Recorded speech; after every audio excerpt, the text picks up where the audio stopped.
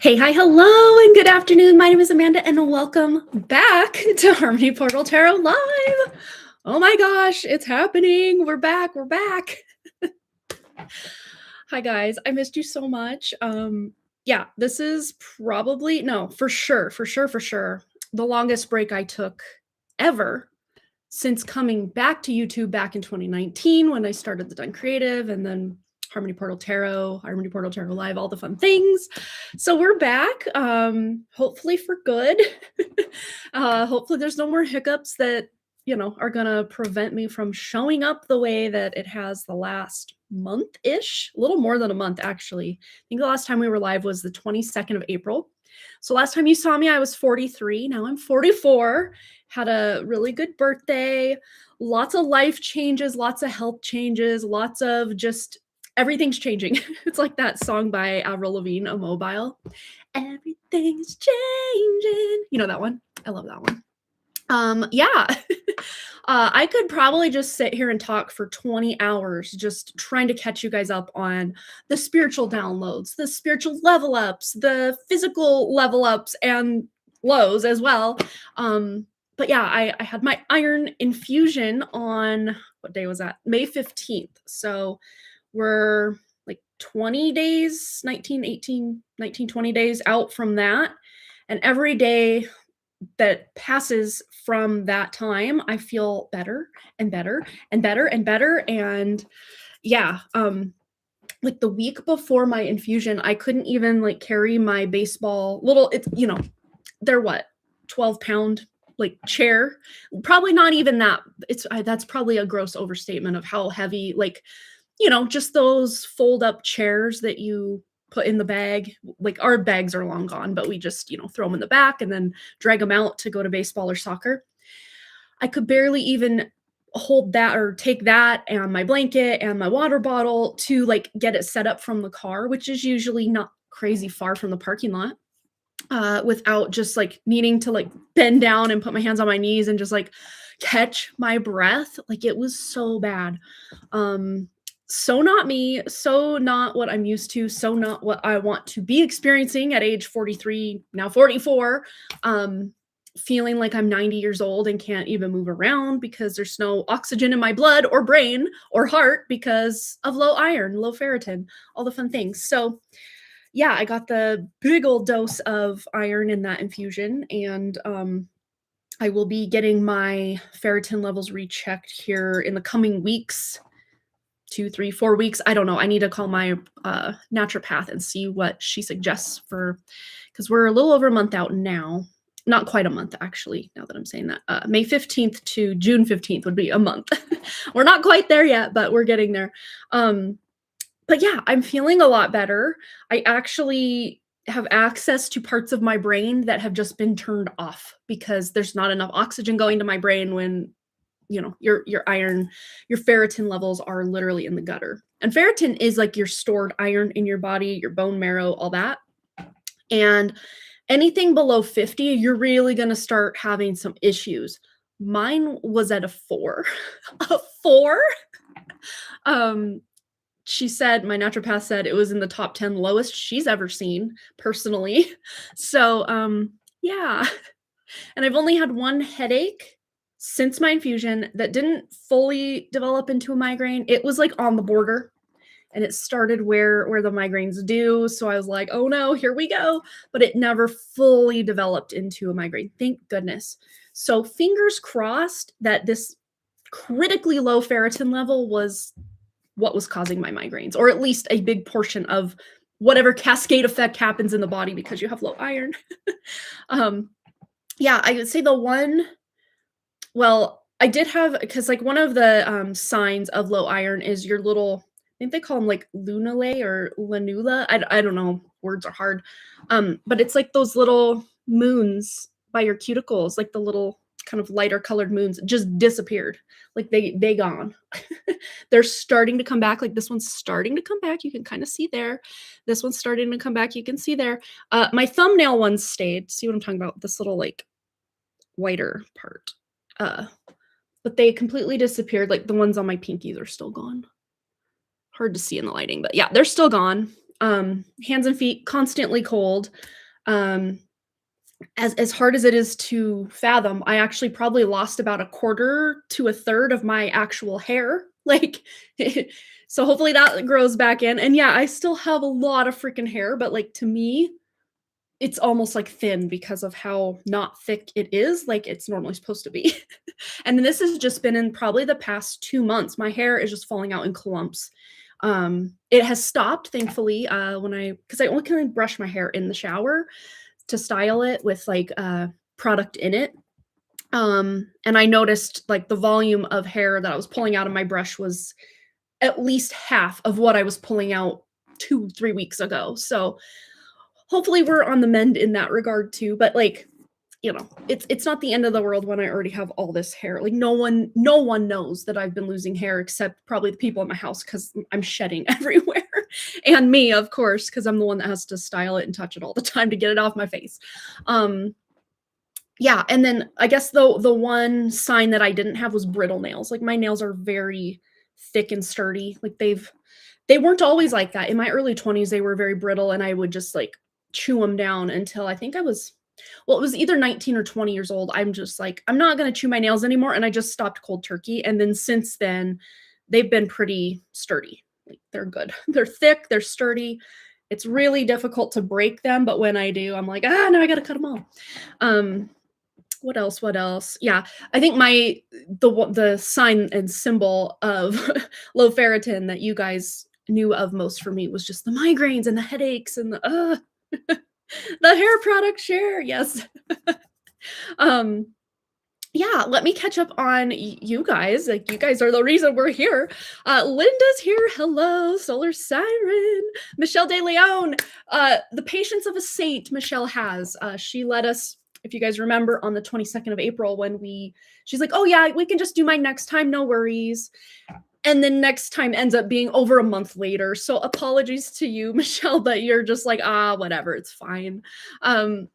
Yeah. Aw, thank you. Yeah, glad you're okay. That sounds scary. And you do not look 44. I thought you were in your mid-40s. Oh my God. No, born in 82. But yeah, it's funny because I don't upload many at all pictures of myself on any kind of social media anymore, but I've never been the type that's gonna filter it and like what you see is what you get. Like this is 44 years old and I'm not ashamed of it. Like this is what you're gonna get. Yeah. I don't know why. I mean, I know why. We've all been programmed and brainwashed to believe that any little fine line or wrinkle on your face is like a travesty, but like I don't care. Like I mean, part of me cares, like I want to take care of myself and I don't want to look 90 overnight. I mean, I feel 90. I don't also want to look 90, but at the same time, I don't want to look 12 anymore like I did in my early 20s to mid. Even when I had Boston, we'd be like at Walmart or at the store or whatever, and you know, people like, oh my gosh, he's so cute. Is this your brother? Or are you babysitting? Like no one believed it was my kid. Or if I'm like, oh no, it's my son, I'm like, they look at me like, oh, teen mom, I get it. It's like nothing wrong with that, I guess, but that's not my life. I'm literally 29 years old. But yeah, that's it.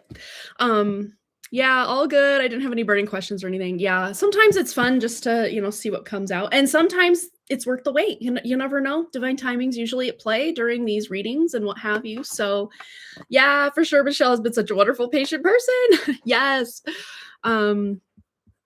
Let's see. Oh, my cousin just commented that you look 10 years younger for my birthday picture. Oh, that's so cool. It does feel good, right? It's like, you don't want to ever hear you look older than you are because that's kind of like, oh, really? Unless you're 16 and you want to look 21, usually girls are like, yeah, that's right, I thought.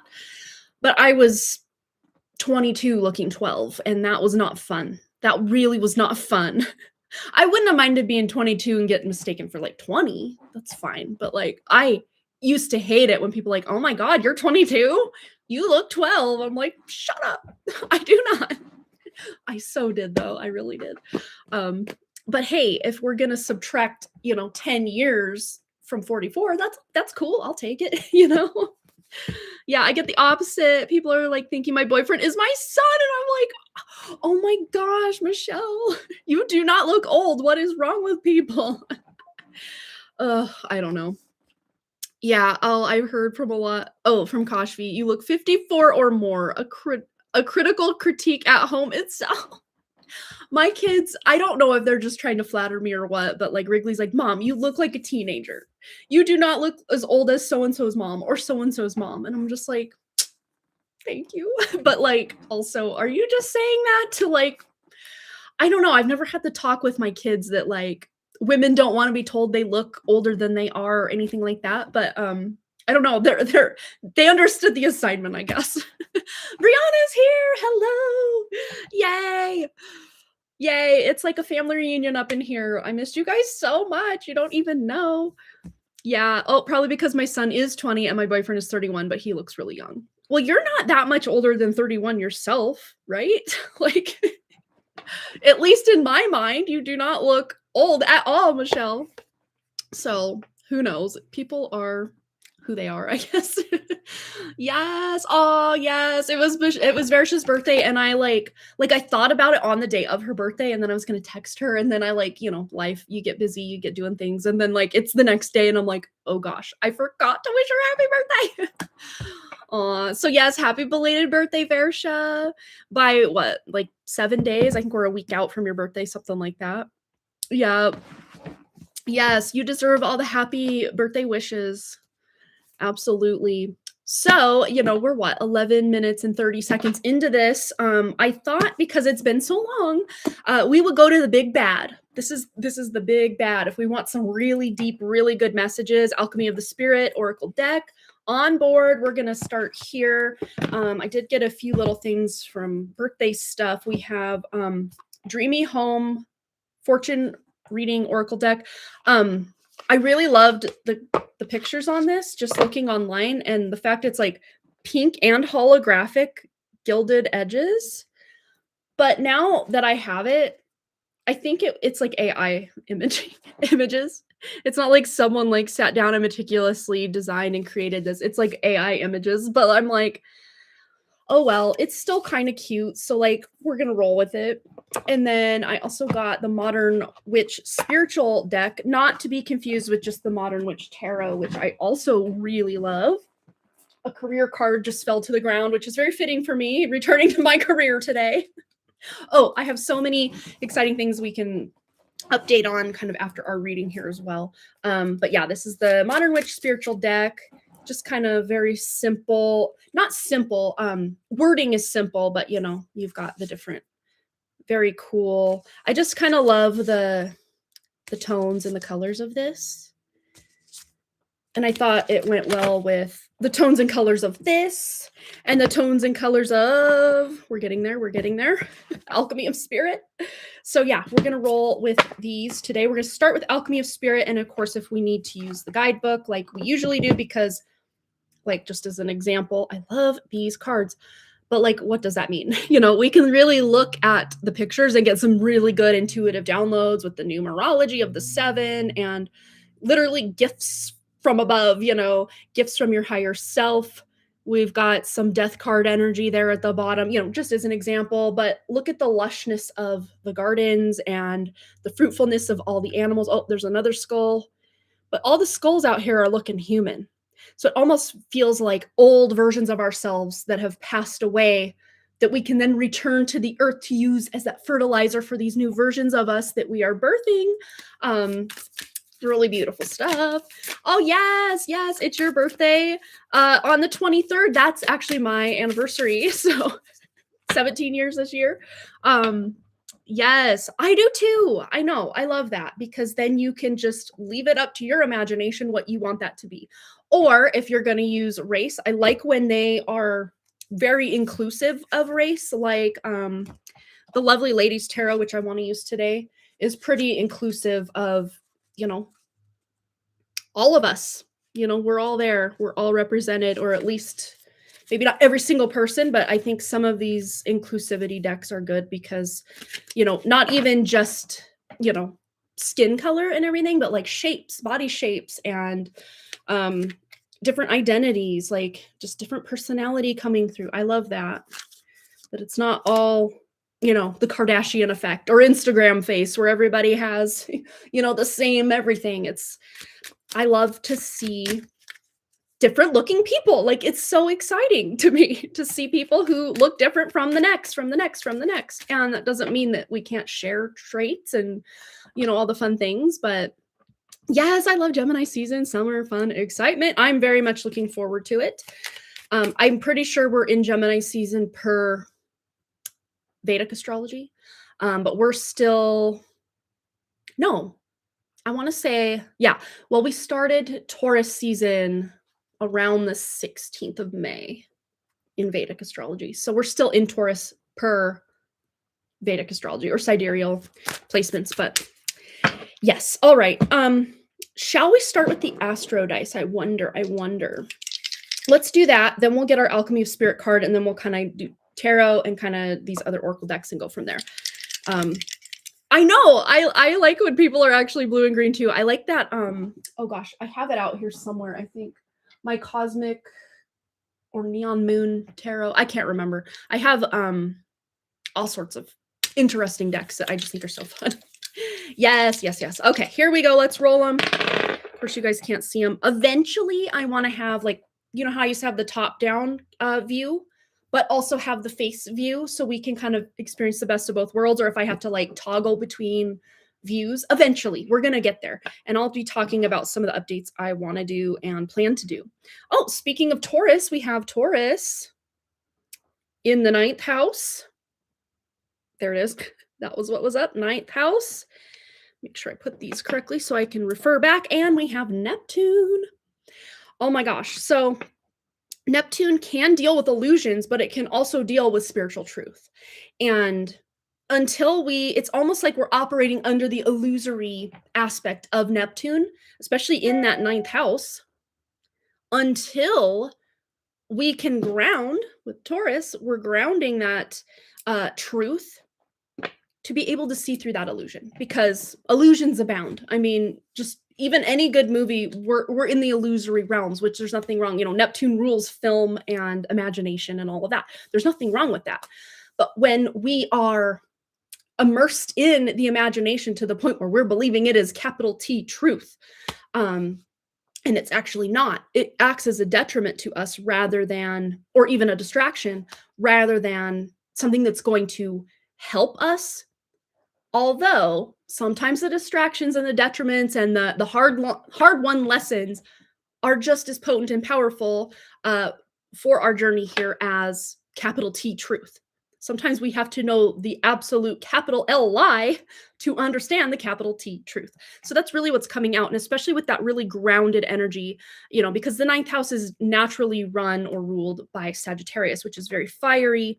It's very philosophical. That's the word I'm looking for. But also, Sagittarius takes no prisoners. When someone in their Sagittarius era, or, we all have Sagittarius in our chart somewhere, some of us more than others. If you have prominent placements, your sun, moon, rising in Sagittarius, you may feel more Sagittarian than someone else. But we all have a little dose of Sagittarius in our chart. And also wherever Jupiter is, because Jupiter rules Sagittarius. So you can find out where your Sagittarius or Sagittarian traits rule or reside in your chart. For me, Sagittarius is my 3rd house. I have my Lilith, my Neptune, my part of fortune, and my K2 or South Node, all in Sagittarius in my 3rd house. And the ruler of my 3rd and 6th house is in the 1st house, Jupiter in the 1st house in Libra. So I'm a very, I guess, Sagittarian type of person in a lot of ways. So it's kind of fun to just see where these things are. And then also the house of Taurus, where that falls into your chart, and where your own natal Neptune, it's more of a generational planet. So in sidereal terms, if you're born, like Versha and I'm pretty sure, well, my Neptune is about 3 degrees, and she's born about a year before me. So yours might even be at the tail end, no pun intended, the stinger of the Scorpio, kind of at that Gandanta point between water and fire. It's a very potent placement for Sagittarius. My Sagittarius, Neptune is what I'm talking about. My Neptune is actually inside the galactic center, which is from about 3 degrees and some odd minutes to about 6 degrees and some odd minutes of Vedic Sagittarius. And if we're looking at it's the very end of Sagittarius, around 27 to 30 degrees of Sagittarius in Western astrology. If you have any placements there, yeah, my Lilith and my Neptune are pretty much within about a 3-degree orb inside the galactic center there. So that's fun times for me to be able to pull that information from outside of this realm for sure. Very fun. All right, let's stop talking about personal astrology and get into the alchemy of the spirit oracle. Ooh, we have one. So slippery energy. So this is something we're really going to have to be conscious and aware of. Let's grab it. Let's see what it is. We were just talking about the summer, Gemini season, summer fun and excitement. We have the number 48, which might be relevant, but that also adds up to a 12, which adds up to a 3. Very creative energy. And with the sun coming out, this is our creative life force coming back online. Some of us, for the first time in a hot minute, raise your hand if you're me. This is actually really good, but we're going to have to make conscious efforts to be able to decide. Words are hard. Words are still hard because the oxygen is still trying to get to my brain. I'm like, is this what I've been blaming perimenopause stuff on? I'm sure some of what I've had going on is also perimenopause symptoms, but at the same time, I'm like, low ferritin, it really messes with your, like, even trying to think of words are hard. But I really love that the sun has like that third eye little star going on there. I love that. And the cat is just so playful. We've got flowers in full bloom. We've got stars all around. We've got a bridge between these clouds. So this is giving very creative, very potent energy. But if you're anything like me, I feel very much just as included in this collective reading today as you guys. It's going to take a conscious effort not to go too hard, not to burn ourselves out, not to try to reach for something, because something that I needed to learn is I need to sit my ass down. I need to rest, not just be there laying in a prone position, but actual rest. Because there's a difference between sitting or laying there and actually resting. And I have learned this the hard way this last month and some change.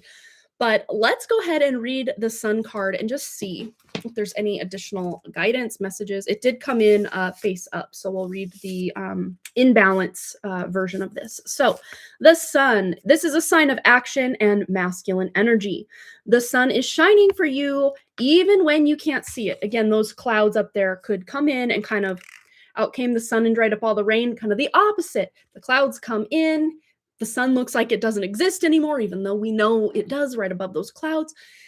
So this is just about remembering, even in the cloudy times, that the sun is still there. It's still accessible. But there's a time and a place when it's very cloudy and gloomy out. We kind of almost get in these moods to like get cozy with a good book, or, you know, make some hot soup, or get more in our feminine energy. But when the sun is out, we feel like, oh, I can kick some butt and take some names. I can get things done. A lot of times too, think of it this way. I used to think this was the weirdest thing, because I could just sit around as a kid or like a teenager all winter and just eat and feel cozy and just eat and then eat again and just be snacking. But once summer rolled around, like I was out on my bike, I was going places, I was seeing people, I was doing things. And before I knew it, I'm like, I didn't even eat lunch today, and I'm not even that hungry, because I'm just out bopping around, having fun. And I really do feel that the sun does somehow nourish us. And that might even be coming more in online or more into play as we get into this, you know, Cross of the Sleeping Phoenix energy shift or era that's coming up, where we're not going to have to be consuming as much physical food. Because the sun and the neutrinos and the light codes and all that stuff coming in from the sun, the beneficial stuff, is going to act as fuel or an energy source for us to help us access what it is we're here to do, and, you know, that dormant DNA and all that fun stuff. But let's get back to our reading of the card. So the symbol of the material world and the masculine energy rises in the sky. This is a sign of a new day, happiness, and opportunity. Pretty much everything Brianna said earlier. Like, this is exactly, and it's 11:22. Weirdly, it's 11:22 on this clock, but it's 11:24 over here. But I just saw it change in the corner of my eye, so I just looked at it. I was like, oh wow, okay. Pretty much everything Brianna said, there it is. So let's see. Yeah, with the sun in balance, you have control over your emotions, and you can act with determination. So the plans that you have been working on for a long time can now come to light and manifest into tangible projects. This means high energy and motivation to do things. But remember, just as the sun sets every day to give way to the night, you must also balance this masculine and active energy with the rest and self-care, or you'll drive yourself to exhaustion. Pretty much also what I was talking about before we got into all of this, that you're going to sit your ass down, or the universe is going to sit your ass down for you. That's the hard pill I've had to swallow lately. Yes, we are not crazy. Yes, absolutely. We are not. Okay, so just like the sun sustains life in everything it touches, you can now expand your energy to the world around you. Be wise during this time, because you might be more in contact with your actions than your feelings, and you could bring about unwanted consequences. So that's the slippery energy, because remember, it fell. I'm like, okay, so we're going to be conscious. There's something we need to be conscious of here. So I will read that part again because it feels very important. Be wise during this time, because you might be more in contact with your actions than your feelings, and you could bring about unwanted consequences. Again, possibly just going a little too far and burning yourself out, possibly maybe not taking someone else's feelings into consideration, including your own, and making decisions from that more analytical mind rather that more intuitive place can sometimes get us into trouble, or not in trouble so much as, oh, I got to backtrack, or I got to shift directions because I didn't listen to my intuition. I was just all up in my head and analyzing what makes the most logical sense. And now got to backpedal, got to go the direction I intuitively already knew I needed to go. Was it a waste of time? I would say absolutely not. It actually was in your benefit, because you learned a very valuable lesson, usually along the way. All right, so let's now read the imbalance. Manifesting dreams, balancing masculine energy, and acting or taking action. It's time. For many of us, it's time. Let's take some action in the direction of our dreams, is what I'm hearing, which is, for many of us, it's about darn time. Me included. It's about darn time. We're ready for this. Okay, so let's now move into some tarot. I think we're going to pull 3 tarot cards. We'll pull 1 or 2 from this deck, 1 or 2 from this deck, and then we'll also do the Spirit Animal Wisdom. I actually had a dream about this, and I do kind of want to talk about the change of like dream space lately. I really want to get into that before we hit our donations today. And I kind of want to give you guys a little, I don't know, crash course of ideas I have for like where we're going forward. Not just here on this channel in this platform, because we have a new platform we're going to be eventually. It doesn't mean we're abandoning here. It just means things are going to look different here. And as long as I do the donation questions, it will all take place here just as it does. But if we're going to do our Cosmic Question Corner, our bigger, more collective deep dive type readings like we're doing right now, those will all take place over on Substack eventually. Substack is created, but there's just nothing over there yet. So we're ready to go. My energy levels need to catch up with all the big ideas that I have. So we're waiting. That's what we're waiting for on my end anyway. All right, let's get 3 tarot cards just to check the pulse of the energy and what's going on. Recent timeline shifts that we've all felt, or just shifts in the energy of this planet. Look at that. You can't make this up. I love even her bra is like, we're aware. We can see the light. We know what's going on. I love that so much. Okay, so there's 1. We'll get a more in-depth reading here. Let's just pull the next 2. Ooh, and Queen of Swords. Take no ish anymore. Time to communicate, have some very firm boundaries. This is so on point. What else does our awesome little collective need to know? And then the 7 of Cups. Okay, so it's kind of open-ended. We have the Hangman energy on the back. I will take that as well because it's very relevant, because it's not all happening at once until it is what I'm hearing. Because it's almost like, now I'm kind of seeing the energy that I see sometimes when I read for Jessa, Solar Siren here. It's like all this energy is like in the cup part of the funnel, but there's just something kind of blocking that little part of the funnel that trickles down into the vessel that you're trying to funnel into, right?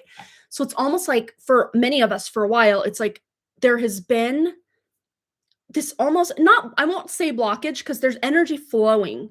It's just not at the speed or precision that we know it should be or could be, or like in alignment with our spirit. We know things should be flowing and going, but they're just like, oh, there's a little trickle over here. Oh, there's a little bone thrown my way over there. But it's not that steady, consistent, spiritual, just good energy that we know we have access to. And there's a reason for that. We're going to get more into. But the main reason is because we are, especially in our divine feminine aspect, being asked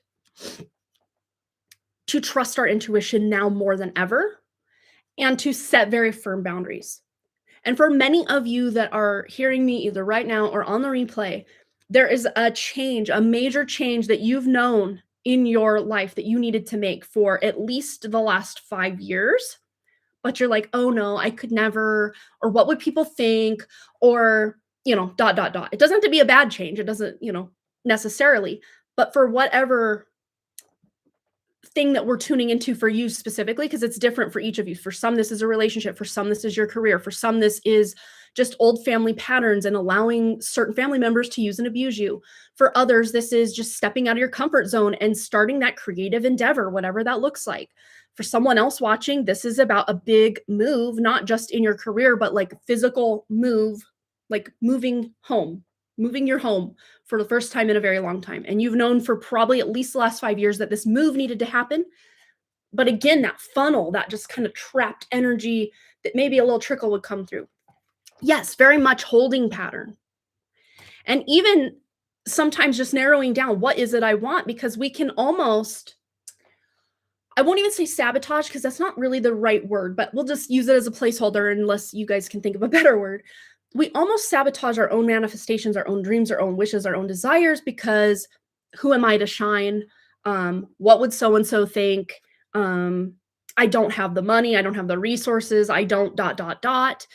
So we almost gaslight ourselves out of our own dreams because of some outside circumstance. It's almost always some outside circumstances we point to, like, see that right there? That's why we can't have nice things. That's why I can't shine. That's why insert whatever excuse here. Until we get sick of our own BS and stop spinning in this like little hamster wheel of our same excuses, and this is very much an internal shift that needs to take place that has to do with programming or just subconscious limiting beliefs that we're finally ready. Like, we're sick of our own BS, and it's not technically our own BS. It's just the BS that we've, again, been believing, going back to our Neptune, those illusions, those lies about what we even have access to that we've been believing, that we're now grounding ourselves into reality and saying, no, I do deserve to have that thing. I do deserve to shine. I do deserve to be happy, and this job, this relationship, this housing situation, this whatever that is for you, that you feel is external to you that is holding you back. It is actually that internal shift that you're saying enough is enough. It's that Queen of Swords that we have here that I'm going to make sure I put those back. Where did she go? Queen of Swords, right here. We're saying enough's enough. We're cutting those cords, or better yet, removing them by the roots, bringing your spirit in. Oh no, Brianna's nauseous. The nausea has been a thing for me as well. Like, it just comes out of nowhere. And I just thought, oh, this is the iron infusion, like, doing its magic. But I really do feel like this is almost like a global symptom, that a lot of us are having, like just a wave of nausea that comes up. A lot of times energetically, when I tune into these random waves of nausea that I would have even way before the infusion that I had, I would just feel it was almost like this energy burning away, or just these old versions of us just rising and kind of, the word is roiling. It's like roiling in our gut, ready to just either come out one end or the other, that feeling that we've all had. It's not a pretty vibe, but sometimes it's very necessary to be able to clear or purge or declutter our physical vessel, our home, our relationships, the emotional just noise and yuck and muck and guck that builds up in the kind of head of that funnel there. that when we can really get in there and clean that out, that allows things to start really flowing again. So I'm seeing it more as a symptom of just right as I said that too, Brianna, I just felt this heat wave, not like a hot flash, but like a wave of heat just coming up, kind of coming up into my crown. And with this is giving us, I have chills now. Chills, here they are. First time today. First time live back. Chills are coming. This is us finally gaining an even deeper access to who we truly are, our true spirit, or our spiritual gifts, or who it is we truly are before all the programming and the layers of culture, heavy on the cult, have piled up on us. So we are now ready to remove, she's very minimally dressed, but she's still very vibrant and aesthetic here. She's peeled off all those heavy coats and external layers, and she's down to the brass tacks of I can see everything. I can see through the illusion, and I am ready to leave this just stasis energy behind, because I am pulling out all the stops with just ways that I've allowed others, or even my own damn self, to invade my own personal space or my boundaries, or put myself last, or put myself on the back burner, or whatever that example is for you personally, where you're done breaking your own heart. Wow. That's what this boils down to. If we could just title this this live stream anything today, it would be, we're done breaking our own heart. Period. That's it. That's what we're doing. We're done. We're done breaking our own heart to please others, or we're done setting ourselves on fire to keep other people warm, especially when it's at our detriment or at a cost to cost us our health, to cost us our vitality, our energy, our creativity, our love. Because then, in what fills in with us, bending over backwards to please others, we start to resent that person, and then we start to resent ourselves. And that's not a vibe. That's not where we want to be. That's not unconditional love. So I get chills again. So yes, that part. Yeah, so empathic. And so many of us that are here, like, that's what has drawn us all together, is we are from this same soul family. And so many of us originated, our first, incarnation that was not just pure source was the Lyran, places in Lyra constellation, near Vega, Avion, or Avion, I always pronounce it wrong, Tekka, all these other very advanced civilizations that actually were the ones to seed what we now can consider humans. But when we seeded humanity here, it was a much more high vibrancy, high frequency, 12 plus strand DNA. I almost wanted to say 13 strand DNA, that we had access to our true spirit, that so many of us, we can feel that loss deep within us, even though we don't know. It's not even that we are homesick for an actual place. It's more of a frequency. And this is something, it's because ever since I was a little kid, I would be like I would be at home and I would be homesick for, to me, because when you're a little kid, you think, well, home is a place. You're like, I just want to go home. There's no place like home. There's no place like home. But home really is not something outside of us. Just like all of this that we were talking about, it's going to start within. And when you can feel at home, not just in your physical body, but in your spiritual self, when you can start to come home to your own spirit, that's when you can start to feel at home, no matter where you're at, no matter who you're with. And it's a very almost fleeting, for most of us, it's an almost fleeting feeling that we will be able to tap or tune into from time to time, but it's hard to stay in that frequency of home when we're dealing and combating, or feeling like we're combating, this false matrix. All right, what else do we need to know? What else? Oh, it's rare for me. I felt the collective purge. Oh, yeah. And a lot of times we almost act as these grounding rods or lightning rods for the collective. And we're like, but I didn't sign up for this. But like, on some level, I think a lot of us did. Oh, but we're done breaking our own hearts. We're done playing the victim. Like, we're here to do what we're here to do. And look at that. We have wisdom. I did see this when I was showing you guys earlier. I saw this card and I'm like, ooh, that's a good one. Because all the rest of these cards are very light and airy. And this card's like, I ain't got time for the light. I am pure darkness. I am pure Lilith energy, but like also wisdom.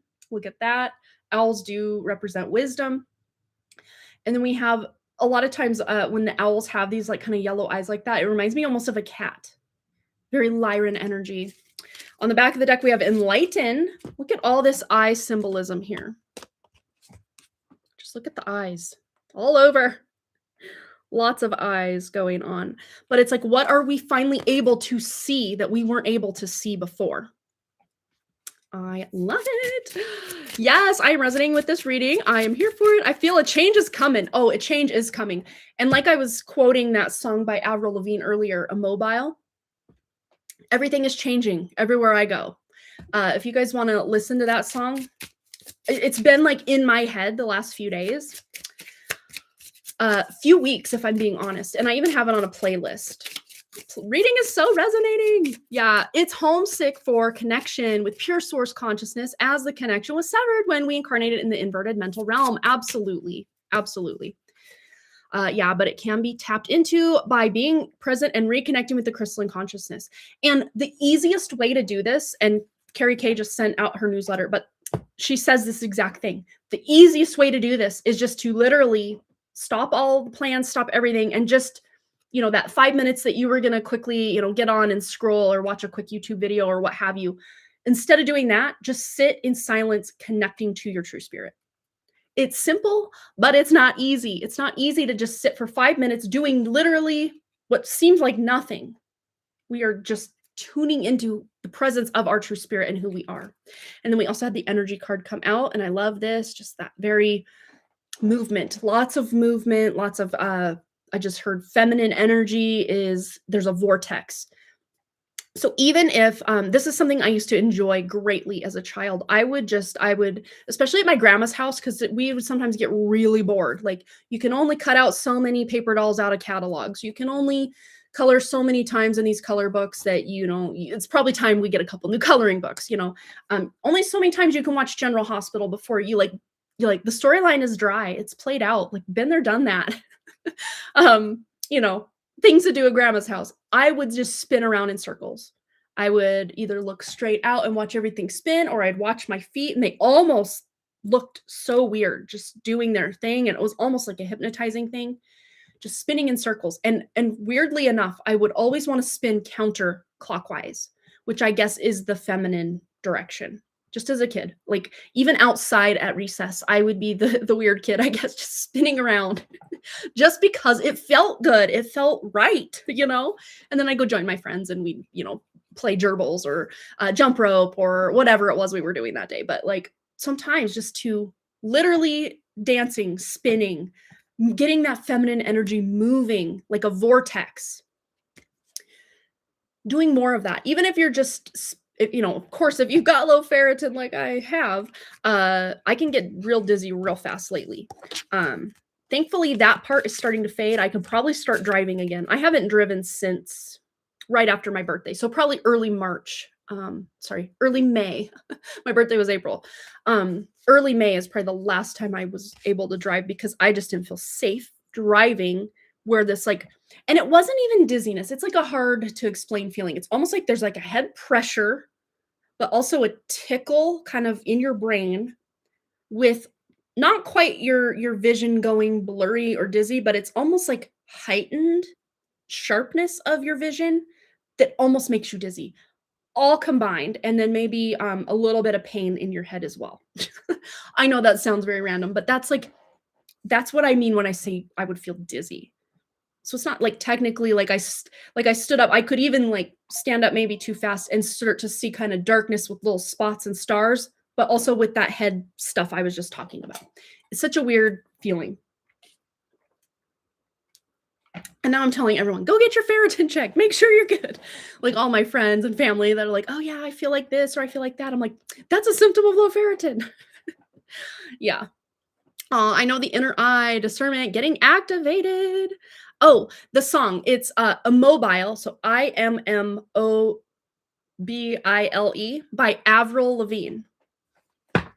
Yes, really. It's kind of a catchy little tune, but yeah, it's kind of about things just changing, and I think it's a love song, but you know, put that into your life as it fits or doesn't, use your discernment. But okay, let's get a spirit animal wisdom oracle, and then we'll get 2 dream home oracles and maybe a couple tea leaves. Why not?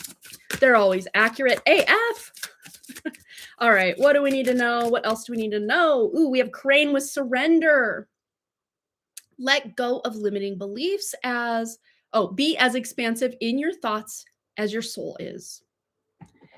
I love that. Yes, I know Linda loves the tea leaves, especially back in Patreon days. We were getting some really crazy accurate readings for the weekly reads on there, and I used to always love using the tea leaves.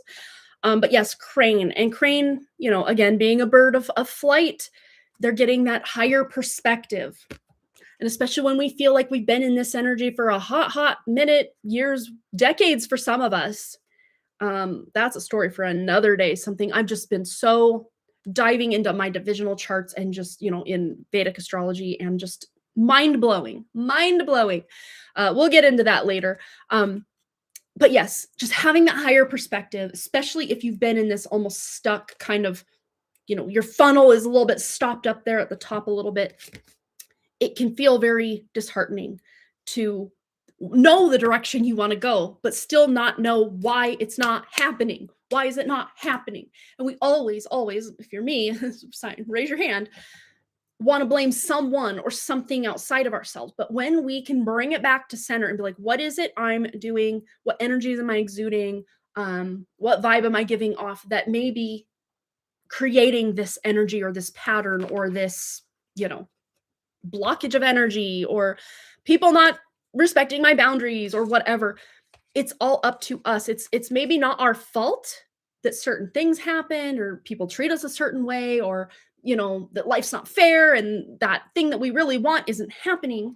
It's not our fault, but it is our responsibility to tune in, maybe even doing a bit of that masculine, just analytical, making pros and cons lists, or, just getting your thoughts and emotions out, more maybe a feminine energy of journaling, just doing a huge brain dump of like, why is this thing not working? And maybe even expressing in your brain dump, your journal session or whatever, I'm frustrated that this thing isn't working out, or that, this relationship is on the rocks, or this job is not coming through, or I want to move, 10 years ago, but I'm stuck where I'm at, whatever the case may be for you personally. Let's get a dream home. Speaking of moves, for someone watching, dream home oracle, what does our little collective here need to know? Watching now and on the replay, what do we need to know?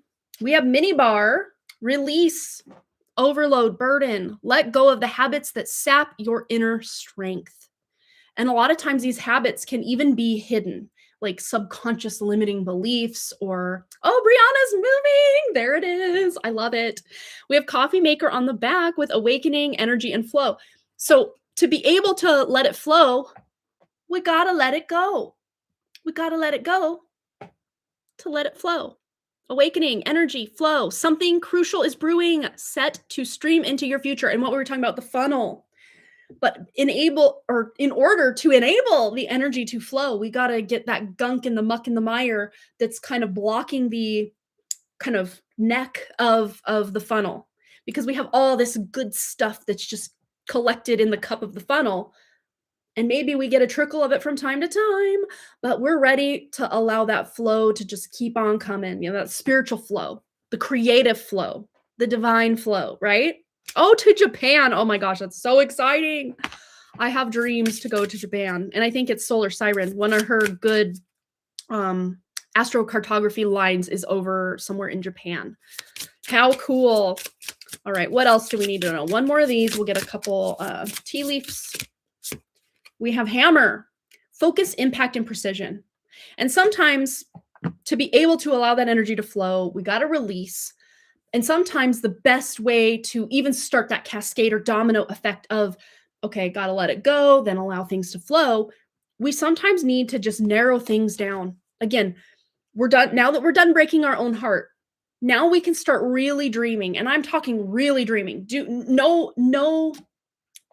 No boundaries, no borders to what it is you dream to do, to become, to create, whatever that is for you. Just pretend that the world is your oyster, money's no issue, borders and boundaries are no issue. If that was the case for you and the universe was conspiring to make it happen for you, what would you do? Maybe ruminate on that, journal about that, because the world needs those of us who have something that we want to create or manifest or become. The world is now ready. And I would say it's going to be even more ready next year, but like get in the starting blocks and like clear the clutter so that when the starting gun goes off, you can just book it. Get going. And Brianna, I think you're already there, that you already have that incarnation cross. So you've already been there and you already are like ready to go. Yes, well, that is in fact what's happening. I love it. But with the hammer card, it says focus, impact, precision. A well-aimed blow is worth 100 random strikes. Know exactly where to apply your force. And that's where I think many of us, where many of us have been is like, ooh, I could picture myself doing this thing. I could picture myself doing that thing. And that doesn't mean you have to limit yourself only to one or two cool things. You can eventually have it all, but you can't have it all right now. It's kind of the energy. Now that we're done breaking our own heart, we can focus or hone in on one or two really major things that we want to shift or change or make plans for, or whatever the case may be.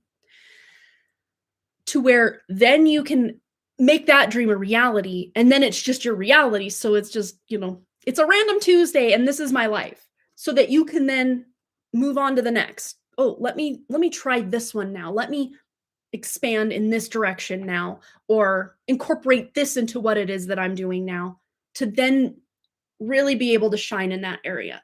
So it's not that you can't have it all, whatever that looks like for you, because for each of you, you all have very different and nuanced dreams. Not everyone wants a mansion. Not everyone wants to live in the mountains. Not everyone wants to live on a beach. It's going to be nuanced to you. It's going to be nuanced to your dreams, your spirit, what it is you're here to do. So I'm not going to even give exact examples because you guys already know. You guys already know what it is you want to do, who it is and it's not even like who it is that you're going to become, because you already are that which you seek. You already are that. You just forgot and have put all of this limiting and heavy just matrix crap. Not that you've chosen to do that. It's just what happens when we incarnate here. But as we slough off those layers, look at her, she's down to brass tacks here. Bras tacks, if you will. She's down to the nitty-gritty of just what decorates her soul, really. And has taken off everything else that it was just, fluff or didn't even really fit her personality or her aesthetic. She is down to the brass tacks. And she's ready to make some very clear choices. So let's see if we can get some advice, wisdom, guidance from the tea leaves before we close this out and get into well, I think I will kind of talk about this crazy dream stuff that's going on for a lot of us. And I want to kind of just talk about Substack and kind of the future of what we're doing here, because it's very exciting stuff. All right. What do we need to know? We have Fly, a period of ill health and depression. And for many of us, this is very much solidly, even if it's just in the recent, it's in the rear view. Because this time is over. We're done. We're done breaking our own heart, remember? We're done. It doesn't mean we still won't have residual feelings, thoughts, emotions, memories, whatever pop up about the things we've been through, even if it was from 20 years ago. You might have these random twinges of emotions or memories pop up randomly right now. And it doesn't even mean that you need to sit there and glom onto it and hyperanalyze it or anything like that. Just being aware, okay, this memory from however long ago came up. If you are like just feeling something about it, allow yourself to feel whatever that is without having to give it a story or give it any more of your effort or attention. Allow yourself to feel it, to heal it, right? Feel it to peel it. Let it go. But if for some reason you do feel like journaling about it or getting into the nitty-gritty of it, there may be some deeper stuff that you personally need to get into about that, whatever it is. But for most of us, if a random memory, or just remember when that person said that really nasty thing about us, or whatever the case may be, we can just feel it right in the moment and then just let it go. Thank it for its service, whatever that was, good, bad, happy, sad, everything in between, and let it flow, let it go. So that's where many of us are right now, and maybe into the near future, just little things are going to pop up. Maybe some big things for some of you, but it's to put this period of ill health and depression to rest once and for all. Because remember, we're done breaking our own heart. We're done. We're done. All right. Here we go. We have two more. We have older woman and skull. Remember, we were really honing in on the skulls. Not on this card. It was the card that we kind of had, but there were little skulls kind of immersed in that. But yes, hidden secrets can harm you. And this is not hidden secrets from some, thing that happened way back. This is hidden secret. Again, that Neptune energy that you've been keeping from yourself, not consciously. Again, this is the programming that was put upon you as you incarnated into this realm to keep you small, to keep you from your divinity, to keep you from remembering who the heck you are. That is coming to light because we're done breaking our own heart. Anything that is not in alignment with where it is we're going has to come up from the depths, from even just below the dermis of this reality for us to be able to heal. And for many of us, most of us, this has to do with just our own femininity, whether you're a male, female, or whatever.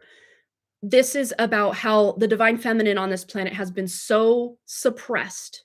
The ancestors, think of all the things that our grandmothers, our great-grandmothers, and great-great-great-great, all the way back, when this realm fell for the first time into this false grid.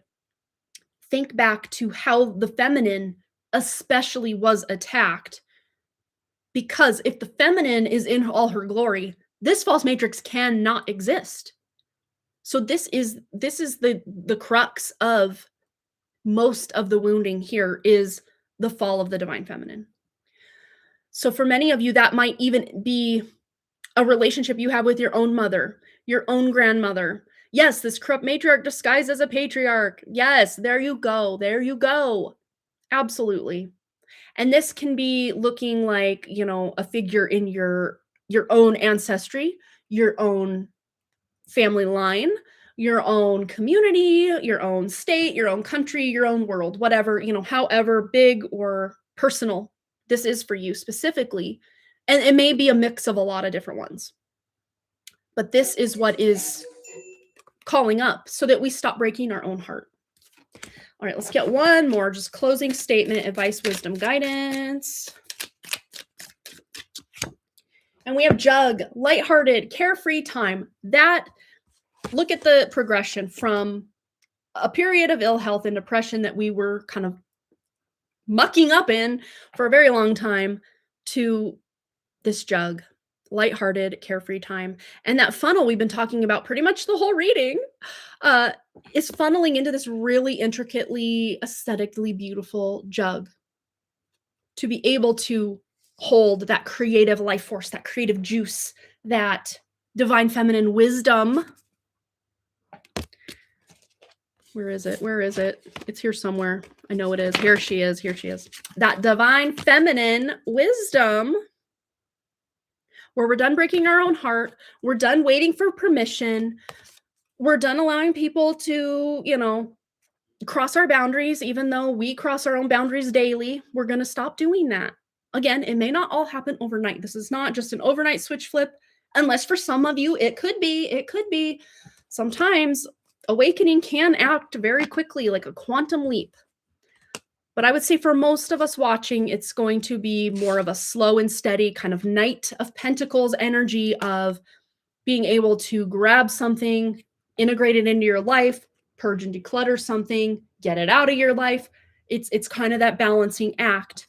And for some of you, you're taking a massive sledgehammer to your life in a lot of places that just aren't working. That could be relationships, jobs that aren't in alignment.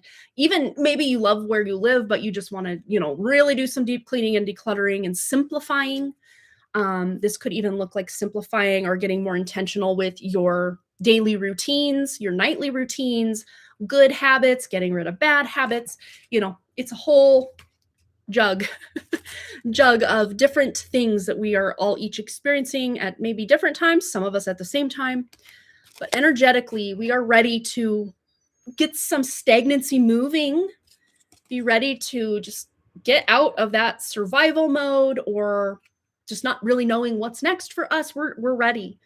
And many of us have known what's next for us for a very long time, but there's just very specific health issues you're dealing with, or relationship issues, or just it's like my life is great, except this one area, this one relationship, just work sucks, whatever the case may be, that you are just like, and it's not like, oh, let me change this external thing and now my life's going to be perfect. That's not it either. It's usually us realizing on the inside that this external thing to us is just so far out of alignment that we couldn't even see the forest for the trees for whatever that case may be. Yeah, health issues came from ignoring the relationship issues, and then ignoring health issues can like be this cascade effect into the rest of your life, because usually when you my example, you are giving so much of yourself to the people in your life, your creative whatever, that you're ignoring your health. That's what I've been doing, to where I'm like, well, no, I need to pour into myself first, and then hey, maybe there's not going to be any left for that connection, or maybe there's not going to be any left for just BS acquaintanceships anymore.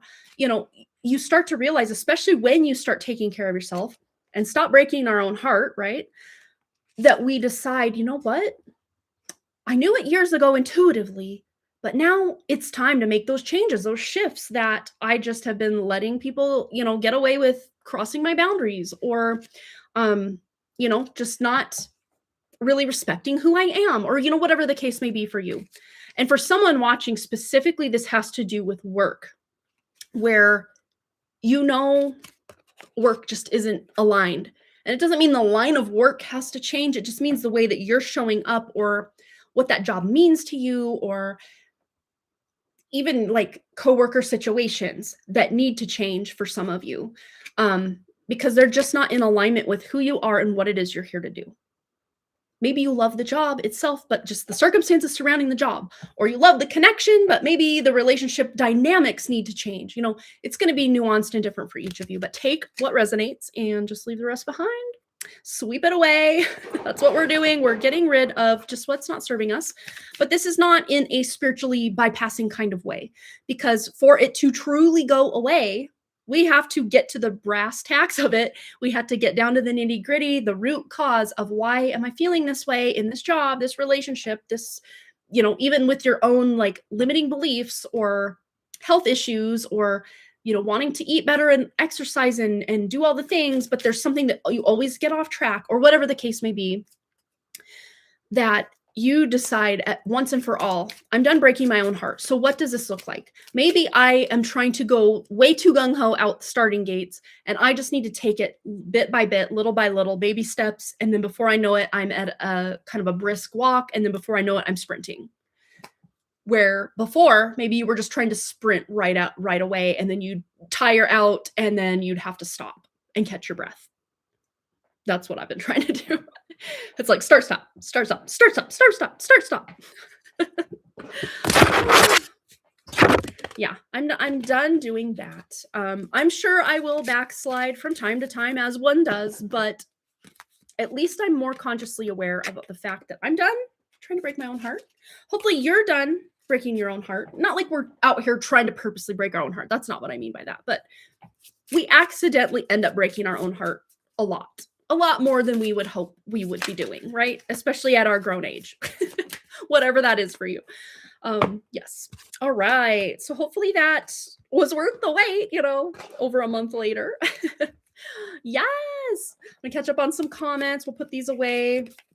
I want to get into the craziness that the astral realm has been lately. Where is this deck at? Oh, I put it away. That's where.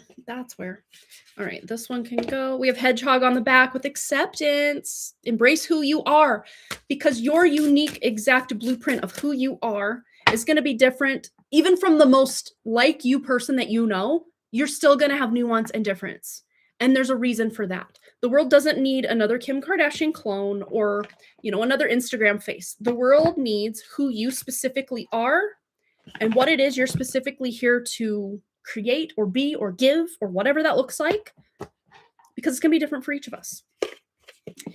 And if we're trying to be someone else or do our business or our life the way someone else is doing, it may not work for us because we don't have their exact design, their exact blueprint of spirit that is guiding them, and we're trying to do it their way. It's just maybe not going to work for us, I need to re-listen to the collective reading. So much connected with me.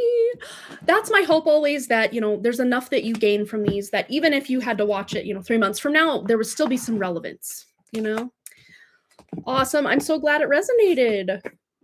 All right. Yeah, it's been so long since I'll pull cards for myself here and there, less than once every 2 weeks usually. It doesn't usually occur to me to do that anymore. I don't know why. But I kind of had this thought. It wasn't a fear, it was more of a thought. Before the live stream, a couple hours ago before we started, I'm like, what if I'm just not good at this anymore? Like, what if it's been so long? And then I even wrote, I think in the community tab, what if my audience isn't here? But then I'm like, no, they will be. Like, the ones that need to be here or pulled here for some reason, for some divine reason, will be here. Whether it's 3 of you or 10 of you or 5 of you, or one of you will be here. I just know it. So yes. Okay, so dreams. Holy gosh. I don't know if it was like just feeling like I was on death's door or what, but this was what day was it? The 24th of May. I had, okay.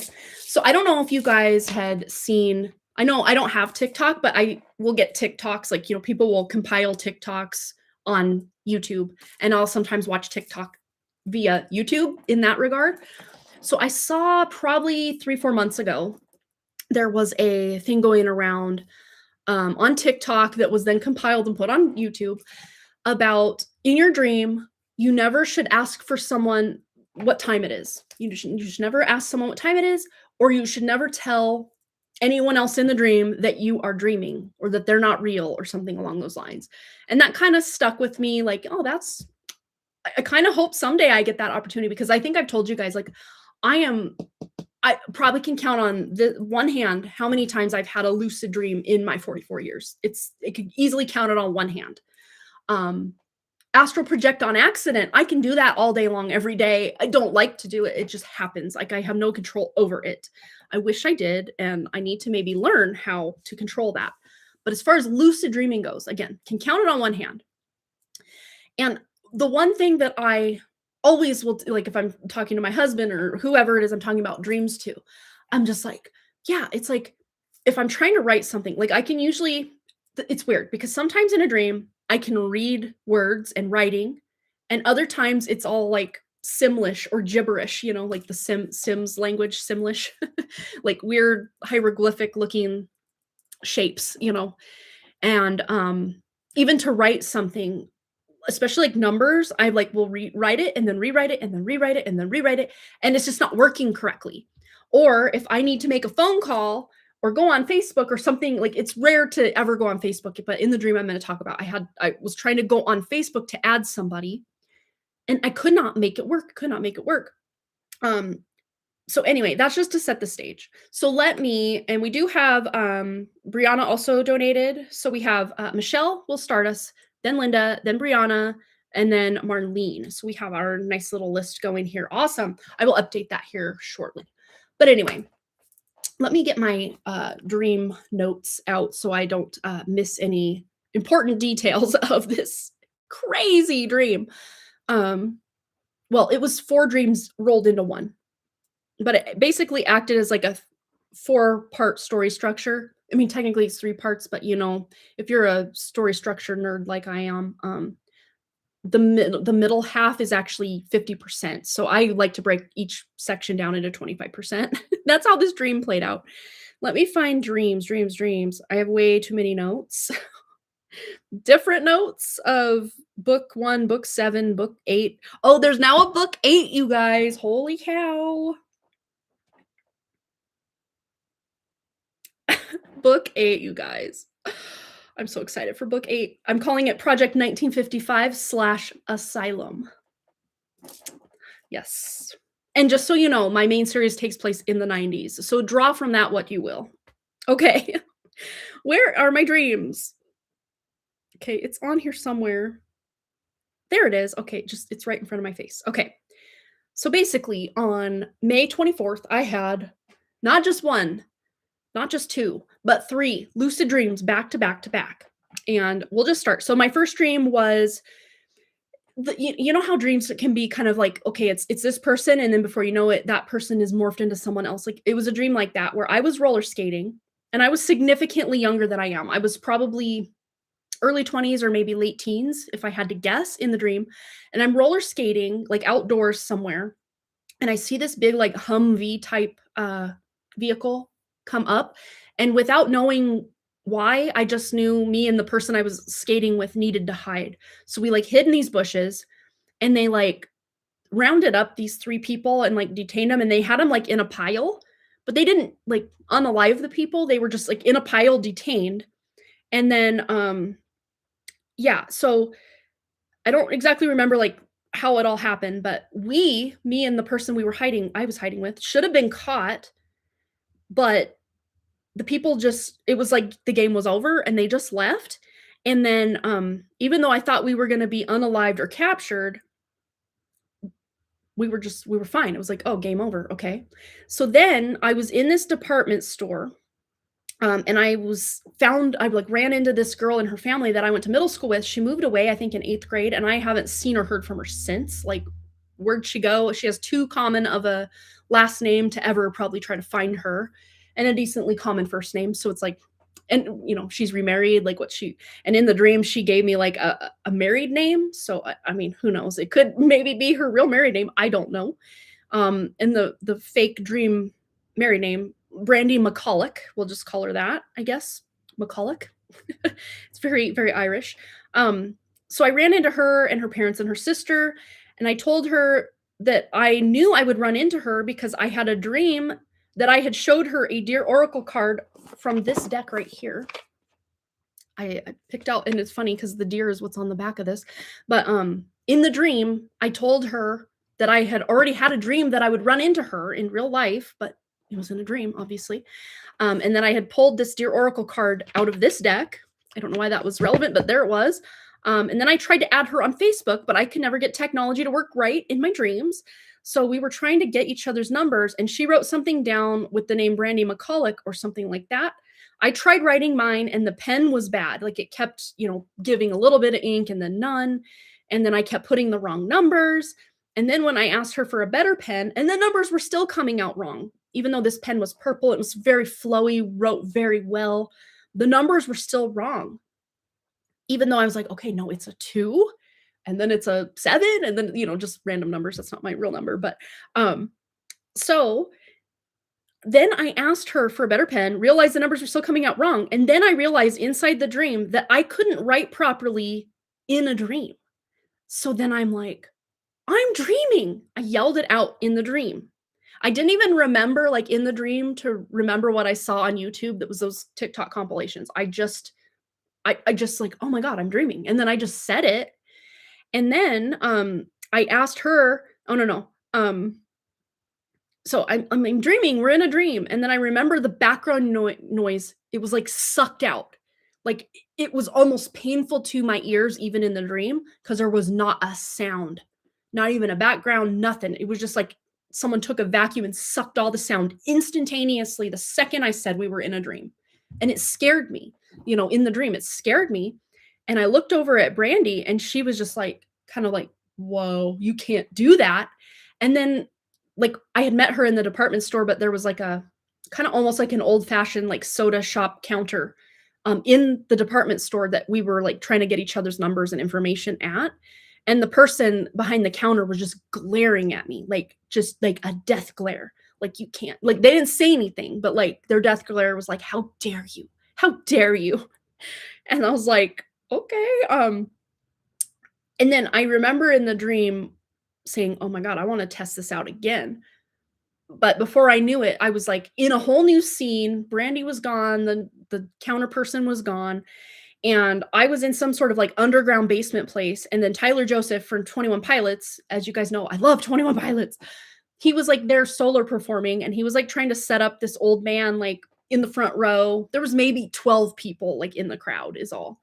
And he was trying to, like, get this old man, like, out of his wheelchair and into, like, a seat, and, like, as much as I love 21 Pilots, I could not care less about that. I, like, kept walking. Again, we're in, like, this underground warehouse type place, really weird type of scene, type of place.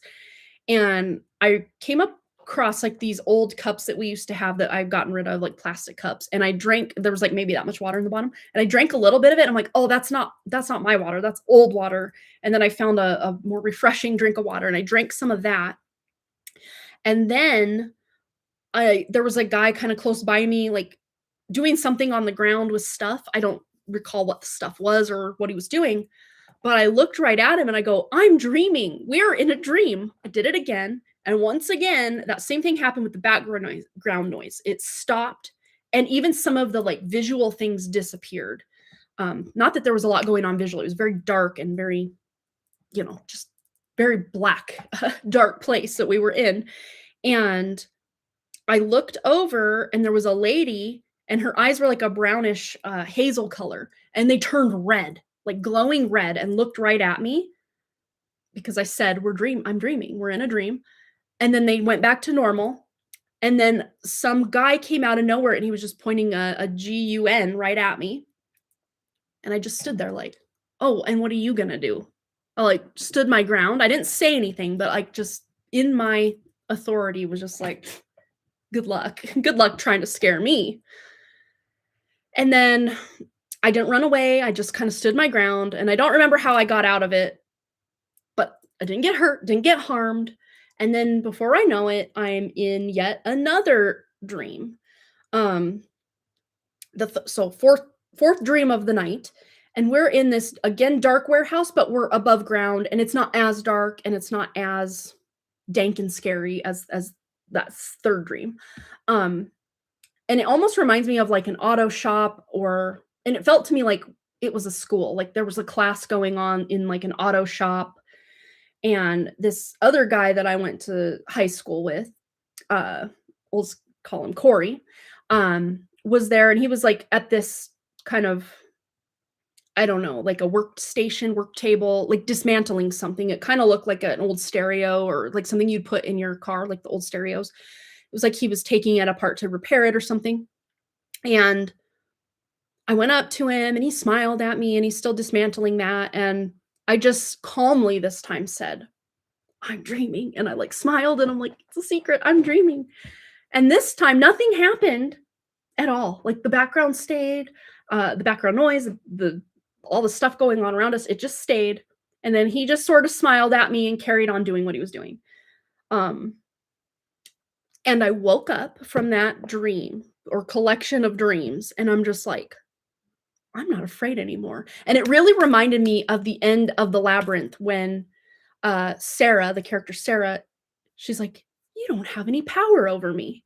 And Jareth just drops the little, bubble crystal ball thing that he would carry around, and he's like, "Damn it, she figured me out." And I came to this, like, realization that, okay, we've kind of established that the mind is the matrix. When you can get to, like, the root, even if it's in a dream, and I would say maybe even especially when it is in a dream state like that, you have even deeper conscious yet unconscious access to your subconscious mind in the dream space. And I woke up and I felt like for 3 days probably I had no fear about anything violent happening to me or my kids, or, just the fears, daily fears that come up. A video come up on, my feed about like the economy and whatever and whatever, and instead of clicking on it to watch it or to get fearful, I just unsubscribe or swipe away or whatever the case may be. um it fundamentally shifted or changed something within me to realize we're the ones in control of this game. we're the ones in control of how much these external things have power or control over us. It's just like so mind-blowing. And I almost wish I could have brought you all there, act as like a, I don't know, like a improv, like school session where we can all just learn that, like, hey, none of this is real. Again, kind of going back to our Neptune in the 9th house in Taurus. None of this is actually real. So, like, why should we just give all our power and time and effort and attention to all these deep-seated fears? I mean, it's easy because we're programmed that way. It's default almost. But something genuinely and fundamentally shifted for me since that dream on May 24th, that some of these, and even dreams that I've had since, have peeled back further layers of just fears and lack mentality. You know, I've told you guys for years that I have these recurring dreams where I'm somewhere and I'm sorting through my old childhood things, even if in the dream the things were not the things that I had in childhood. But in the dream, I had a recent dream since my 3 lucid dream experience that one night in May, where I'm at this thrift store and I'm in the dream. These are things I used to have, but in real life, again, I did not have these things in real life. And I don't even think some of these toys exist or whatever, but my kids were there with me and we're in a thrift store in the dream. And I'm sorting and sifting through all these things. And I'm like, oh, I used to have this and I used to have that. And oh, this one time when I was a kid, I did this. And like telling my kids these stories about things. But instead of needing to purchase or, you know, take home these little pieces of my past, I just bagged them all up once we were done sorting everything and left them there. And that is huge for me because in these dreams, I would go like crazy, like, oh my God, I used to have this and I used to have that. Like, let me take it with me. Let me take it with me. Let me keep it. Let me have it. Let me hoard it. But this was the first time ever in these dreams where I either wasn't like frantic to like pick up the things that were mine that were in a like public place. And like I had a backpack full of stuff that got scattered everywhere. And I'm trying to pick my stuff out of other people's stuff and make sure I got everything. Or I'm at a store and I'm like, oh my God, I had this and I had that, and trying to take it with me. This time I'm like, no, it can stay where it's at because I still have the memory. I don't need the physical item. So since then, and even just these other little fears, I'm trying to think of other dreams. I think that's the last one I actually wrote down on my notes app. Even though I've had like 6 pretty memorable dreams that I'm not remembering off the top of my head. But yeah, just ways where I'm standing up for myself or just not falling back into old habits, habitual dream choices that I would make. And it feels very empowering that even in my dreams, I'm leveling up, I'm stepping up, I'm not falling into old patterns or old beliefs or old habits, especially since that night of the 3 lucid dreams. And I'm really just like, fingers crossed, I can do this again and like just take it even further, you know? But I didn't push it or like, this has to happen the first time. It just happened out of nowhere. So it's so neat. The power that we can wield, not just in dreams, but in real life. So I just thought that was cool. So I want to share that with you guys like the next day. And I'm like, oh, I want to go live. I want to feel good so I can hang out and tell people what just happened. And for those of you that do lucid dream or can easily lucid dream, again, they said in that video, don't ever do this. It's dangerous. And I'm like, it's not though. It's not. Unless you believe it's dangerous, then you can make it dangerous, you know, whatever. I think a lot of it has to do with our beliefs, you know? And I saw that video again 3-4 months back, and I'm like, I mean, what's the worst that could happen? We've all seen, maybe not all of us, but a lot of us have seen Nightmare on Elm Street. I mean, that's probably the worst that could happen. That's crazy, crazy town. But yeah. I don't know. If you're a lucid dreamer and you want to try something like that, again, at your own discretion, but I came out better than ever by facing it. By facing it and literally calling it out for what it was, a dream. Oh, you had lucid dreams, and if I doubt I'm dreaming, I always attempt to fly to prove it to myself. See, I've had, oh my gosh, yes, that freaked me out too. And then it's funny because there's one, I think it's the one where they're in some sort of hospital setting. Again, I haven't probably seen these since the early 90s, so don't quote me on what happens. And again, I was born in 82, so I had no business watching this stuff at that age, but there I was watching it. Um, where Freddy in a dream, this guy is like making out with some girl, and then the girl turns into Freddy Krueger and their tongues are connected. Gross. But then the guy is like on a bed. I don't know if it's a water bed or regular bed, and then these tongues just come out of like Freddy's mouth and like tie him to the edge of the bed, like the four posts of the bed or whatever. And then the bed itself falls away, and I think there's fire and stuff underneath. And like as a kid, like it didn't technically give me nightmares, but it made me think about things, and I'm just like, this is creepy. But then that one I just thought was hilarious, and I would cackle laugh at that. Like I must have been able to rewind it. So we must have checked these out at the movie store. I don't know. How did I watch these things if they were not just on standard cable that we had. So we must have got them from the video store at that age. My mom probably had no idea because a lot of times she'd send us in with money to get what we wanted, and then I don't blame her. She worked 3 jobs, single mom, probably totally exhausted, just thinking she's doing something good, letting her kids get some kid-friendly movies, and here we are getting Nightmare on Elm Street and Friday the 13th. But it's weird because since I was probably late teens, I just can't really watch that stuff anymore. Yeah. And I was really into the true crime, as you guys know, for years until I had kids, and then I just had to stop because there's some scary stuff going on, and especially when you're a parent and you can start to envision these people's kids as your kids, and you're just like, no, no, no, no, this can't ever happen. This la la la, can't see you, can't hear you. This is not reality. So scary. But I have Mercury in the 8th house in Taurus, so of course I want to dig and find out the just most psychologically crazy things that are going on in the world. Not because I want to then do those things, but because I want to fully understand like what drives someone to act this way, to do these things. But it works out because Mercury rules my 9th house, which, as you know, 9th house and 12th house, 9th and 12th. 9th house is your father in Vedic astrology. It's like your father and his teachings. It's your your philosophy, your religion, your whatever. But my Mercury falls 12 places away from its own house in the 8th house.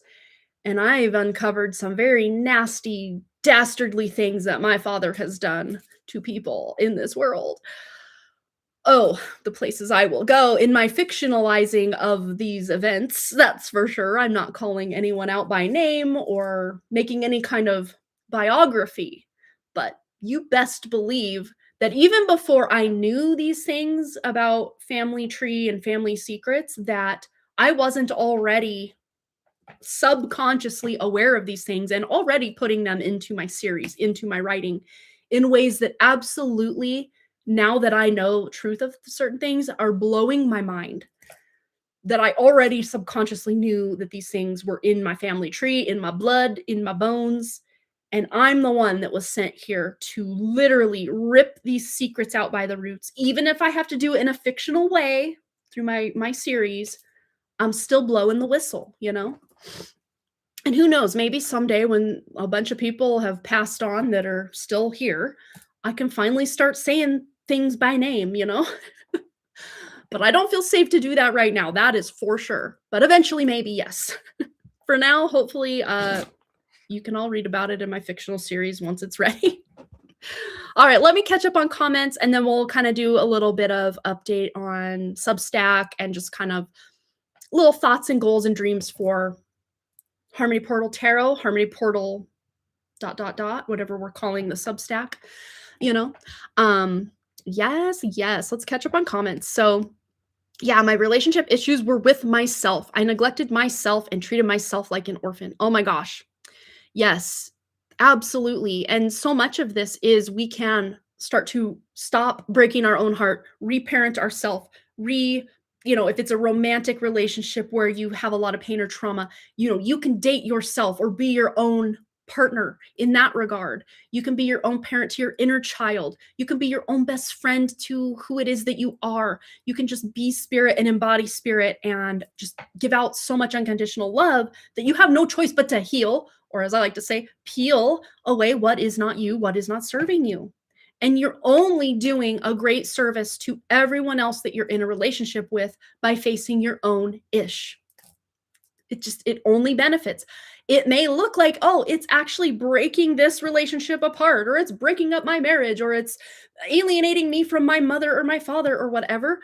But if you are living in alignment and that relationship or structure is no longer supporting you, it's no longer for you. It may have served you to a point, but moving forward, it will only start to harm or hinder you, because once we know better, we have to do better. Again, it's not our fault, but it's our responsibility. And it's so hard to finally admit, okay, this isn't working anymore. It was working for past version of me swimmingly. It was great. It was chef's kiss, perfect, exactly what I needed to learn, whatever it was I needed to learn. But once you realize I've learned the lesson and now I'm just spinning my wheels, now it's time to exit stage left. And it doesn't mean you have to cut that person off or that, whatever it was, that job, that whatever. It just means that the dynamic has to change. If it is the ending of a friendship or, relationship with a family member that you literally know you can't ever see that person again, then of course you will have to make that choice.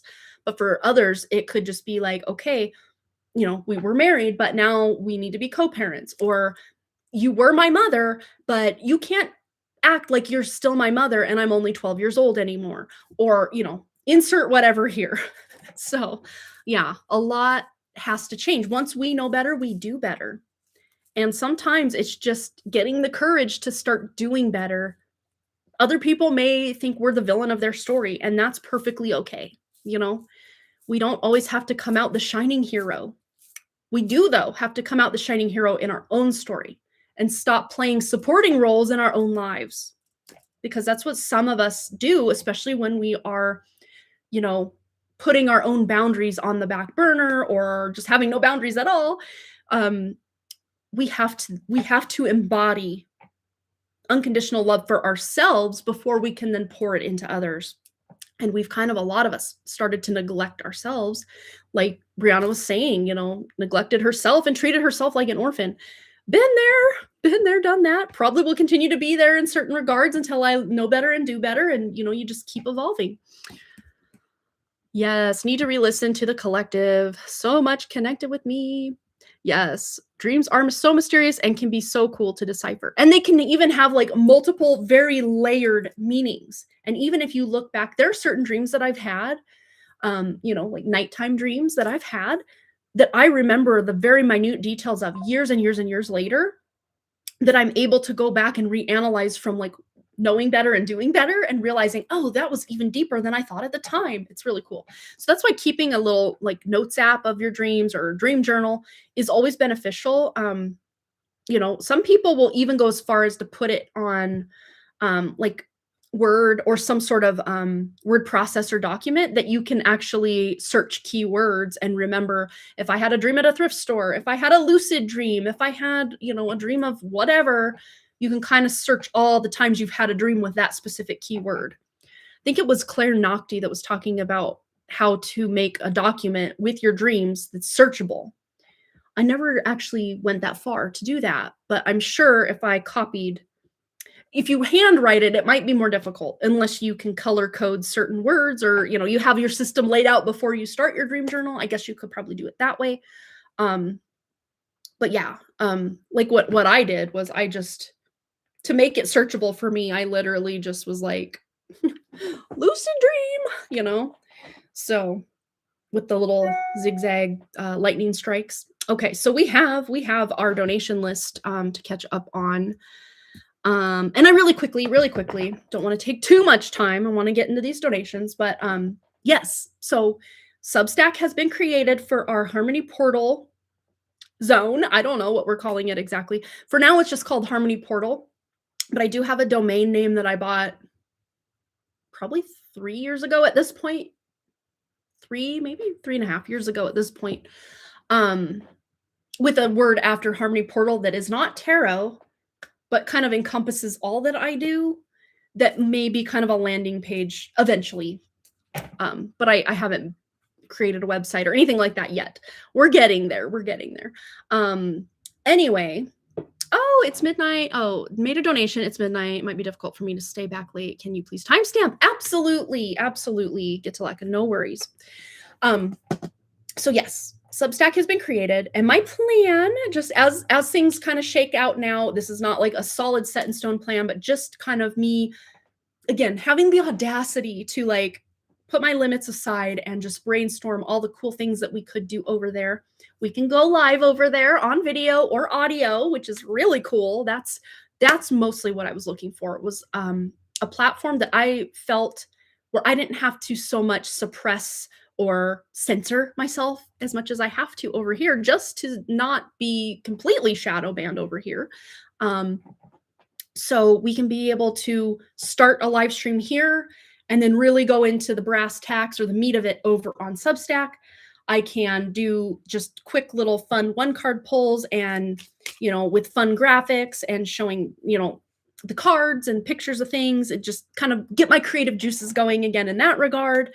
And I have plans for being able to do our Cosmic Question Corner over there. And I know we can arrange things over there in such a way that the content becomes searchable.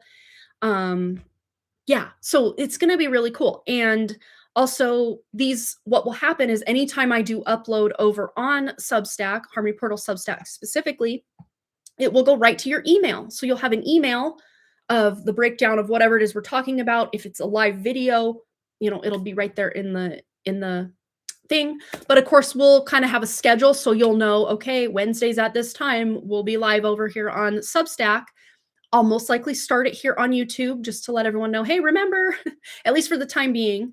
And eventually, if things kind of become a well-oiled machine and things are moving, I may want to devote more time to just more of the collective stuff and being able to help, in a shorter amount of time, more people, rather than focusing and having to just tune into very specific personal energies to do personal readings. It's not that I don't enjoy doing them. It's just they do take, I guess, more life force to be able to really just tune in, get all the distractions out, and really connect with your spirit specifically, rather than the collective spirit of those that are in the group. That to me is, I guess, yes, less personal, but at the same time, just as personal, because we all have those connections through spirit that a collective reading can feel like a personal reading. You guys, we've all had that happen. So we know how that is. But for indefinitely, if I am still doing the personal readings, they will always just take place here on YouTube. And then like the more in-depth collective stuff, we might start it here and then take it over to Substack, and I will be able to, not just call it live readings, free collective reading at the beginning, and then just that forever and ever be the title of what we're doing. Just as an example for today, we kind of like, ooh, the theme of this is we're done breaking our own heart.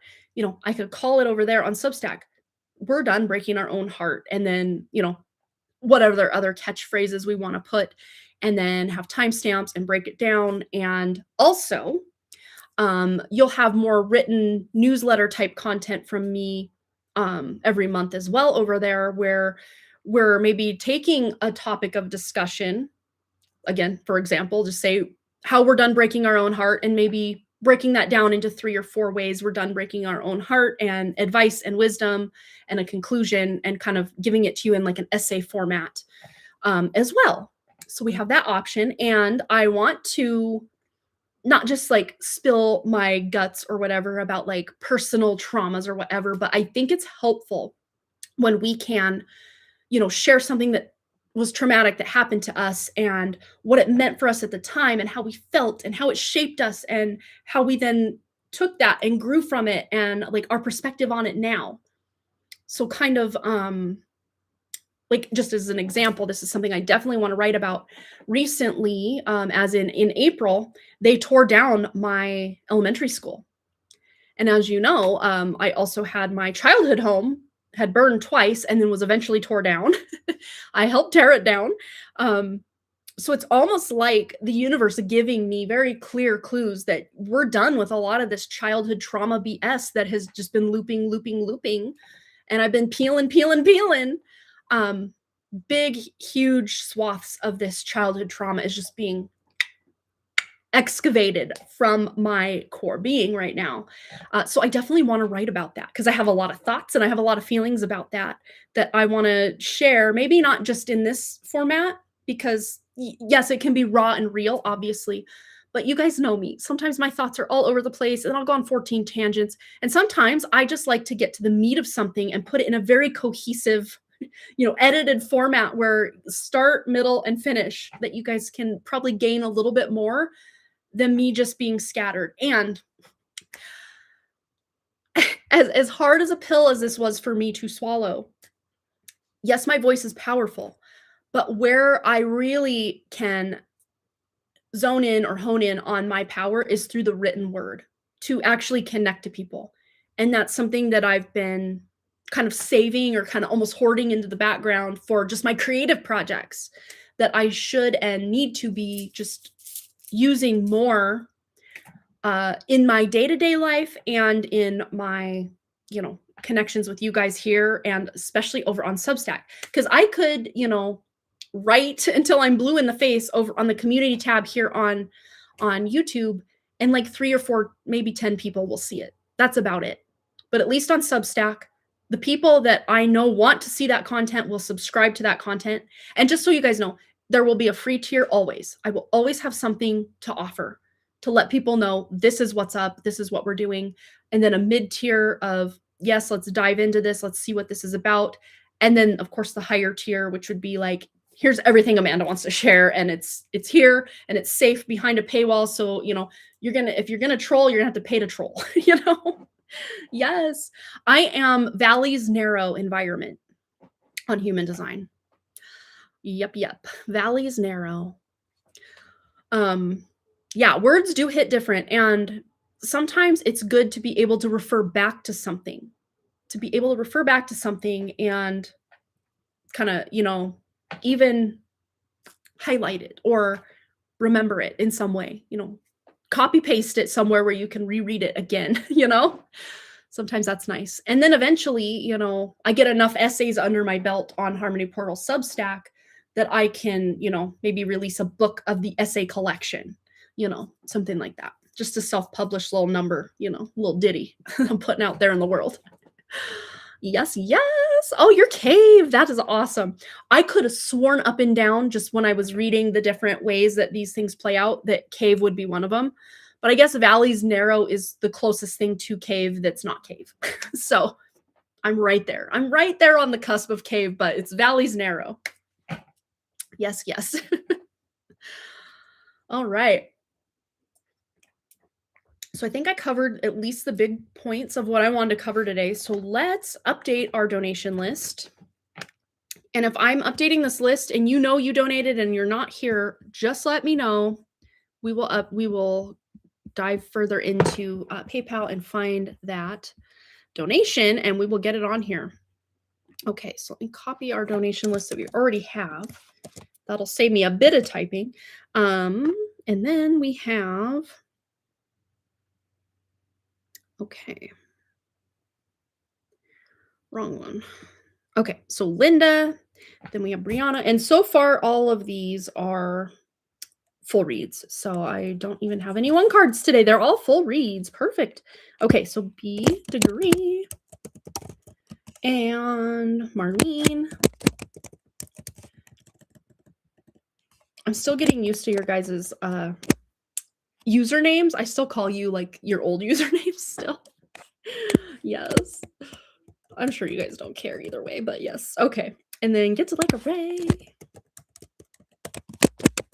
Perfect. Okay. So if your name is not on this list and you donated or you donated more than what's here, let me know.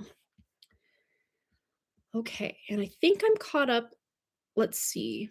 Oh, I dreamt about my 2 pinky toes being black last night. I Googled it and it said related to balance and old emotional hurt hindering my growth. Yeah, you just never know. Like, what do these dreams mean?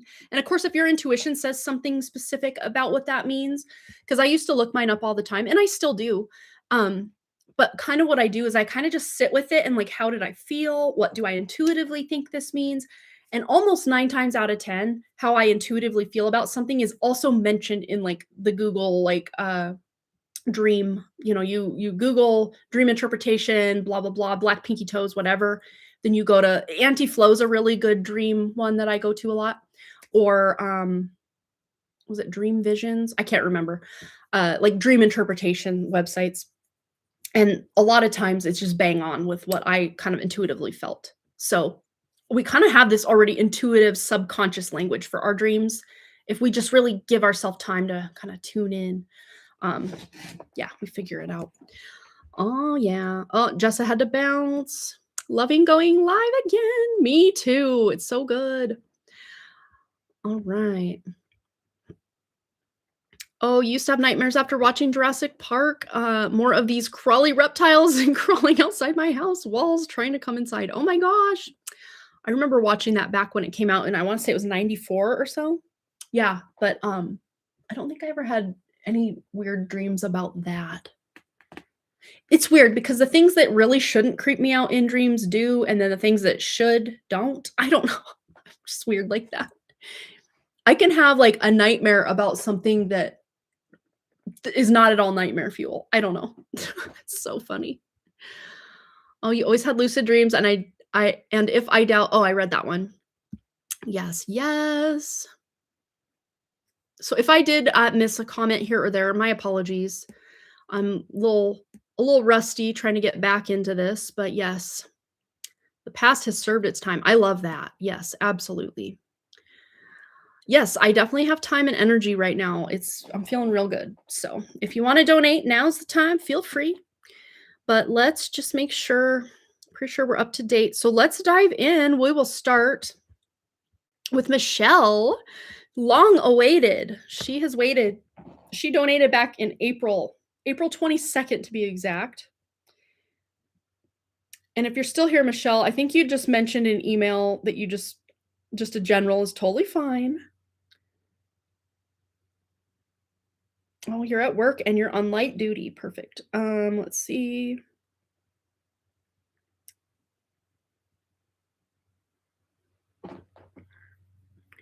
Yes, I will timestamp. If you guys let me know you want a timestamp, I will try to remember to get you a timestamp.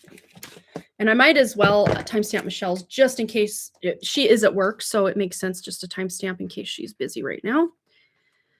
So we're at 147.16. Okay, so I think, yeah. What do I need to know from Spirit or a general reading for the next few months? Okay, let's do that.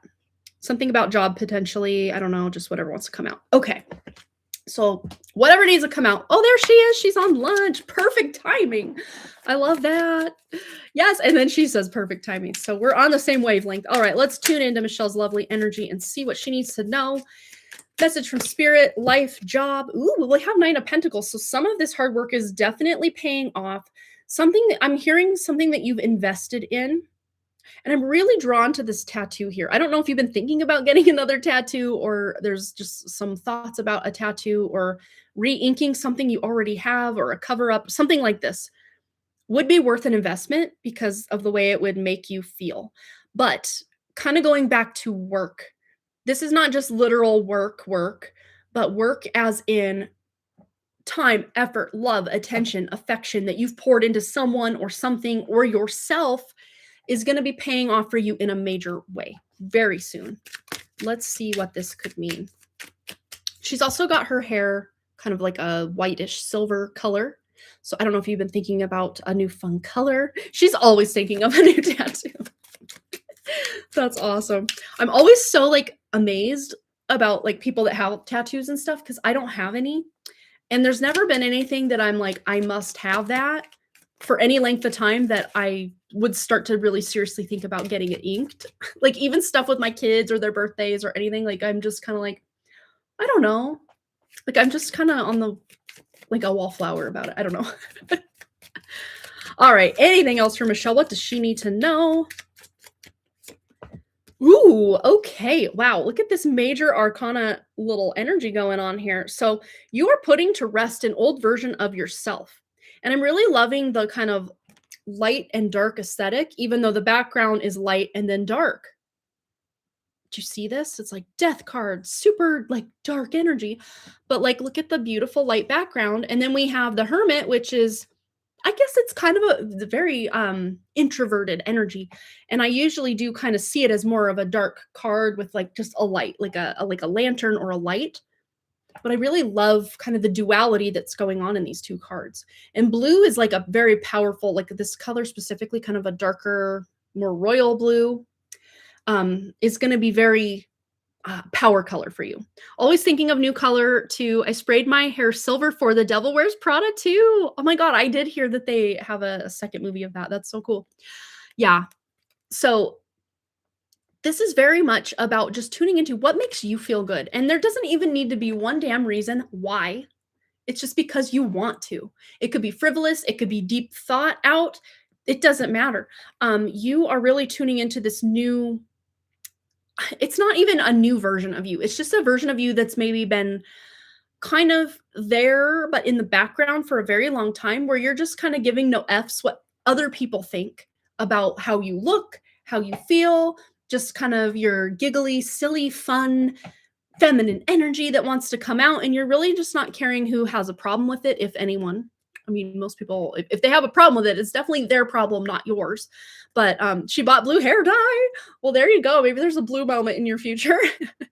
But this really does feel like you just really knowing who you are through self-expression or creative expression in one way or another. And I can kind of almost see you doing like little hobby type crafts as well, like diamond painting, puzzles, just something that's fun and creative that you could like put a show or some music on in the background and like half pay attention, but also be in like a creative flow state.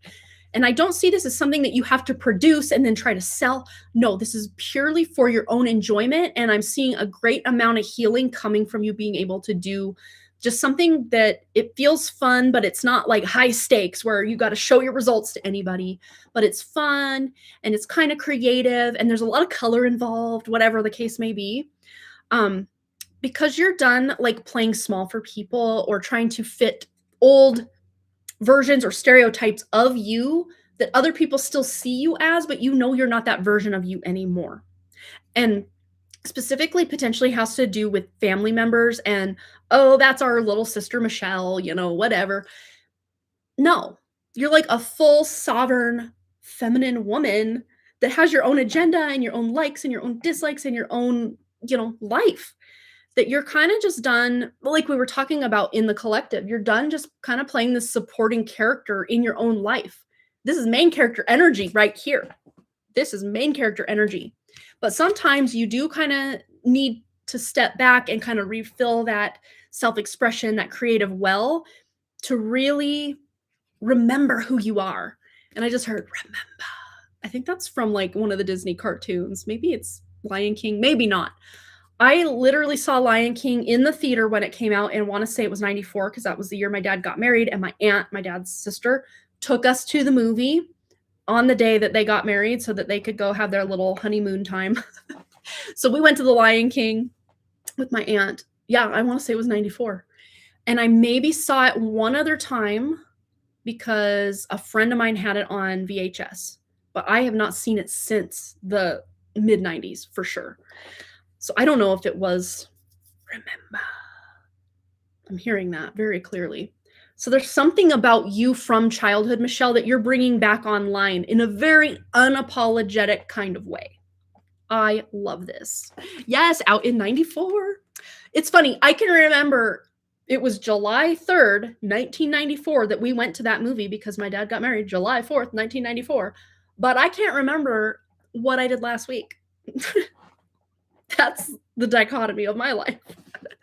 Oh, yes, I love that stuff. I've been kind of thinking of starting a new career. Amazon will pay for my schooling. Oh, cool. But I have no idea what I want to do. But I've been reading a lot and I read this book called So I Hear You Called In Dead. LOL. Oh, there you go with your death card. um, and it got me thinking about my life and my future and everything. I'm just like, I need to make some changes. Yeah, and that's the thing is sometimes the road to knowing who it is you want to be and what it is you want to do is first of all knowing who it is you don't want to be or who what it is you don't want to do or what it is you no longer want to be doing. And even if it's, I'm just kind of over being bored all the time. I'm so over just going through the motions of life and almost being an autopilot. And like, I want some excitement. I want some fun. I want to learn something new. Like, sometimes that's all it takes. Even if you don't know what that excitement and that new thing is yet, you're just so sick of the old and stagnant that, that ain't it for me anymore, sis, that you kind of move that to the side. And then you start brainstorming. I could do this. I could do that. And even if you, do a trial run of maybe I want to do fashion design or I want to do this really cool out of the box thing that, everybody, at least in our kind of millennial generation, a lot of us were told, get a job that pays well.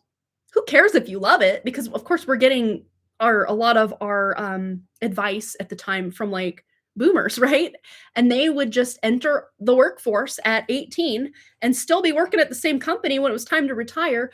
Maybe not so much the boomers, but the silent generation before them that taught them, hey, you need to get in at a good company and you need to sit there and do the work and just be loyal and they will pay you back at the end of your retirement time. That's not the life we live in. That's not the world we live in anymore. And in fact, the closer we can get, especially into 2027 and beyond, the closer we can get to living in alignment with what it is that makes our heart sing, the better off we're going to be, not only mentally, but also financially.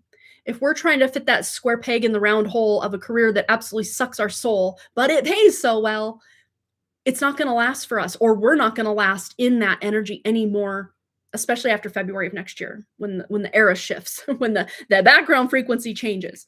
We're on to the next. So even if you don't know what it is you want to do, Michelle, just start feeling into your heart. Like, what kind of makes me feel a little bit excited and maybe a little bit scared, because I'm like, who are you to shine?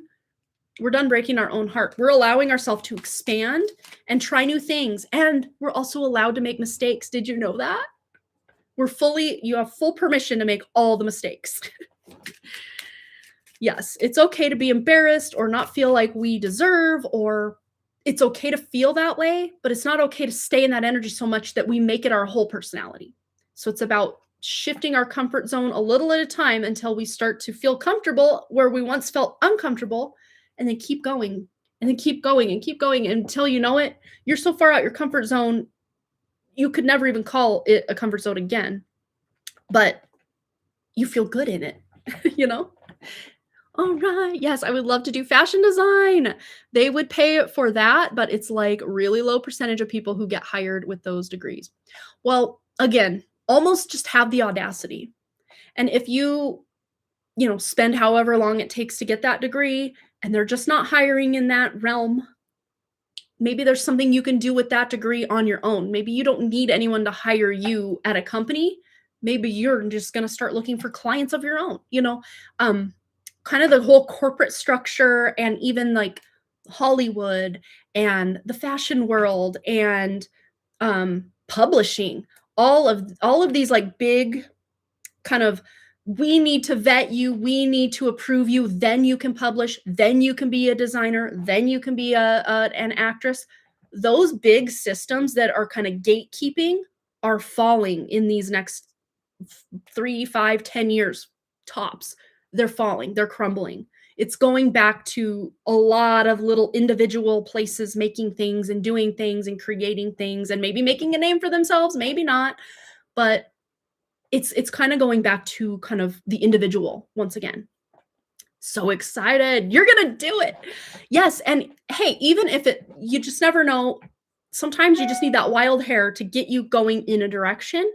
And hey, maybe it was never fashion design at all, but it was just you having the audacity to say, I'm doing fashion design.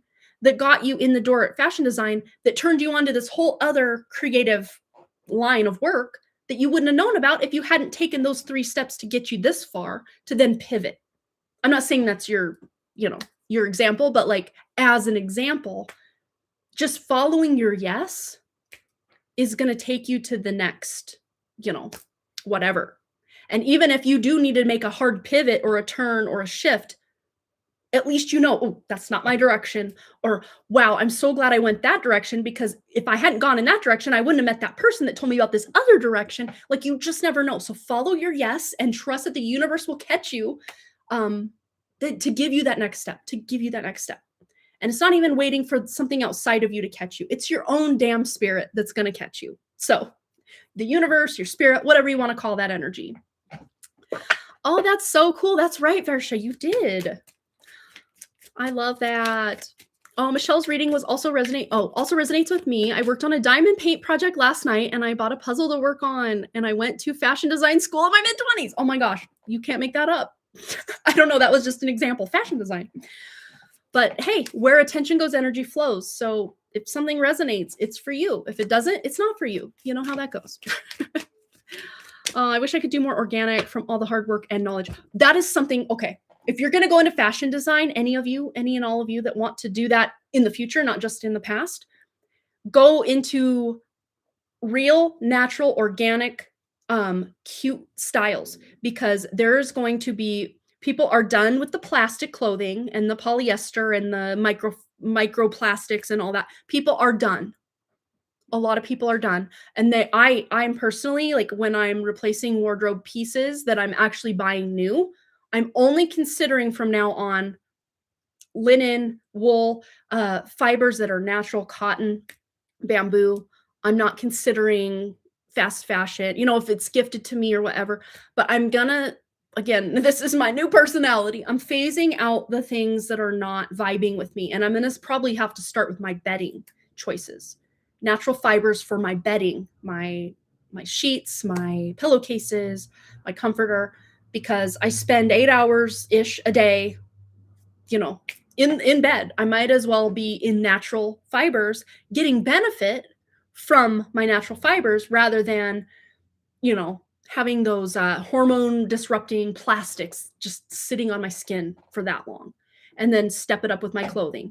So, hey, if you're going to go in that direction, try to find a way how you can source or utilize natural fibers, because that's going to be the wave of the future. People are going to want to get closer to nature, not further away. Even though they're trying to scare everyone into thinking the future is AI, the future is the metaverse, the future is smart cities.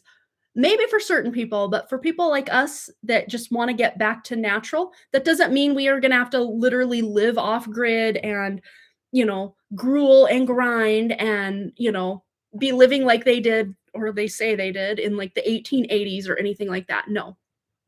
We can do it in a more ethical and also technologically advanced way, but also be connected to the earth. There's a way to do that. Oh gosh, is it Zeitgeist? I think that's the name of I think there are like 3 different documentaries about that. Oh, you're gonna have to rewatch her. The internet's laggy. Yeah. I think it's Zeitgeist. I think that's the name of the documentary.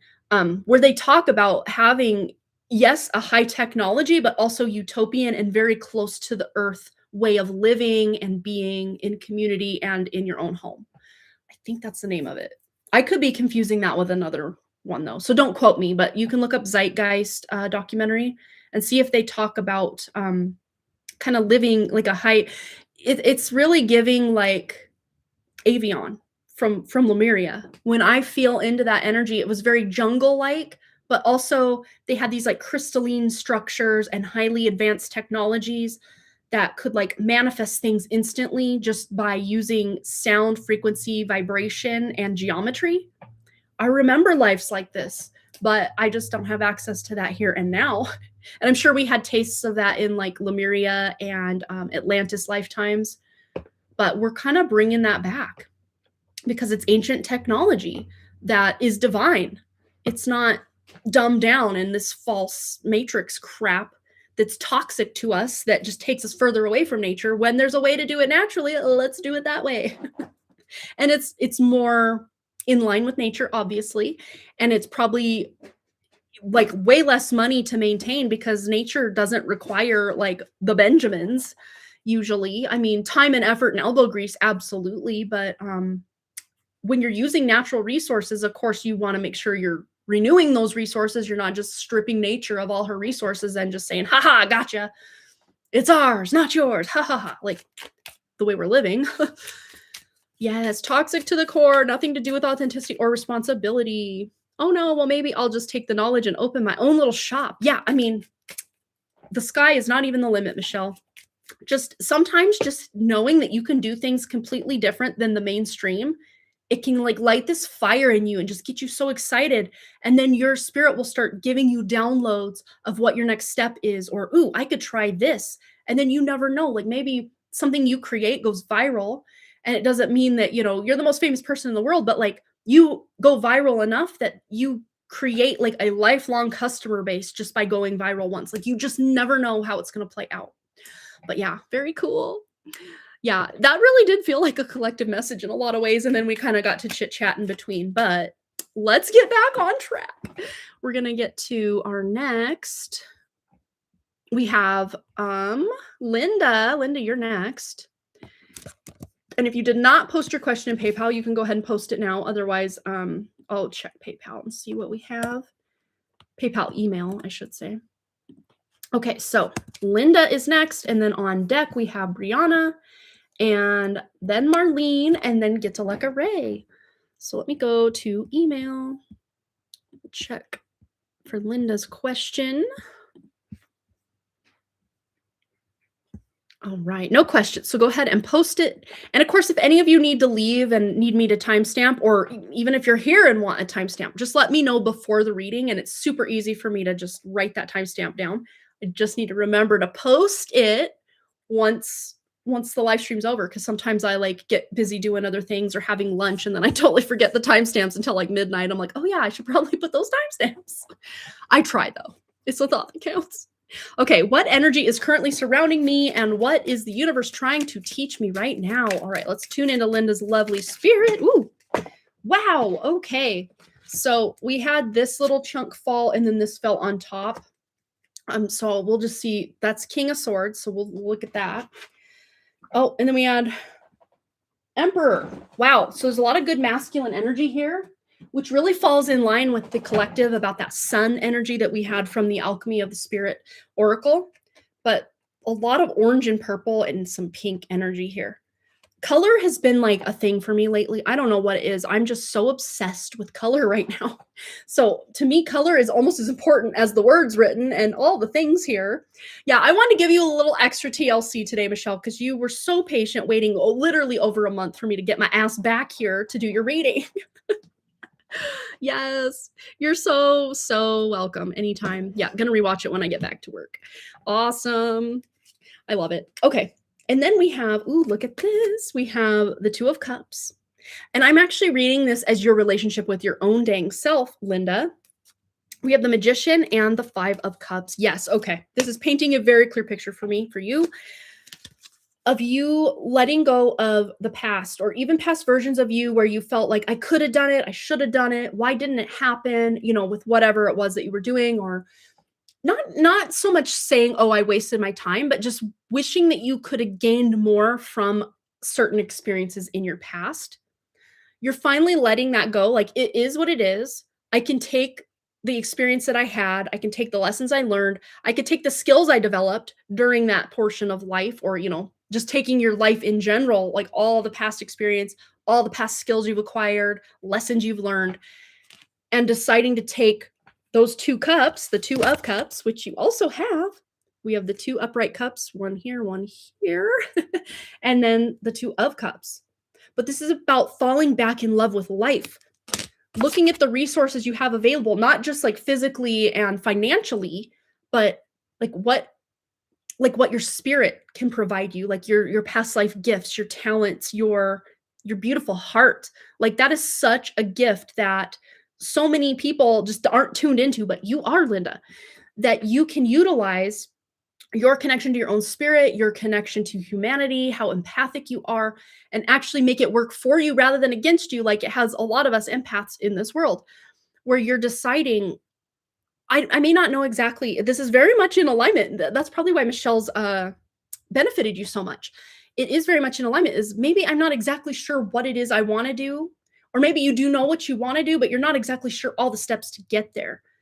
But just knowing I don't need to go this direction anymore. I don't need to entertain these naysayers over here anymore. I don't need to do X, Y, or Z anymore. And instead, I'm going to step into this new energy.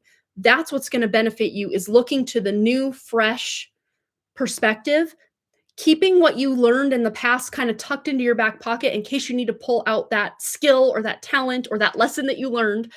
But to be able to move forward is kind of the name of the game right now. Even if you're not sure exactly how you're going to do that, let's go to the tea leaves and see if there's any advice, wisdom, guidance for how Linda is moving forward with what the universe is trying to teach her right now, what's currently surrounding her, and all the things. Okay, we had a card fall, so slippery energy.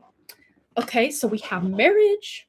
So there may be some nuance to the dynamic of how you relate to your spouse that is shifting and changing. And especially, I was more reading this as self-love, but we can kind of take this in the context of marriage. This is not just, oh, I love you, you love me, we're married, we're together, the end, la-di-da. No, it takes work, it takes effort, it takes shifts and changes and balancing everything. You know, a marriage from 10 years ago does not look like the marriage today and, 20 years ago and what have you. So there's a definite shift here. Let's just see.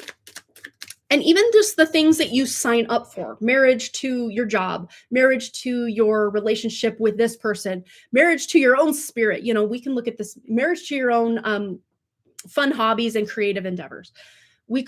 This to me is almost reading more like a contract than like just your straight up marriage. If it pertains to your straight up marriage, of course, you can take that message as well. But I'm seeing this just overall, the contracts or the agreements, reading the 4 agreements is always such a vibe. The agreements that we make in life can either limit us or they can act as that springboard for us to like really shine and really do what we need to do. Stepping into a new experience. Springboard. We were just talking about springboarding into that new, stepping into the new. Look at that. And this almost looks like this person's in some sort of like cave or dungeon, but they're like, I'm done with this. But they don't look emaciated and like they've been withering away in this dark space. Look how toned and ready to go into that next area of life this leg looks. It's very toned and masculine energy, ready to go, ready to conquer and make something happen. And you do have a lot of masculine energy here with the Emperor and the King of Swords about making some new changes, some new shifts. Just ready to take action, even if you're not exactly sure what that next step is. You're making it. You're making a step, stepping into a new experience. Even if this is you trying a new hobby, going to a new restaurant. I say, if you're stagnant in life, if you've been here a hot minute, which you have, Linda, you've probably heard me say this before. If you're feeling stagnant in life, go try a new food you've never tried, or go out to eat at a restaurant you've never been to. Go try a hobby, or go to an open mic night, even if you're not like participating on the microphone. Maybe you're just watching in the crowd for the first time. Like I'm not a person that goes to open mic night. I'm in my bed at 7 and I'm watching my show or I'm reading my book or whatever the case may be. Just shake up your routine, because that will put you in, you're literally taking a step into a new experience. And that's going to give you this fresh rush of exciting masculine energy to like try something, do something.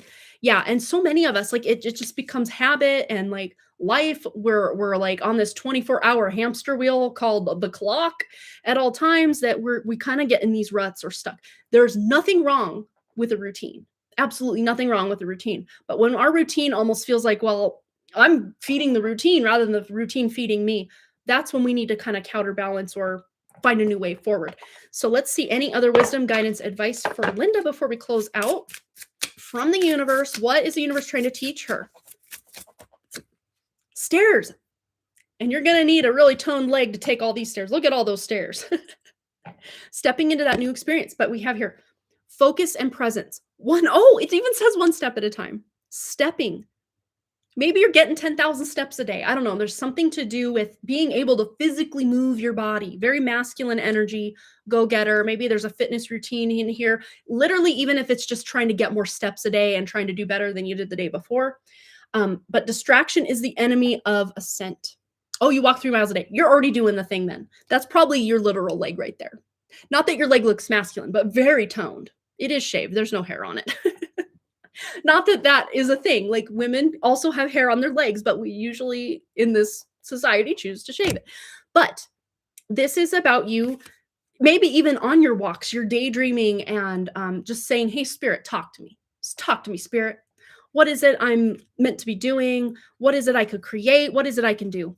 And then we have here vase with a vessel. It's so funny because that picture we had in the tea leaves in our collective looked very much like this. Or same sort of idea. Vessel, growth, and bloom. A new opportunity will soon fill your life with vibrant possibilities. Look at that. Oh, I do speak to my guides and loved ones on my walk. Well, Linda, much like always, you're already doing the thing. You already know what to do. And it's just sometimes that outside validation of, hey, yeah, no, get those steps. Talk to those guides. Talk to, your loved ones. Step out of your routine. Literally step into a new experience. That's what it's going to take to get some really creative juices flowing. And that's what the universe is trying to teach you, is that you don't have to stay the same version. You can level up. You can try something new, even if you're just like, that thing wasn't for me. But hey, at least I tried it. At least I know that thing is not for me. There's information always available to us in these actions we take or don't take. We're always learning something, even if it's, man, I hate being stuck in the same stagnant energy. We're learning, hey, I don't like this.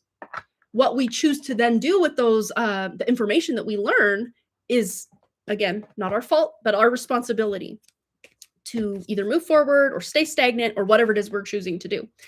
Oh, you signed up to do volunteer work. So that's new. Oh, that'll be fun.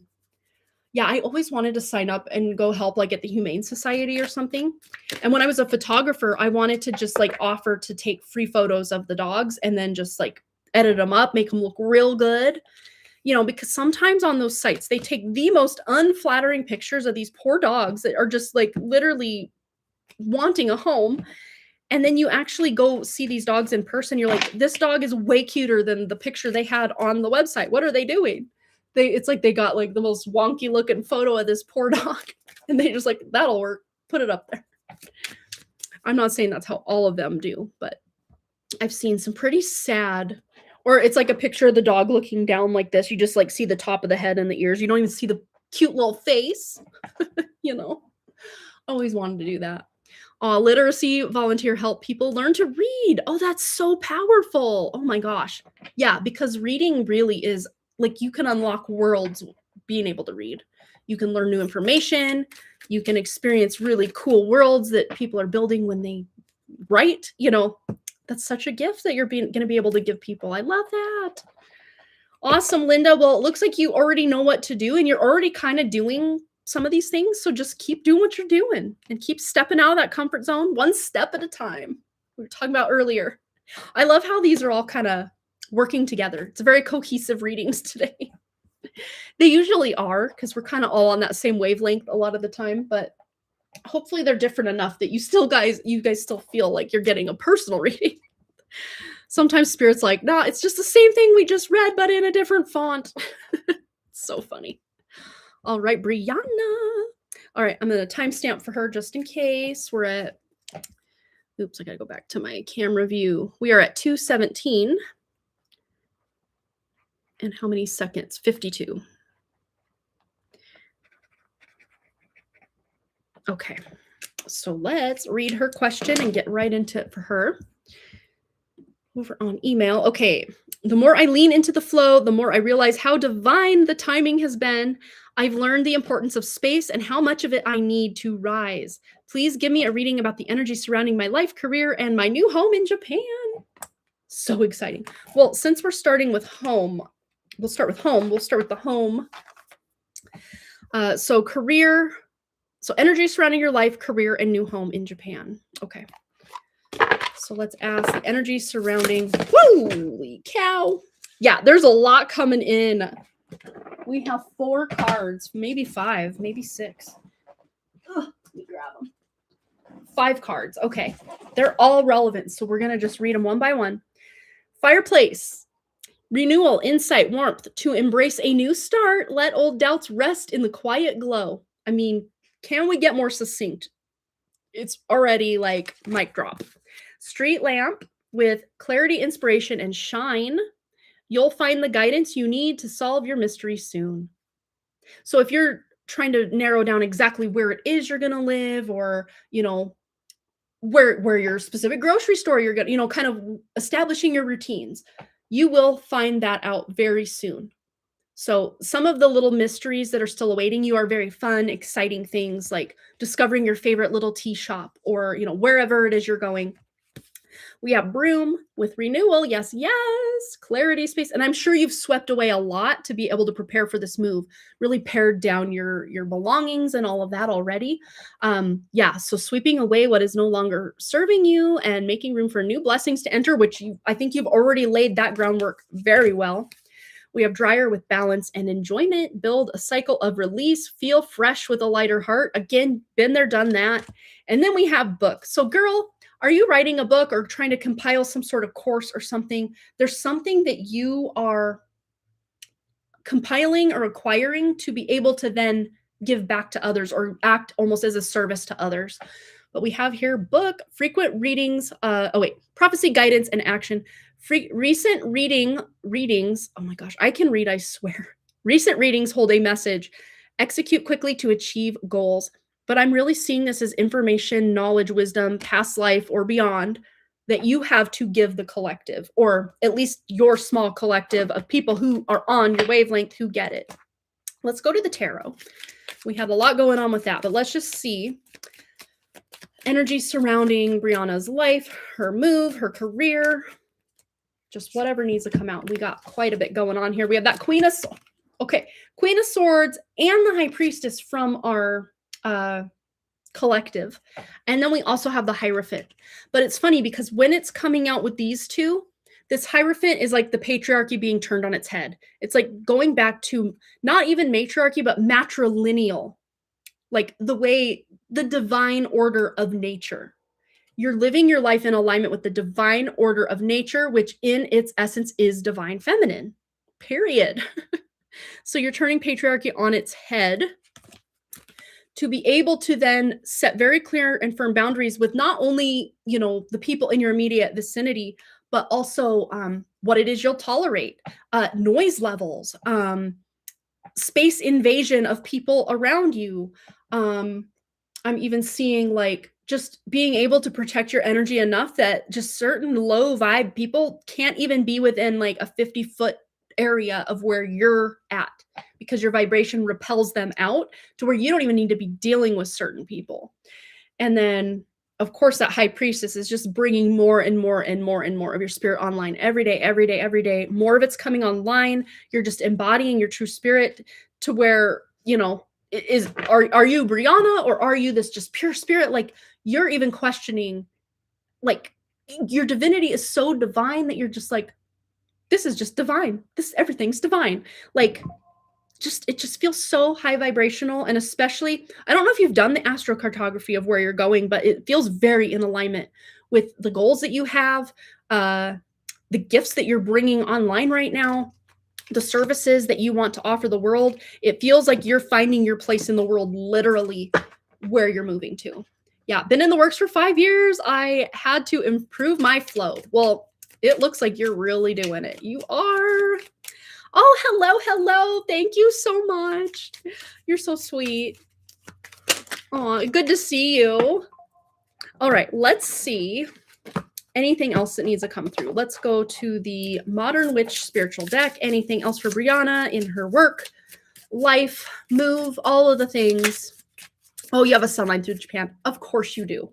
Going back to the collective. And then look, we have like basically a sun. It looks like a sun if you ask me. And journey.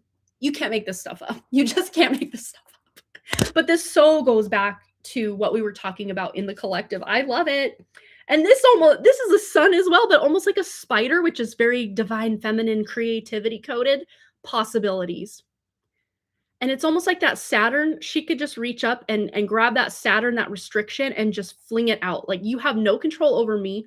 I am in control of my structure and my flow and what it is I'm here to do and create and become and give back. You're the one in control. Let's get one more. Okay, two more. Two more want to come out. Oh, three more. Look at that. Hidden fun. We have infinity. Very magician energy here. We have reflection. You've probably been doing a lot of this. And then emotions. But look, those emotions are contained. You're not letting it spill into, you know, the frequency around you to like taint anyone around you, especially big emotions that come up, especially with healing like generational or just like collective stuff that you feel. It's all contained. And it's helping you reflect back to the fact of your divinity. Look at that. Wow. I'm even getting solar energy from this card, which is very interesting. And then we had all those eyes earlier, and look at those eyes. Illuminated. And I just heard heterochromia, which is when you have two different colored eyes. And I don't know, sometimes that can be caused by like a health thing, and other times it's more like a mutation that has nothing to do with specific health. But it's almost like seeing it's almost like you have the ability to see the same thing in two very completely and almost opposite ways, to where you're like a really good judge of duality. I don't know. It's kind of almost giving like Gemini season, Gemini energy. And all that sun energy is definitely summertime vibes.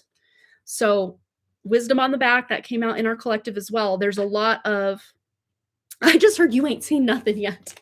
So as far as you know, we've been saying, like, you're finally seeing. It's like, oh, you ain't seen nothing yet with how divine you're getting, with how divine you're stepping back into. You're not even becoming this, because this is already who you are.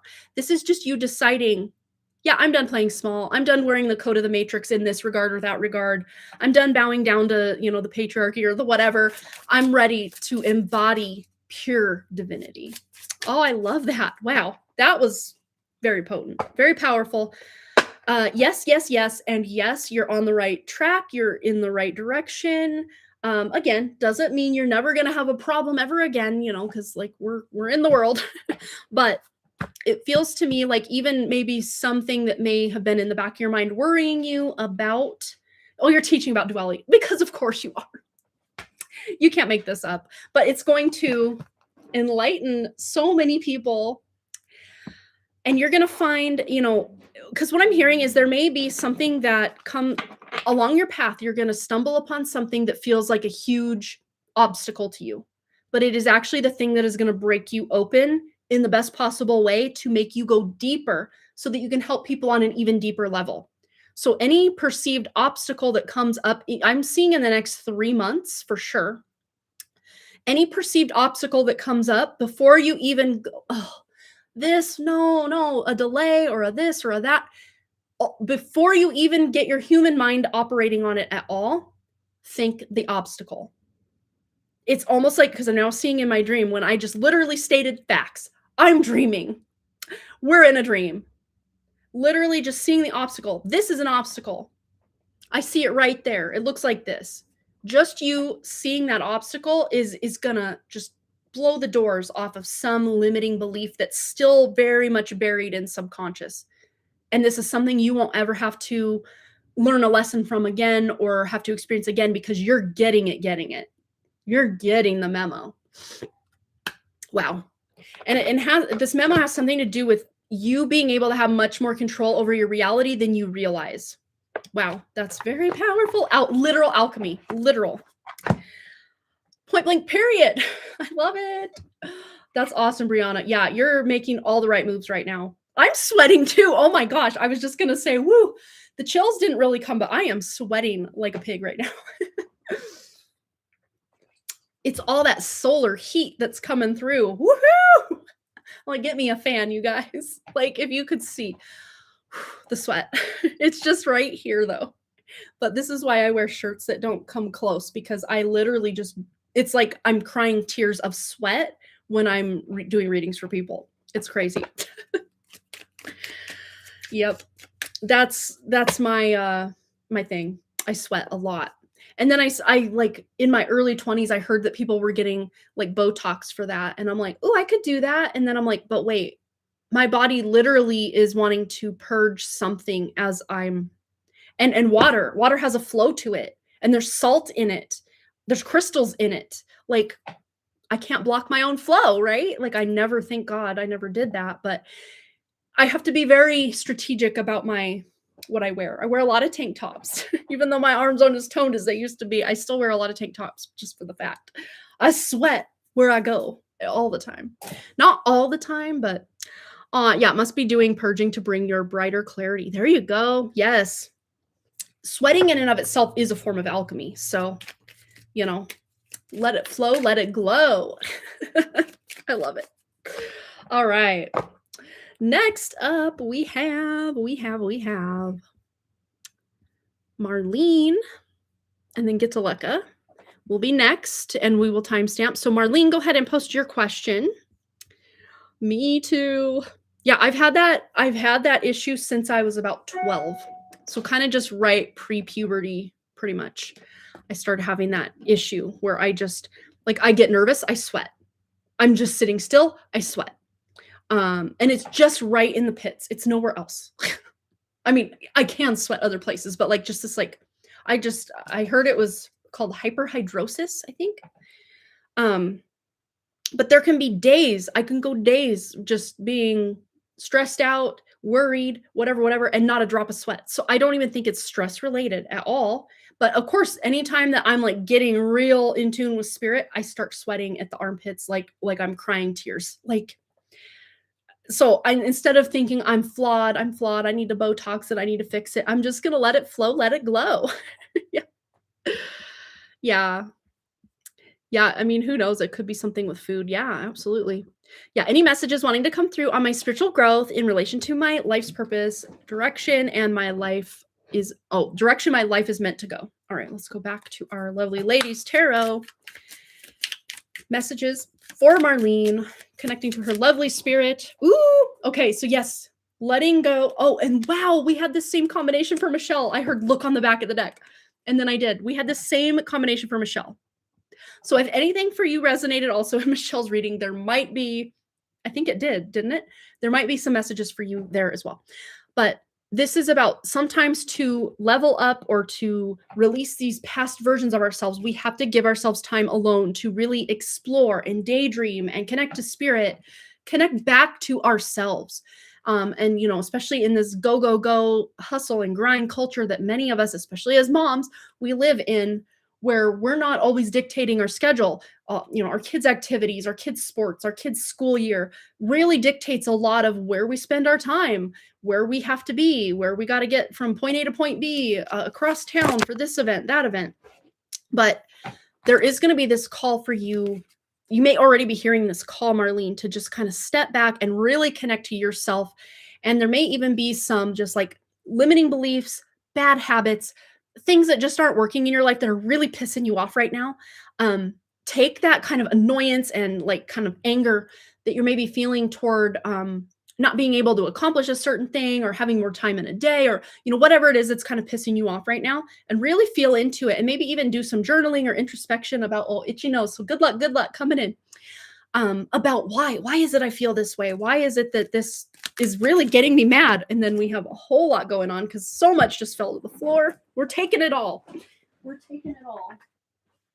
Caterpillar was the first one I saw, so we're going to read that one first. Okay. Scoot back up. Okay. So things will not always be this way. A change is coming. Again, if there's anything that's been annoying or kind of causing anger or frustration, things aren't always going to be this way. It's like you're ready to go into this next phase. You're ready to do something new.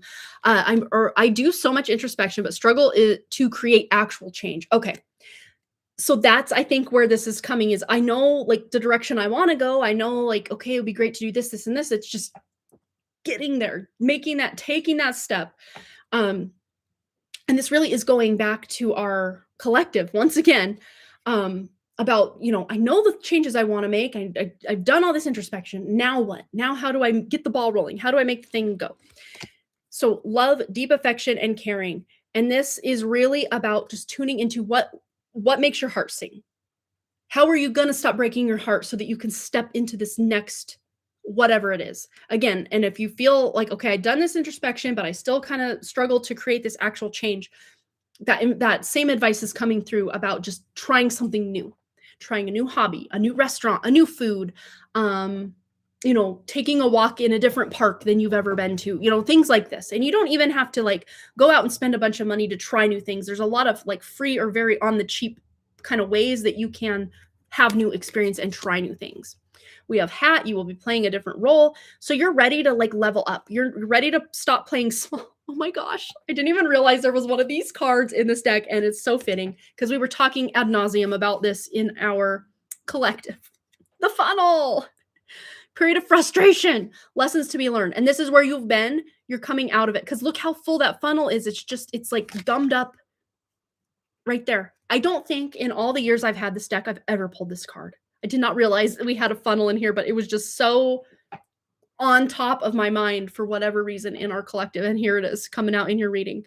So some others of you that are still watching that were here for the collective may also resonate with Marlene's reading today, because that's just how it works, apparently. But this is what you're moving past or moving through. It has to. There's no choice but for this to shift, for this to change, because you've been doing the work. That's how this works. Sometimes, you're doing all that introspection and hermit mode energy, that sometimes it's that delayed reaction because, manifestation in the physical reality is like, it's the last place it shows up. Energetically, it happens instantaneously, but it takes time to show up in the physical. You have no choice but to see the death of old versions of you because you've put in a lot of this time introspecting, and now is the time, that very beautiful sun energy, the summertime coming in so that you can move forward. And this, again, this is what's moving. The wheels of change, winds of change, but also the wheel, very number 10, very wheel of fortune energy, but indecisiveness, allowing your life to ramble aimlessly. And I think, again, this is where you've been feeling. So let's get some clarification on now where it is you're going. Being able to step forward, move forward. Okay, so a lot of that healing, and there's more healing to come, or peeling, as I like to say, by getting a bit of a change of environment and getting out in the environment, just, getting out in nature as well. And then we have here communication, and there's an open window. Again, allowing that beautiful sun to come in. So if you're someone who just kind of leaves your blinds or your curtains closed, open them up. Or if maybe you don't get outdoors as much as you want to. And of course, depending where you live and time of day, it can be really hot in this time of year and, going into summertime. So of course, be safe with your environment, but getting out in nature, if you can't connect to nature outside, connecting to nature inside via plants, animals, what have you, can also be really beneficial. But let's just see anything in relation to your life's purpose, direction that life is meant to go. Let's see if there's any wisdom or advice coming through. You're ready to move forward, though. Let's just see what is moving forward for you, or what direction you're moving. Oh, itchy. We have here hammer. It's going to depend on, and this came out in our collective as well. Love it. And then this one on the top wants to come out. I didn't see it yet, but it kind of slid as I set the deck down. This is about getting very precise and very focused on what it is that you want to do. And again, if we don't know exactly what it is we want to do, sometimes just knowing what it is we don't want to experience or do or create anymore is kind of the first step. But if you already know what you want to do, now's the time to just start taking steps. Well-aimed blow is worth 100 random strikes. Know exactly where to apply your force. And then we have here fireplace. There it is with renewal, insight, warmth. To embrace a new start, let old doubts rest in the quiet glow. And it may just be at this point that the doubts are what are holding you back, rather than the fact that you don't know what to do next. Maybe you do. It's just you doubting that you can do that, which we really tuned into during our collective, which is kind of what usually, it's not that we don't have dreams and goals and know exactly what those dreams and goals are. It's us, oh, well, who am I to shine? What will people think if I, make this much money versus this much money? And a lot of times we externalize. So this is about getting, you're going back to that internalization of it and just deciding, no F's left to give for what other people think.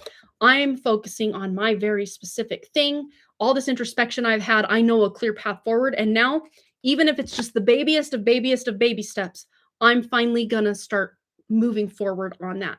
If it's a phone call you need to make, or a course you need to take, or some research you need to do online about whatever this thing is, it's just about letting the universe know, hey, I'm serious. See, I'm doing the research. I'm making the call. I'm taking the course. See, I'm doing the thing. Now let's get the ball rolling. And it's not that you're even at the like discretion of something outside of you, or at the whim of something outside of you. This is very much you just deciding, nope, today's the day. I'm going to move forward and I'm going to do it.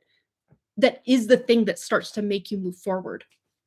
And sometimes it's just that simple, but it's not always easy. That's the catch. That's the catch that we get in is, well, yeah, of course I want to change my life right this second. It's like, well, you can.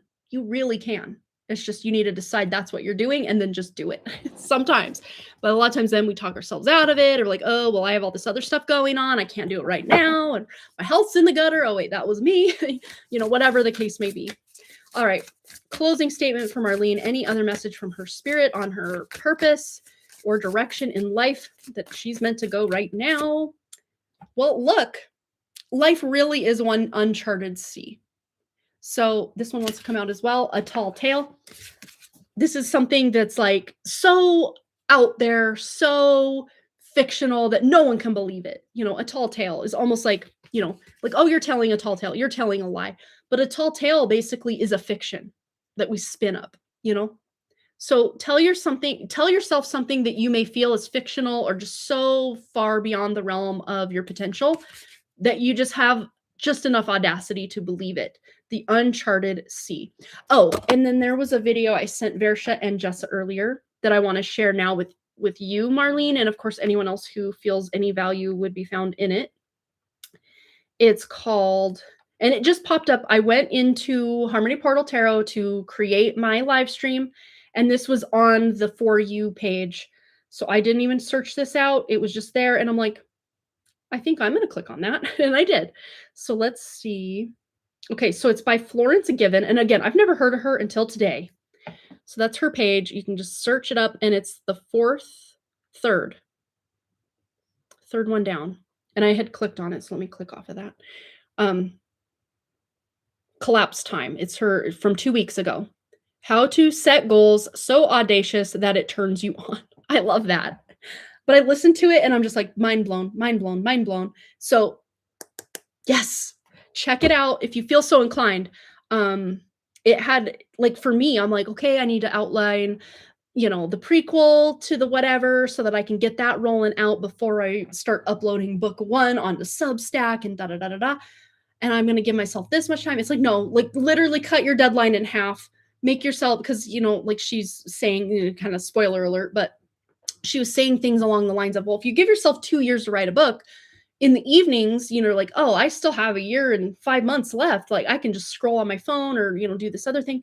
But if you have a very tight deadline of 3 months to write that book, your evenings are probably going to be spent writing the damn book rather than doom scrolling or, whatever other things that we could be doing if we gave ourselves way more time to do something in. So it's almost sometimes we just need to kick our own selves in the butt and say, now's the time. And that's kind of the message coming through for you, Marlene, is just like, when am I going to get sick of my own BS? And that's kind of where I was with my health. I'm like, I'm so sick of my own BS with my health that I'm gonna find a new, I've been going to, for years, I've been going to this doctor, and just saying, oh, we can't find anything. We can't find anything. We can't find anything. And I just said, well, I'm going to find someone who aligns with my values. So that would be someone more on the naturopathic side of medicine rather than the allopathic side of medicine. So I found a naturopath, and she spent over an hour and a half just really detailing what are all my symptoms, like what have I been experiencing, how long have I been experiencing it, and she really listened to me.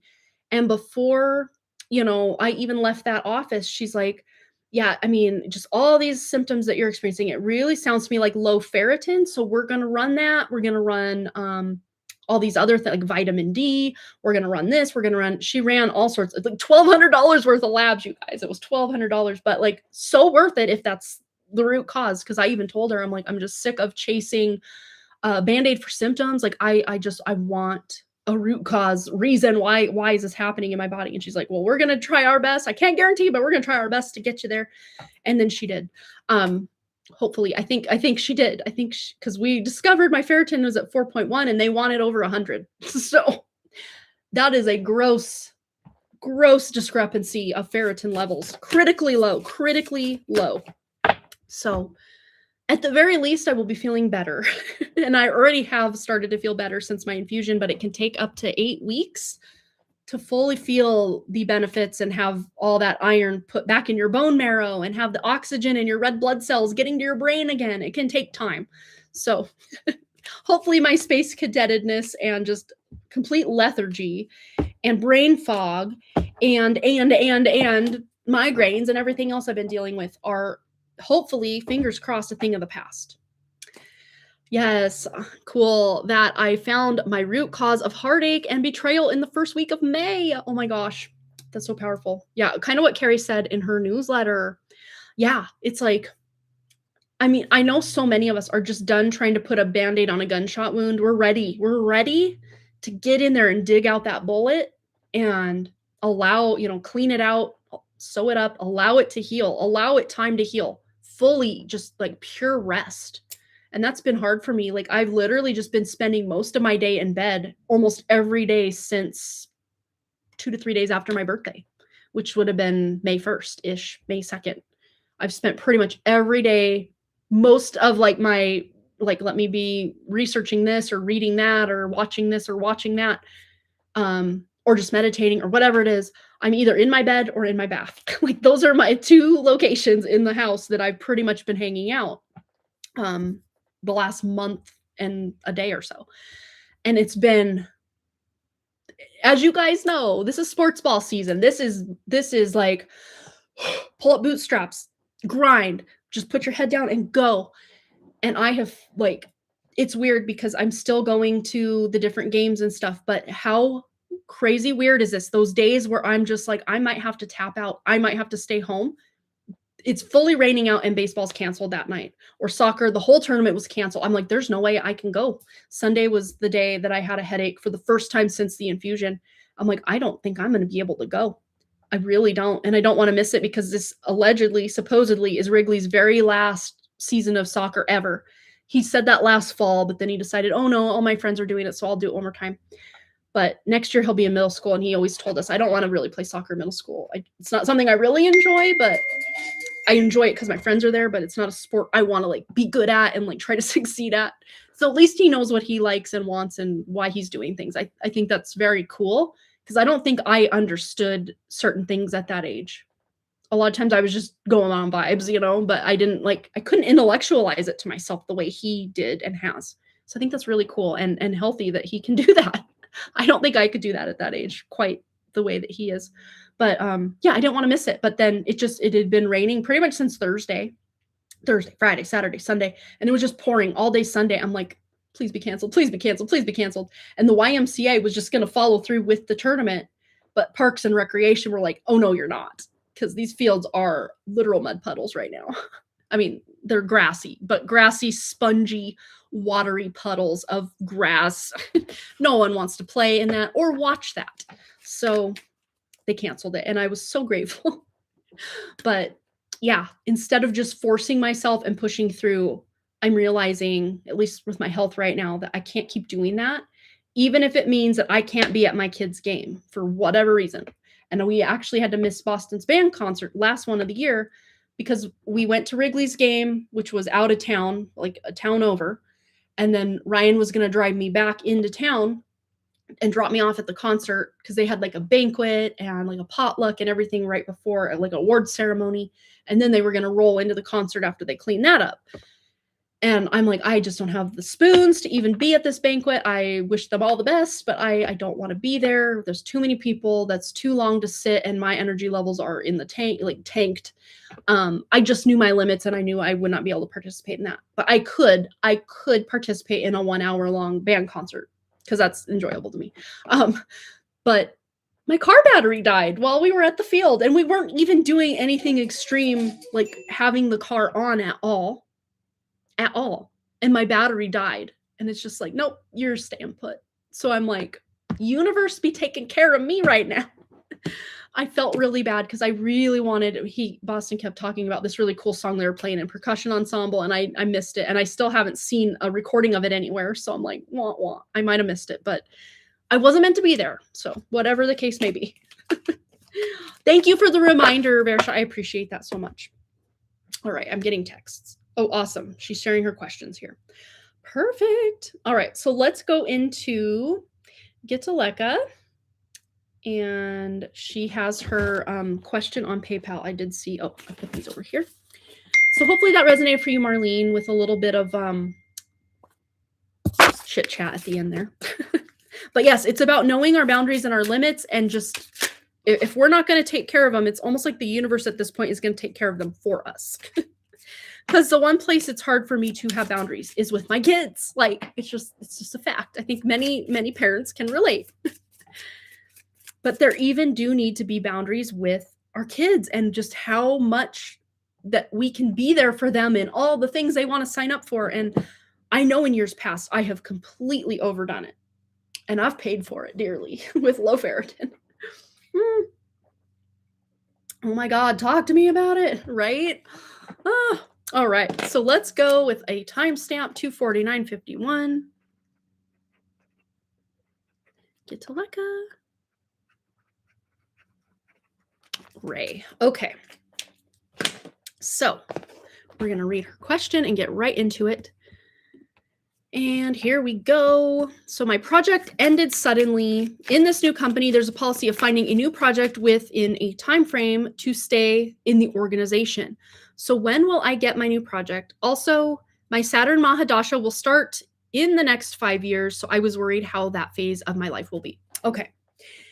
So of course, I don't know your chart at all. But one thing I do know about Saturn Mahadasha, I went through mine back from age 9 through 26, 27.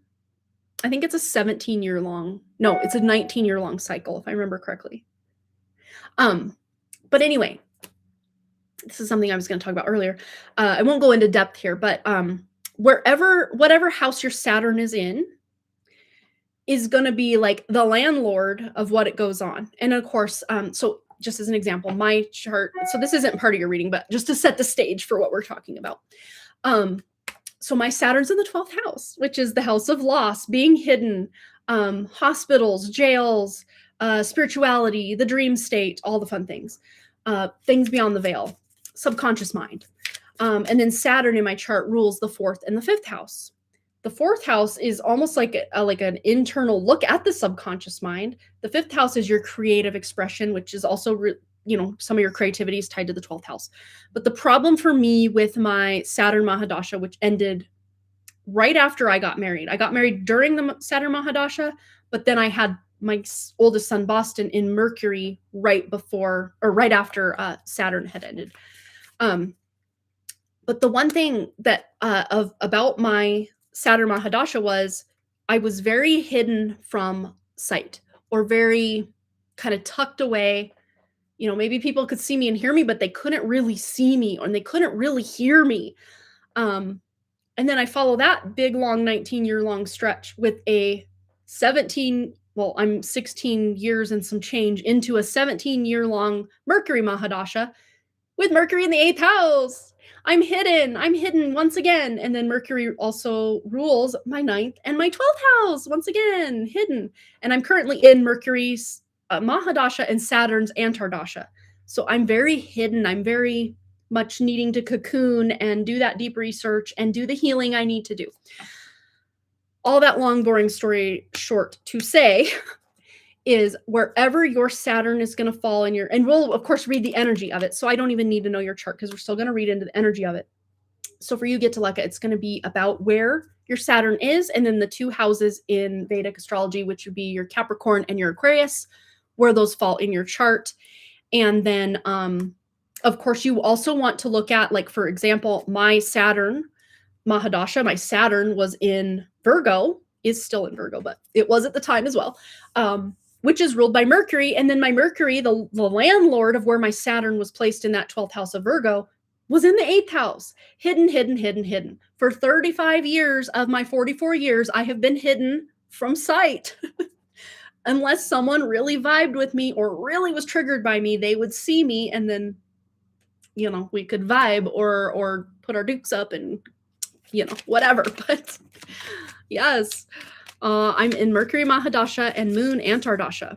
Awesome. So you're about where I was during my awakening as far as Mahadasha and then Antardasha. I think I went into Moon Antardasha I think I was in Sun Mahadasha or Antardasha when I had my awakening. So that's where I was, at least in my lineup of planets and Mahadashas and Antardashas. But let's go back. We're going to officially start. So this whole first, 5 minutes or so that we've been talking is not really your reading. I just wanted to set the stage, Getaleka, so we can understand. Okay. So now let's tune in. Getaleka's project suddenly ended, and she's in this new company. There's a policy of finding a project within a time frame. And let me just be clear to say that time frames are almost impossible to pin down right now and probably will continue to be in the near future, just because of how quickly things are shifting and timing is becoming less predictable than ever. But that being said, let's just make sure that you're able to find a new project within a time frame that will keep you in your organization. Let's just make sure that that's what's happening here. Okay, good. Good. So there will come an end to you kind of being directionless or projectless, because we have the world. So there's an ending coming to kind of this almost limbo period that you've been in.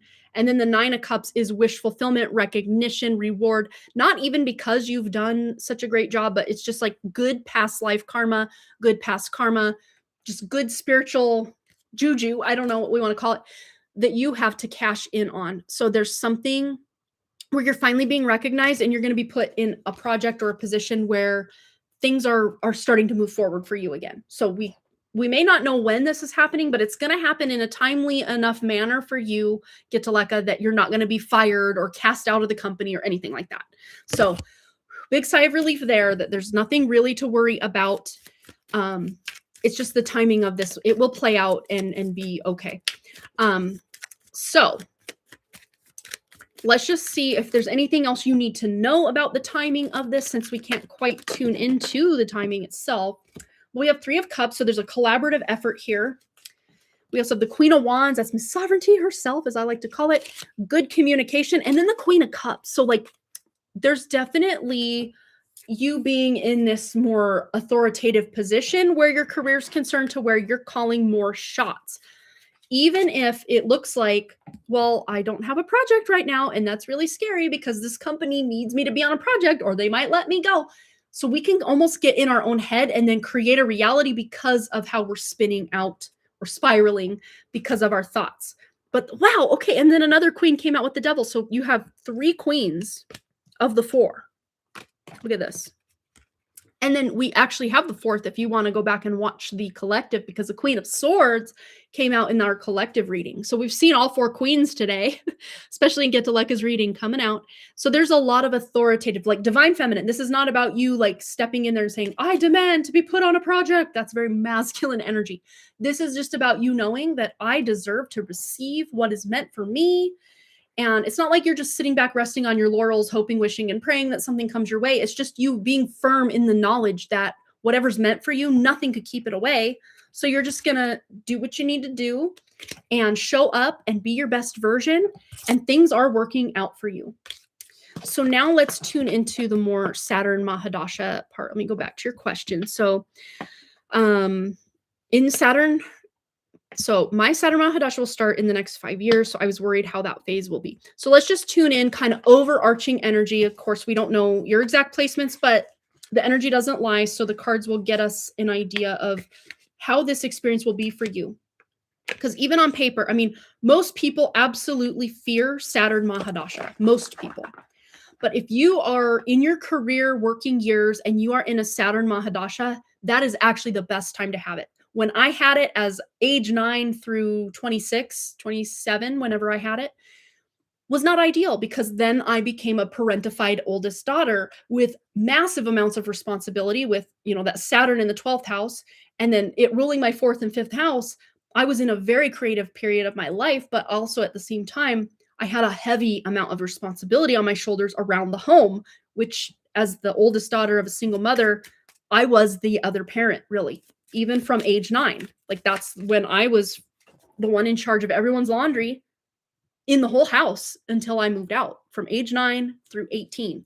I was in charge of everyone's laundry. I was in charge of like the bulk of like the dishes and all that type of stuff, like just keeping the day-to-day things like upkept. That was my job. All right. But for you, okay. So I do see that Saturn will cause a lot of mental, like something's coming online mentally that's going to potentially, sorry, husband's calling. He may not know I'm live right now because I haven't been live in like a month and some change. So it's like off his radar, I'm sure. But anywho, there's a wake-up call. He's calling. He may not be privy to this information. But anyway, what I'm getting with this is the fact that there is some maybe anxiety, even just thinking, oh, Saturn Mahadasha, that's the one that no one wants. It's actually what I'm already reading and energetically for you is this is going to be such a fruitful and positive and yes, maybe very structured and disciplined and a lot of work hours put into something. But this is going to be a portion of your life, Get to Let Go, where you look back and you realize I was like a machine, not in just this robotic, very whatever way, but like spiritually. There's a lot of spiritual progression and devotion and discipline and structure that you have tapped into during this Saturn Mahadasha that is leaving you with a lot of really good ideas and a lot of good spiritual connection that you weren't able to access before entering your Saturn Mahadasha.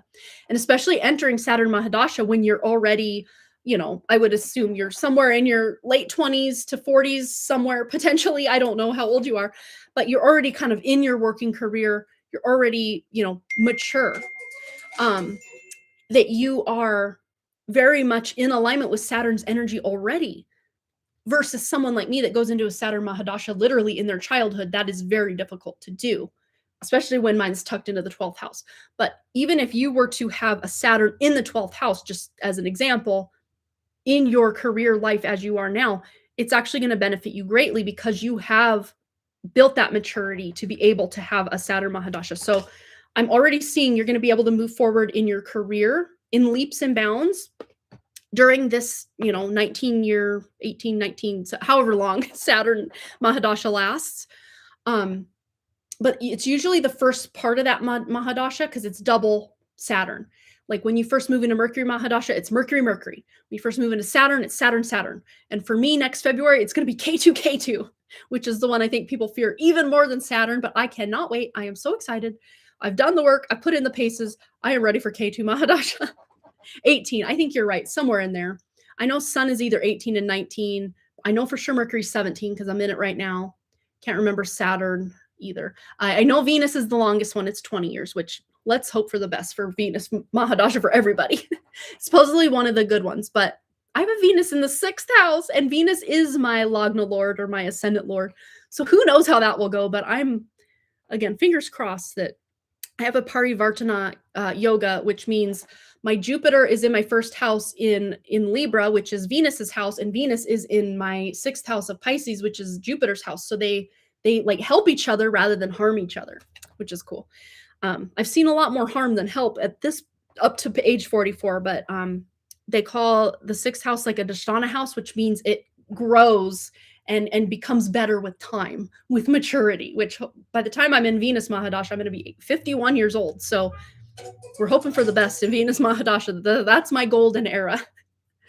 But yes, this is very much you being able to move forward in your career and at a pace that you are setting. Because you can go fast, you can go slow. This is you setting the pace. So if you want, to have good income, but you're not burning out at your career, you can set the tone, you can set the pace for that.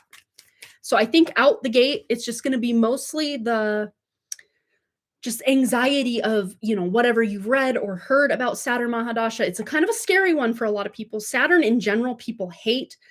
Saturn, I guess, has kind of more been a protective energy for me as a Libra ascendant, because Saturn's actually exalted in Libra, even though mine's in Virgo. They call it, oh gosh, it's Abhilashi, but there's a word in front of it, like Ucha Abhilashi or something like that, but it's spelled like UCHUCH, Abhilashi. Saturn is almost exactly opposite my Saturn, my natal Saturn right now, Neech Abhilashi, meaning it's going toward its debilitation point in Aries in my 6th house right now. And for everyone, it's Neech Abhilashi right now, but this can be a time of, even though Saturn's moving to debilitation or its lowest point, it can bring the highest gains.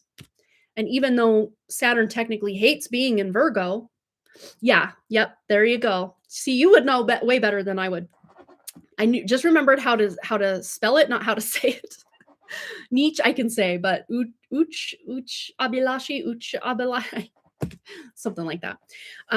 Yes, but my Saturn's at 23 degrees of Virgo in Chitra Nakshatra Pada 1, going into, and if you do like Bhava Chalit, however you say that, technically, then I would have a 1st house Saturn if you follow that way of being, but who knows? Anyway, I'm going off on a tangent. But to me, Getaleka, it's more the anxiety of what you've heard, what you've read, maybe just kind of dreading that Saturn Mahadasha, even though it's still 5 years out, you can somehow energetically already feel the effects of it. But I see things working out very well. And it's just going to be that very first little section of it that's maybe going to be the hardest, because you're moving from Jupiter, which is a very different energy than Saturn. And it will take you to the heights of your career.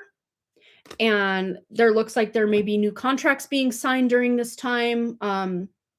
Potential new home ownership, vehicle ownership, like just being able to make big purchases during the Saturn Mahadasha, which is really good. That's a good thing, in life. And then we have the 6 of Wands with victory.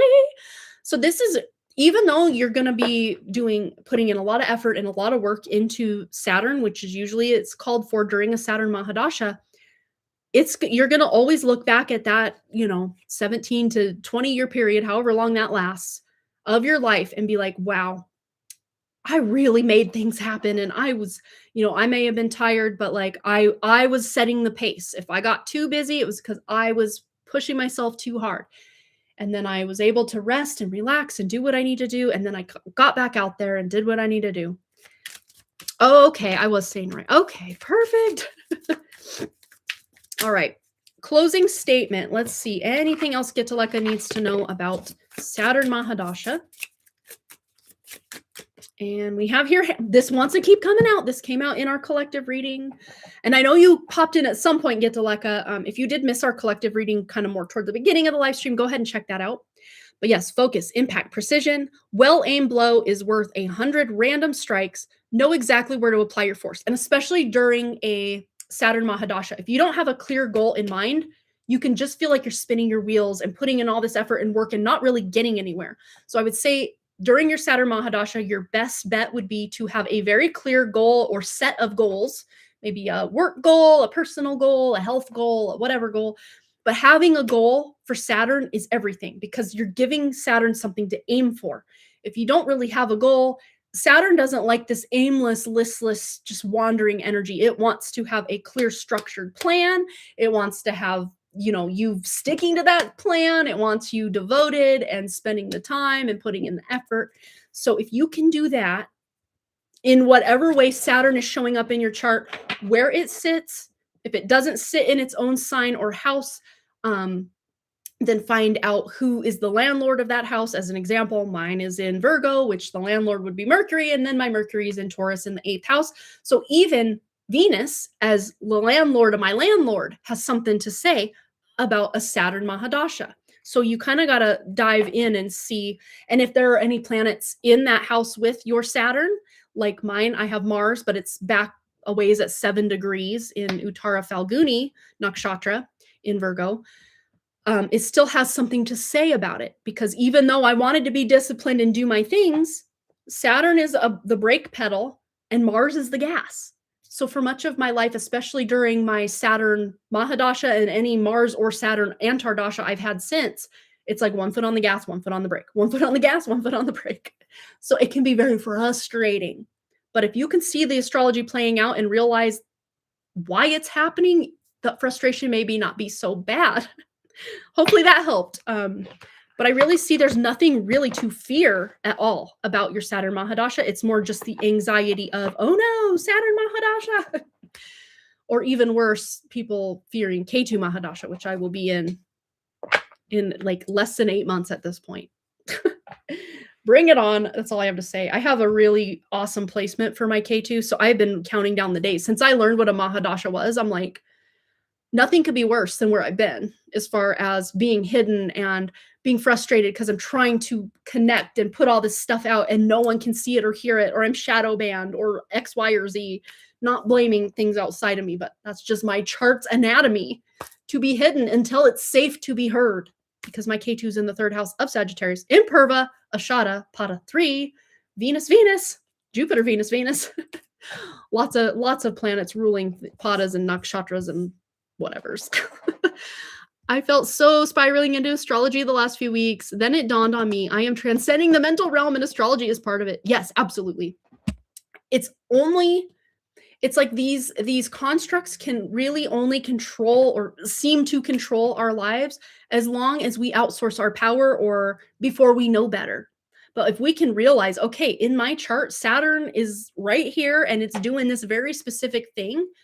If there's something in me that says I don't have to apply that rule or live by that, that's your spirit saying, okay, that's what we signed up for to get incarnated here. But that doesn't mean it needs to be the end all be all of our existence. And we need to play it to the letter of these planets. We absolutely do not. But sometimes knowing the ins and the outs and the hidden trap doors and the secret gifts of all of this astrology is really good to know. So it's like, you got to know the rules before you can break the rules kind of vibe. So if you're just like, not here for it, not here for it, not here for it, not here for it, then you break the damn rules. Break the box. There is no box. We are all divine beings having this very human experience that is guided by the stars. So yes, free will. But that's the thing, is free will doesn't exist until we realize how constrained we are. And then we start realizing, okay, I don't need a box. I don't need a box. I don't need a box. I'm dreaming. We're in a dream right now. You know, it's that wake up call. Like, oh, and I think we started your reading with my husband calling. Wake up call. Oh, he forgot I was going live today. Yep. Yeah, remember, turn the oven on. Oh yeah, he made dinner. He's been so good. He made dinner and it's ready to go. I just need to put it in the oven. All right. So we have here Versha coming up next. And I think you may have texted. So for 3 questions, we got 3 questions. My dog is snoring. Do you hear him? He's right down there. And I know it's Arthur. You heard his name. He woke up. No, he's still snoring. Cute. He's a cute little puppy pie. All right, where am I going? What am I doing? Okay, texts. Text message. Okay. All righty. Sharing questions here. Here we go. Let's open text and see what we got going on. Okay. So timestamp. Thank you for reminding me. So we are at, let me go back. We're at 3:12:13. 3:12:13 for Versha. And we'll just roll one into the next like that. Okay, here we go. So I feel so lost, blah, mushy, undefined, not sure how to explain, don't know what my purpose is, with a strong sense that I have a purpose. Yeah, right? Aren't we all there at some point? I feel like going more deep into me rather than engaging with anyone else. And that, I think, is, you're right on time. Absolutely. The latest Course from Carrie K shook me. It took me back to the time creation happened and there was no separation. So all my core wounds, fears, phobias, linked to when the angelic fell and became archons. That makes sense. Yes. And then it's not even close to what I have felt, believed, or thought of. This challenge that I have taken has made it more challenging for me to interact with anyone, be it at home or outside. I can clearly see through people how every being is acting out from shadow self, ego, false self, and lying to my face, projecting their ish on me. Yeah. And it's just, it's like the deeper we go into this awakening, it's like rude awakening from the awakening, dark night of the soul, after dark night of the soul, after dark night of the soul. It's almost until we choose, okay, even though they're reacting this way to me or responding this way to me, I can still be in my pure joy, or it's way easier said than done, but it's possible. Yeah, I've accepted S won't change and his choice to sleep, now working on accepting that K is becoming more hypnotized by the influence of the mental realm, and I am accepting that I am responsible for it too. I've realized everything in my lifetime after lifetime since I started incarnating on Earth has been me operating in the mental realm inside of the Metatronic cube. Even if I came in as a rescue mission of help, I wish to feel love, joy, connection. Excuse me.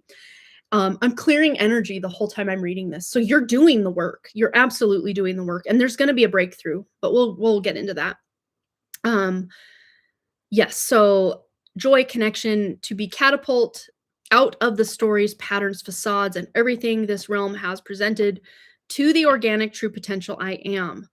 I don't know how to ask. I am pure conscious source, crystalline consciousness that knows what I need to know by all of this information. Yes, let's just tune in and just see what needs to come through. I'm hearing you're already doing the thing. You're doing the work. Okay, and King of Pentacles. So this is about allowing yourself to embody, be in the body. And that's one of the hardest things when we're in the mental realms, myself included. When we're in the mental realms, we like almost just abandon the body. We abandon the health. We abandon, oh no, I should probably go to bed. I don't feel very good right now. Like we're so in our, what's that person think of me? What's this person got going on? Why can't they just get along? All the things that happen when especially we're just out of alignment with the people around us, that we can then get in our heads in our own mental loops. But this is showing just get embodied, getting in the body, and even just cutting distractions. Like I'm seeing you like in like a salt bath and just being able to feel the temperature of the water on your skin, or as you bring your arms up to like get your hair out of your face or something, you can feel the water like going down your arms, just really feeling what it's like to be in a body and just almost reveling at the just pure divinity of that. And just being very present with your body and also your spirit, because your spirit is what's present with your body, if that makes sense. So getting embodied is what's going to allow the presence of spirit to really be observing what's going on. Oh, it's so cool. I did one, a sensory deprivation tank. Yeah. I would say the first time you want to go and just have like no expectation, just because you don't know how you're going to respond. You don't know if you're going to hear people outside like I did. So I know the second time I go, I'll know what to expect, or at least what could be expected, to where I can let go more completely. But it's definitely worth doing probably more than once. I've only done it once, and I'm like, I'm going to go in with no expectations, and I'm just going to see what this is like. And then my next time, which hasn't happened yet, then I will just know not to have any expectations and just see what comes up. And then I can just relax a little better, because I kept thinking my head was going to go underwater, and it wasn't. I was just fine. But I was still like days later picking salt out of my ears, like in clumps. It was so gross. But make sure you rinse off really well. It's so good though. It's so good. And I would definitely 10 out of 10 recommend. I need to have time and health and wealth and whatever to go back. I need to do it. All right. Anything else that needs to come through for Versha on this very specific question? Being embodied. Look at this. We have the king and queen, but we have the pentacles here and then the wands here. Miss Sovereignty herself. And she's got the cat on her lap. Very Lyran energy. We got sunflowers, very summer vibes. So this is going to be your summer of sovereignty is what I'm hearing. Even if other people have a problem with it, it's almost like those old red flags or warning signs like, oh, S is projecting on me again, or Kashfi is not listening and she's being hypnotized by what's going on out there. It's almost like you can have that thought, and then allow yourself to just observe it rather than stick to it, project onto it yourself, or form a story about it yourself. And then before you know it, you've spent 10 minutes just really like, I'm annoyed with this, which that's also valid. It's also valid to allow ourselves those human experiences and be annoyed by something or be angered by something. What I'm seeing as I'm reading your comment, wow, my next questions are about the body and cat. What I'm seeing is you being able to lay down on your bed when you have a cat, if you have a cat, and that cat coming up onto your stomach and laying down on your stomach and then purring. There's some sort of healing that happens when a cat purrs. Like they're literally like frequency and vibration healers. So I see you being able to bond with a cat that will, as you're laying on your, back on your bed or a couch or something, the cat coming onto your like solar plexus area, laying down and starting to purr. And they even do this like kneading biscuits, bacon bread and bacon biscuits thing that is so cute. But there's something biological and spiritual that they are doing when they're doing that as well. But we'll get more into the cat and body stuff. Let's just see anything else that needs to come through on the question 1 for Versha before we close out. We have the union of the divine feminine and masculine, but under this very, I'm not seeing this as like patriarchal emperor. I'm seeing this as like your own divine masculine acting as the container through which you can allow yourself to become Miss Sovereignty herself. And it very much is wrapped up in you feeling safe in your body. Let's get a couple of these just to see what specifically feeling safe in the body means for Versha. Because most of us, especially divine feminines, or anyone who's incarnated as a divine feminine in the past, even in this life, doesn't fully or ever has felt fully safe in their body in this life. As we're talking about laying down on the bed and having the cat, we have bedroom, intimacy, courage, and intimacy, I'm reading into me I see. Instead of intimacy, into me I see. Having the courage to contain your beautiful divine feminine energy with your divine masculine energy, be brave to embrace intimacy or into me I see, and create a meaningful connection to your own self. I know a lot of what we were talking about in your question was like, okay, the projections of these people that don't get it, these people who are asleep, and we don't even, yes, they exist and yes, they're there, but none of that is even relevant to how you can navigate this, because it's an inside job is what I'm hearing. There's a lot you can do by getting embodied and acting almost as your own divine masculine container through which you can see even farther into yourself. To have the courage to embrace your own inner divine feminine, to feel safe enough to be embodied. Yeah, let's just ask how you can get embodied. Hey, Kirsten, I'm trying to think. I don't think I have anything going on Friday, so I might actually go live Friday this week as well. I'm already almost 3.5 hours into this live, and I do have 2 more questions for Versha today. But I'm like 95% sure I'll be live on Friday, as in 2 days from now on June 5th as well. I forgot to mention that earlier. I was just kind of doing a trial run today as a result of coming back for my health. But hopefully you can come back Friday. Yes, would always love to do a reading for you, my dear. Good to see you again. All right. How does Versha get embodied? Ooh, we have the lovers, the embrace, the masculine embracing the feminine. Look at that. I love that. Yeah. Oh, you've had some major health issues as well. Yeah, mine were iron/ferritin, which then was like a cascade effect to low phosphorus in my body and weird numbers with my red blood cells, white blood cells, all the things with the blood in my labs. So hopefully that was the golden ticket, is getting an iron infusion. And I'm definitely feeling a lot better. I'm not back to 100%, but I don't think I've been 100% since at least 10 years ago when my migraines really started. But anyway, getting embodied for Bersha. We have the Lovers, and what else? And the Chariot. But look, she's taking it easy. Because to me, it's like, yes, getting movement and stuff, but like gentle. Maybe if you're doing movement, like, oh yeah, like Zumba or something, you're doing that, but then you're also giving yourself that other side of the coin to rest. That burst of energy, that burst of action, and then pair that with some rest. Yeah, it really is about kind of finding the balance of the masculine energy, because, you know, being a mother and all the things domestic are very masculine. There's a lot of action and doing going on around a home. So that really is your masculine energy at work, at play, all day, every day, pretty much.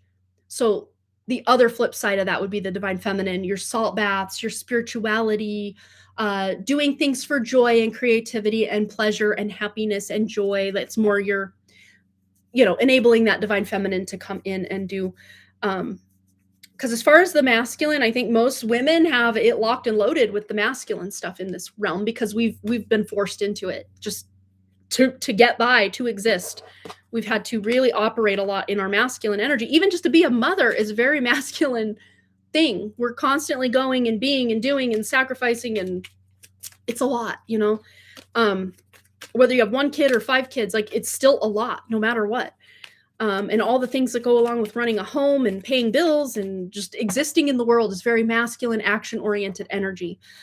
Let's just ask for one more, and then we're going to go into your next question.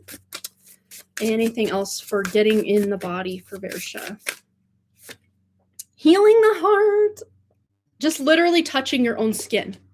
Going skin to skin with your own skin is you being embodied. Like, you holding your own hand, your own forearm. You know, putting your hands above your heart space. You know, running your fingers through your hair. If I do that, I'm going to look like a chia pet before we're done here. But, you know, just feeling the feel of, you know.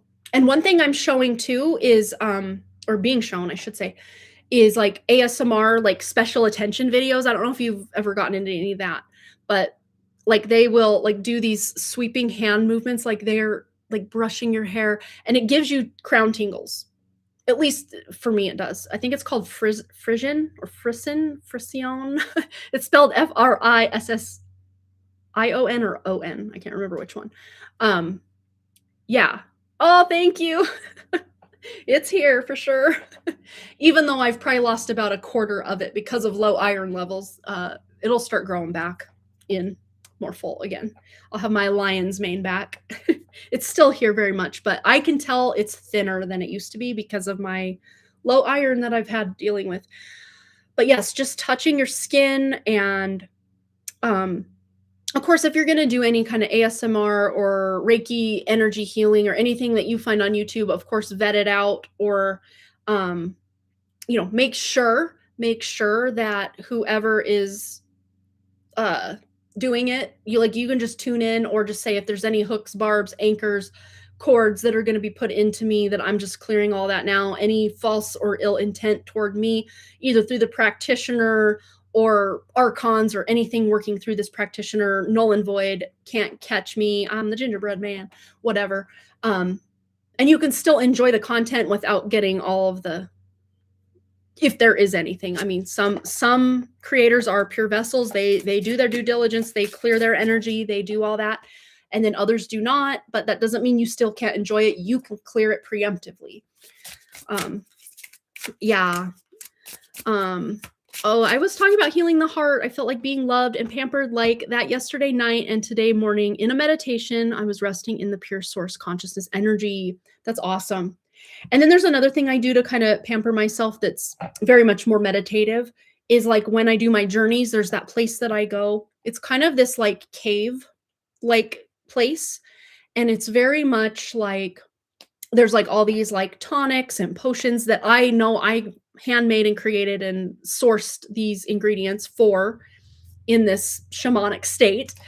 And I've got a little fire going in this fireplace. It's a very humble abode, very humble little cave like area with a dirt floor and everything, but it's got the coziest quilt, again, that I know in this whole thing that I handmade with my hands, with ethically and naturally sourced fabrics. And I've even got this kind of almost like sensory deprivation tank kind of room off to the side where I just float and heal in that.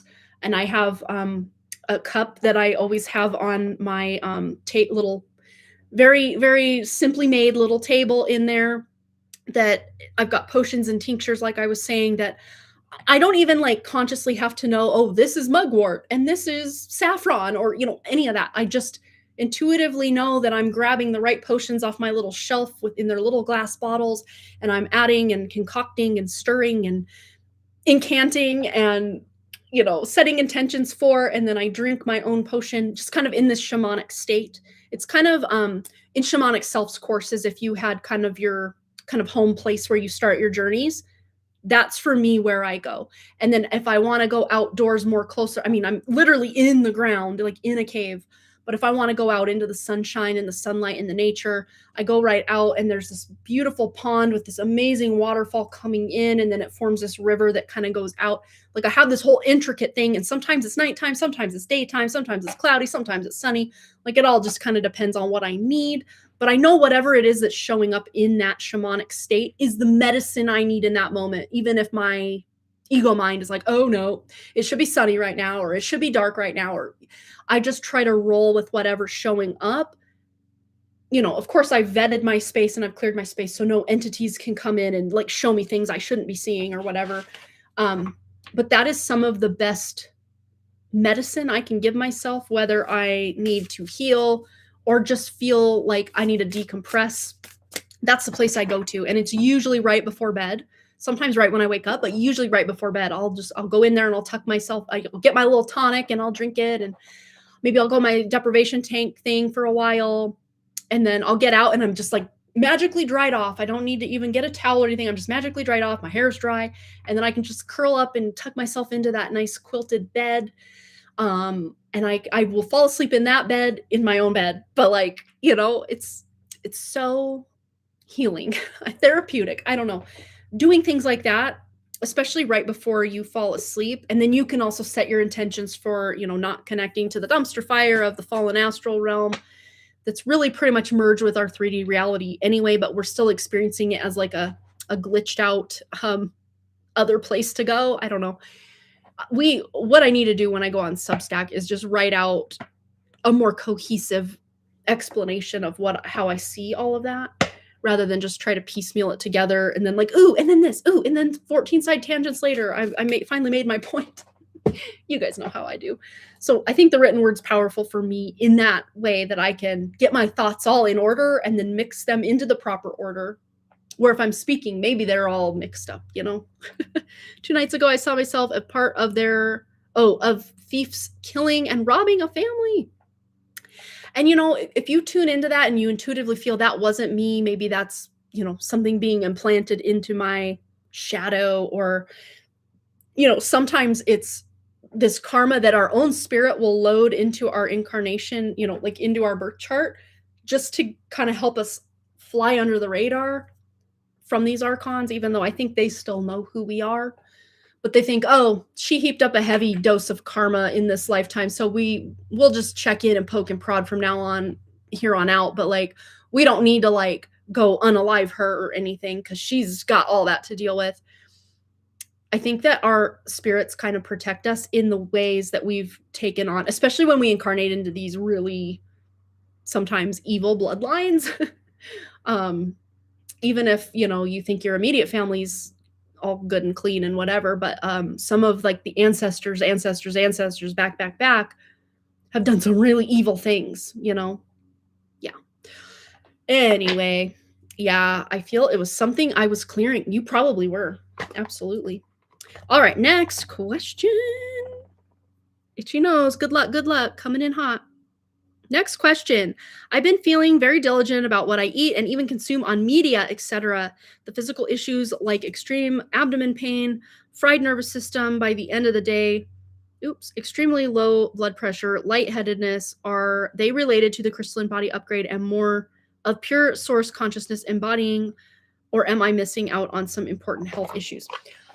Okay, so I'm definitely seeing it's kind of both. but it's not like if you don't go to the doctor tomorrow, like you're gonna unalive. It's not like that at all. It's very much like there may be very specific things, like with me, with the very low ferritin. I didn't even know what ferritin was, I don't think, until all of this played out. But anyway, it does feel very much like there could be some mineral deficiencies that could potentially be leading to things feeling more intense. But it's not the fact that, oh no, I'm at 12% battery. I think I'll be all right. But it doesn't feel like if you don't fix it tomorrow, like it's the end of the world. One thing I downloaded for myself with my low iron levels was the fact that, and I didn't know this or whatever, I just like downloaded this, and then I went and did some research, and I'm like, oh, I guess that's a thing. Like the Wi-Fi, the FG, this number, frequencies, and the EMFs, all of that type of stuff leaches the iron out of your blood. It literally takes the iron out of your blood, and the iron is what kind of keeps us grounded. Like it grounds your body. And I was literally like, I used to tell my husband all the time, I'm like, I feel like I'm floating above myself.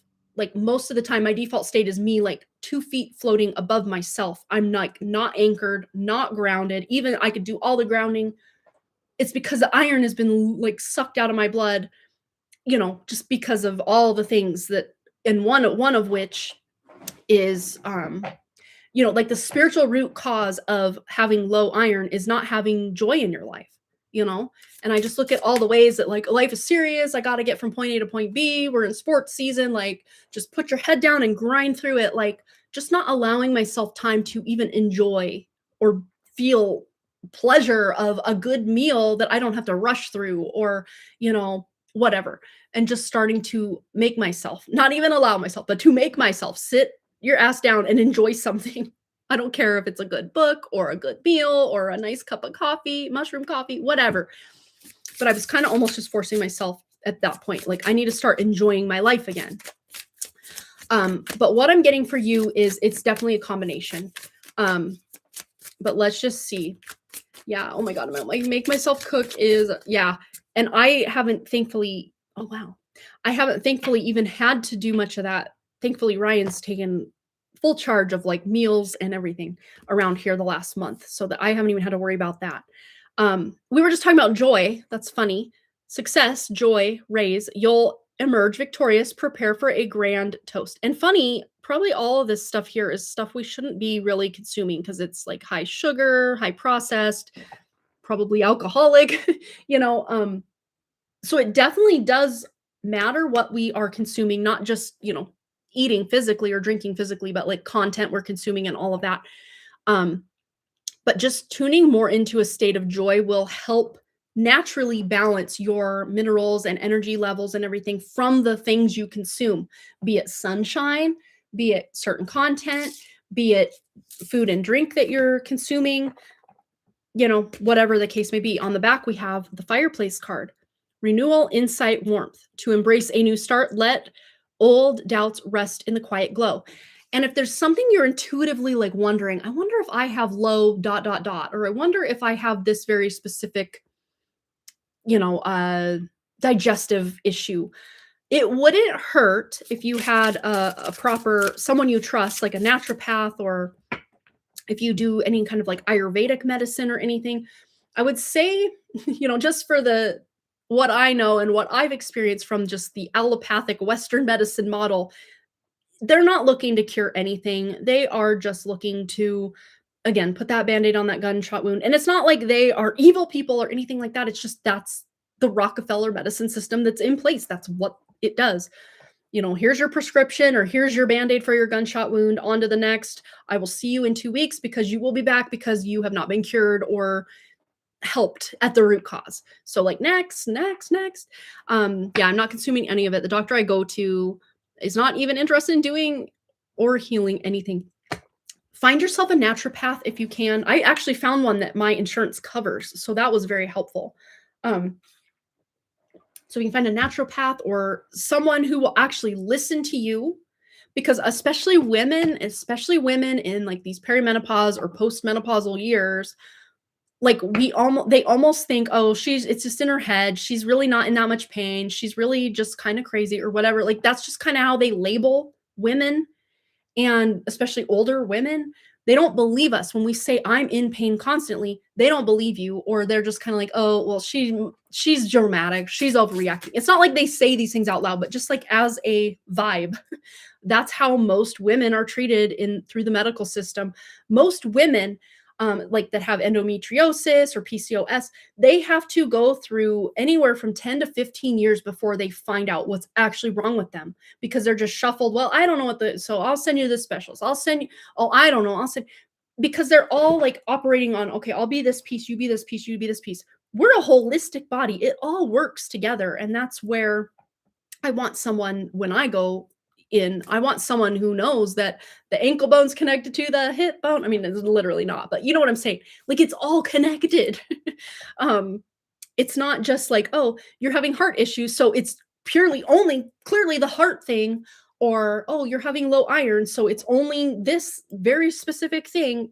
The iron goes throughout your whole body, or your heart pumps blood for your whole body.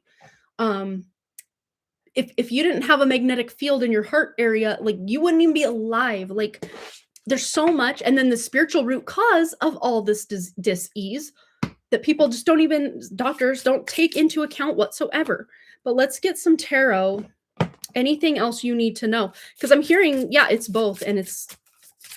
But a lot of times, yeah, look, we have coffee maker with awakening, energy, and flow. Something crucial is brewing, set to stream into your future.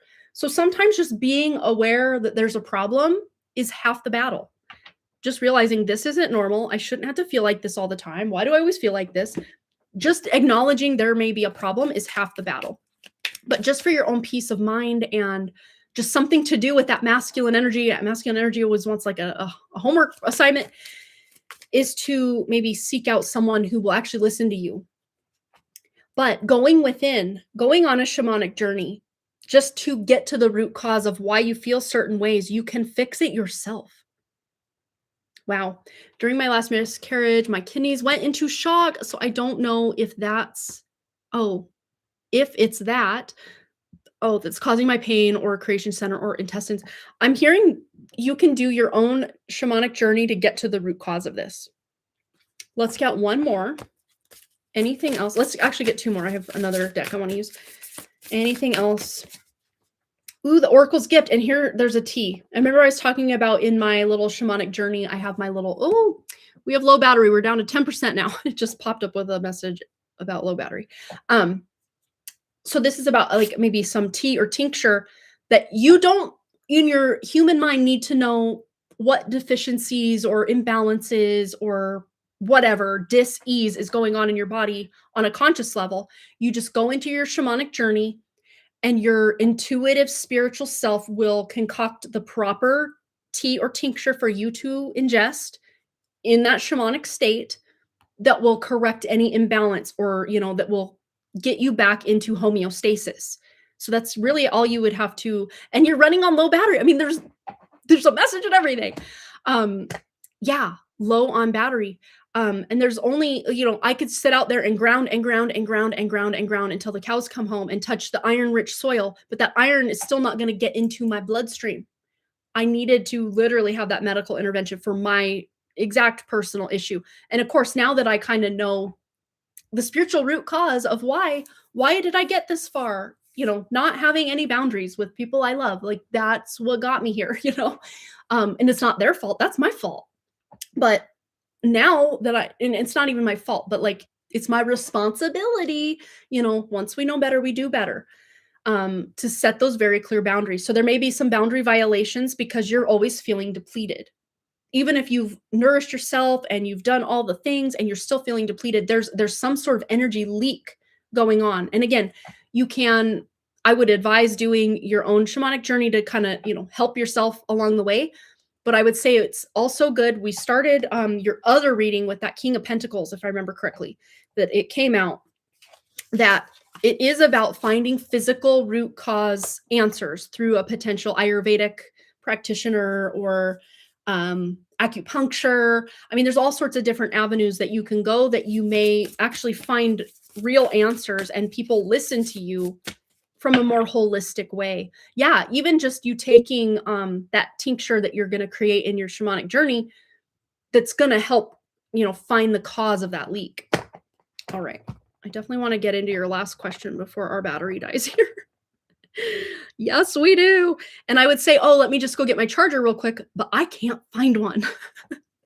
Wrigley has this awful habit of taking off. I have 2 personal chargers, one's for the old laptop and one's for this newer one, but this is the same, input. I can't find either of them. And I looked and I looked and I looked. I know Ryan has one here that I could use. I just need to find it. But all that being said, and I'm hearing already to use this deck. It's the Spirit Animal Wisdom. So we'll start with this one, but let's read your last question for Versha. And I need to remind myself when we're done to make these timestamps. So I can't forget that. I feel a pull to get a cat and maybe a dog too. But I know I am allergic to their hair. I know they do like the more hypoallergenic dogs. I know there are certain dogs that people that have the allergies can have. You would just probably have to do some research on that. Yes. I feel strongly feeling to get a cat more than a dog, as I feel my dragon, specifically the Black Divine Masculine one who was behaving as a pet, have taken a step back. It seems it is something to do with my latest upgrade as to how I connect with my monad structure is shifting. Does it have to do with how I connect with the gray being as it is presented itself as an avian being? It got to me as it presented like this is not glittery being, but a bird-like being, sharing presence with me. What do I need to know? Okay, let's tune into this question. Yep, that was the case in my home. S runs away with the chargers. I got a whole new set for him. He just misplaces it. Yeah, Wrigley will plug it in here, there, and everywhere, or he'll leave it out at my in-laws' house. It's probably where they both are, is my in-laws' house, to be honest. All right. Message for Versha on the animal and this bird-like being and all of that. Oh, bird-like being, we got ladybird, but it's a, ladybug. Luck. All of your manifesting positive thoughts and visualizations have been heard. But I'm already hearing bringing any kind of pet, even if it's, kind of, I get chills. Even if it is the guidance of these dragons that aren't technically pets, almost to call a dragon a pet is like degrading or demeaning in some way, because they are their own sovereign beings, but they're offering assistance. But I'm seeing to have a pet, we'll use that term loosely, through these beings or other spirit animals, any kind of totem animal, be it a spiritual totem animal through your shamanic journeys, like a spirit animal, if you feel so inclined, or if it's physical. But physical can greatly benefit us, especially when you're being asked to be embodied more. Oh, look what's on the back. I didn't even realize. Divine service. How can you serve yourself better? And that's what they're here for, is divine service. They don't want to be owned or, oh, you're my pet. I mean, like we don't have like other language we would call a dog. I mean, people sometimes will call their dog their son or their daughter, which, to each their own, but, dog mom, dog father, whatever.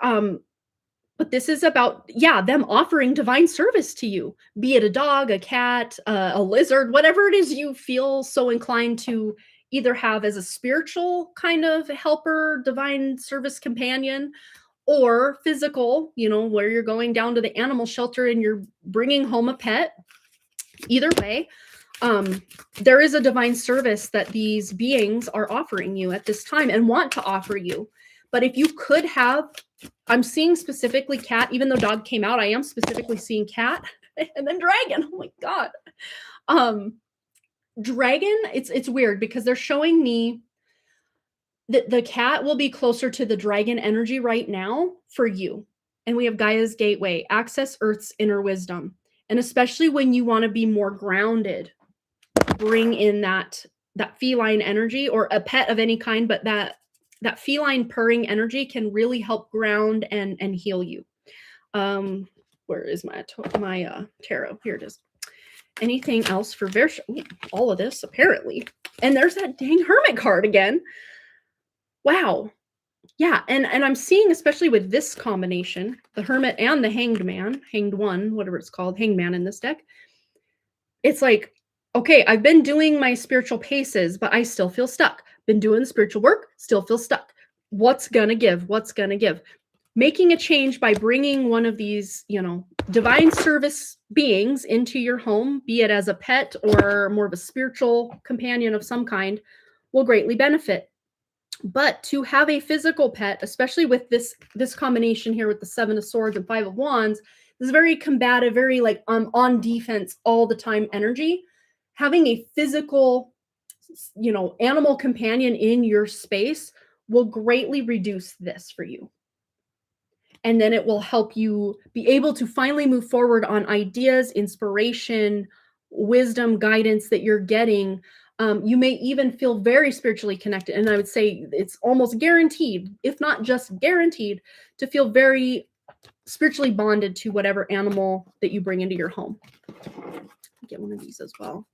Anything else for Versha regarding any messages potentially that avian being had for her in regards to animals or just anything else that avian being wanted to bring through? I'm already hearing don't worry, be happy. And then we have freedom and emotions. So don't worry, be happy. Fly, freedom fly like the wind. Look at that. And the avian, look at all the birds. Wow. Yeah. And this is about allowing yourself to feel it so you can be free from it.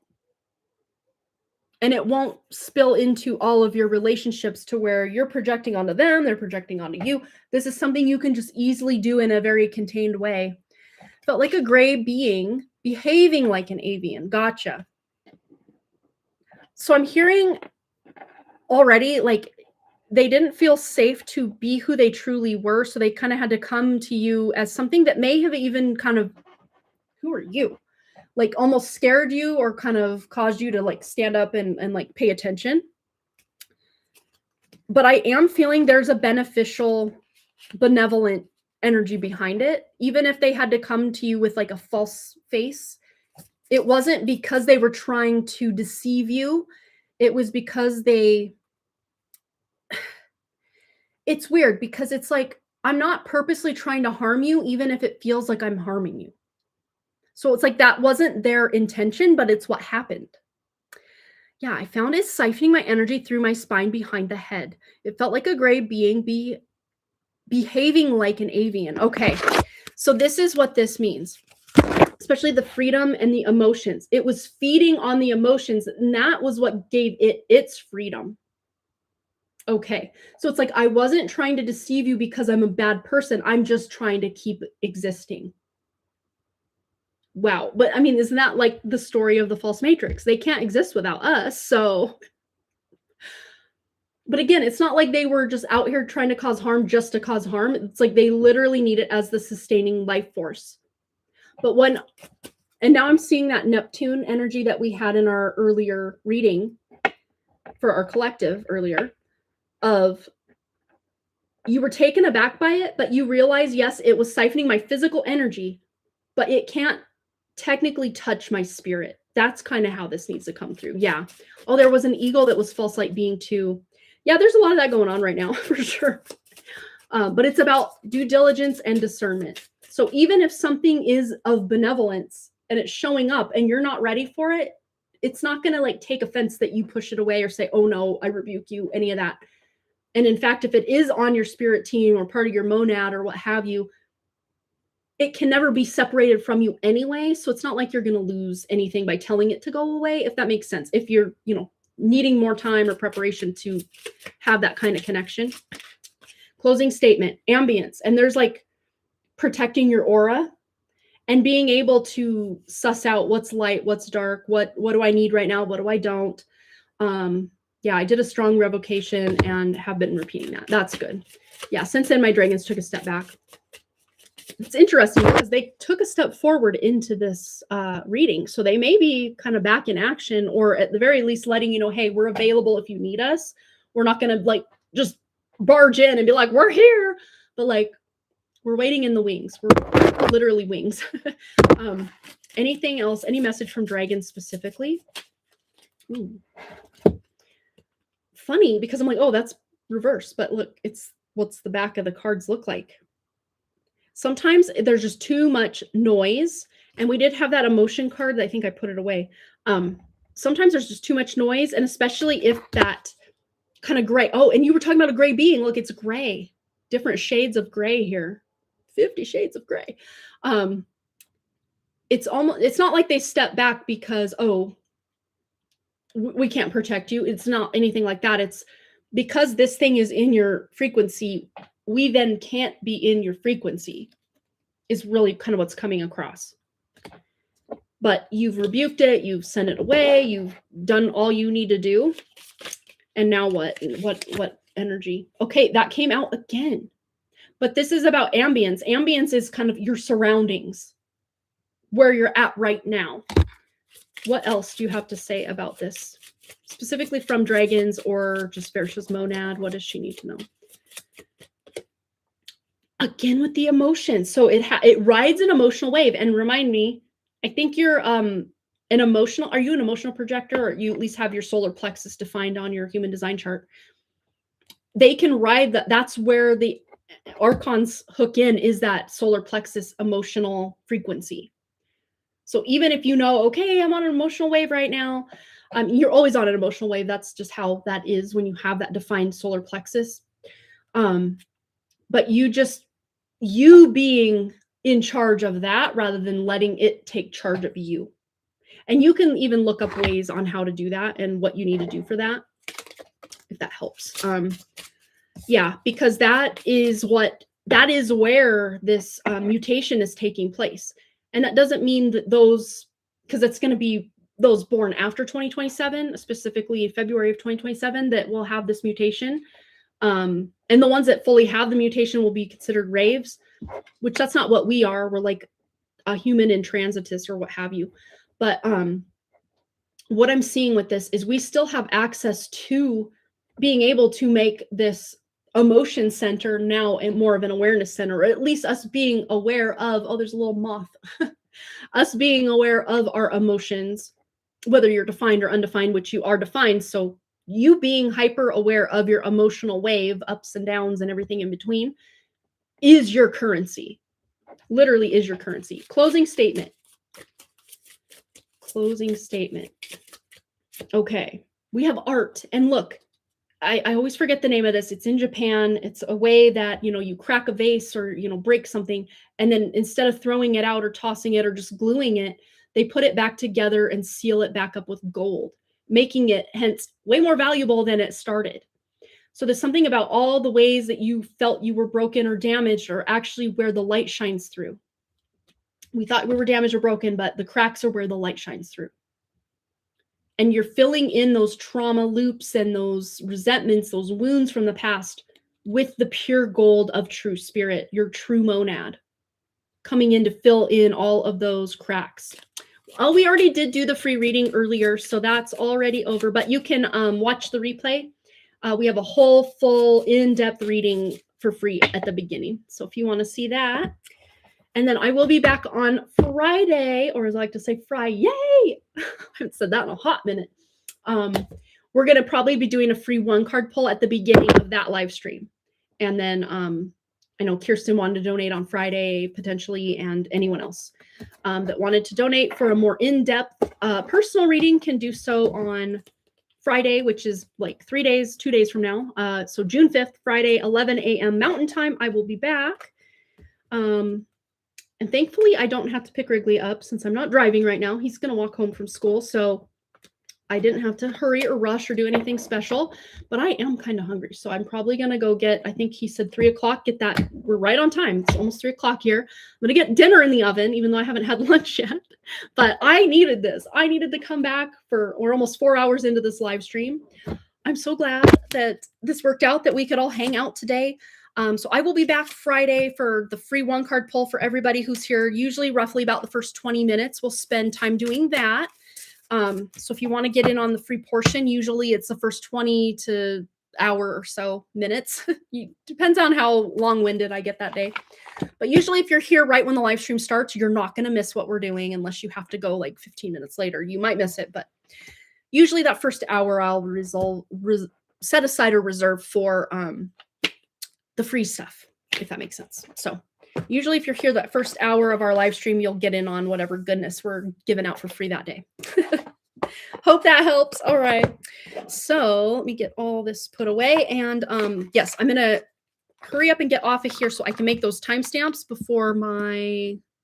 Okay, I still have 6% battery. So we're not like going to run out in 2 seconds, but it's dwindling. So I better get these timestamps up. So Michelle, Brianna, Gitaleka, and Versha all have their timestamps for today. All right. Oh, you've been working on GGC, Carrie's higher tribe application. Oh, that's so exciting. Yes. Have a good late afternoon and evening. Thanks a lot for the readings. I will do the shamanic journey. Yeah, let us know how it goes. Unless you don't want to share, that's totally fine. But sometimes it's fun to get little nuggets of stuff we can share if we want. A lot of my like most profound journeys, I don't think I've ever shared with anyone because it's almost like it's so special. I just want to save it for me, you know. But I might write about it someday on Harmony Portal's Substack. Who knows? Who knows? Oh, you'll share with me. Don't worry. Awesome. I'm always just so curious to see what everybody's got going on. Yes. All right. Well, I'm going to go. I'm going to get these timestamps up. I will see you guys Friday. I would say we're about 95% on for that in case I just feel like total garbage. Then I'll let you guys know on the community tab. But like, I think we're back, baby. I think we're back. I'm so excited to be back. You don't even realize how excited I am. I don't probably even realize how excited I am, but I'm so happy to be back. And hey, I couldn't have done a 4-hour live stream last week or the week before or the week before. So like, this is progress. All right, you guys, bye. Thanks again so much for all those likes, comments, shares, subscribes, donations, and all the things. And I really, truly do hope to see you guys right back here on June 5th, which is this Friday at 11 a.m. Mountain Time. I will be back here and hope to see you there. Free 1-card pull. If you haven't heard, free 1-card pull. If you haven't put a like on the video, feel free to do that. I'm sure the algorithm still doesn't care who I am or anything I'm going on, but if you feel so inclined to like or hype, I think there's a new hype feature that's been around for a minute, but I still don't understand how that works. But feel free to hype it or like it or not. I don't care. Whatever works for you works for me. All right, you guys, much love, peace, and I will see you next time. Bye.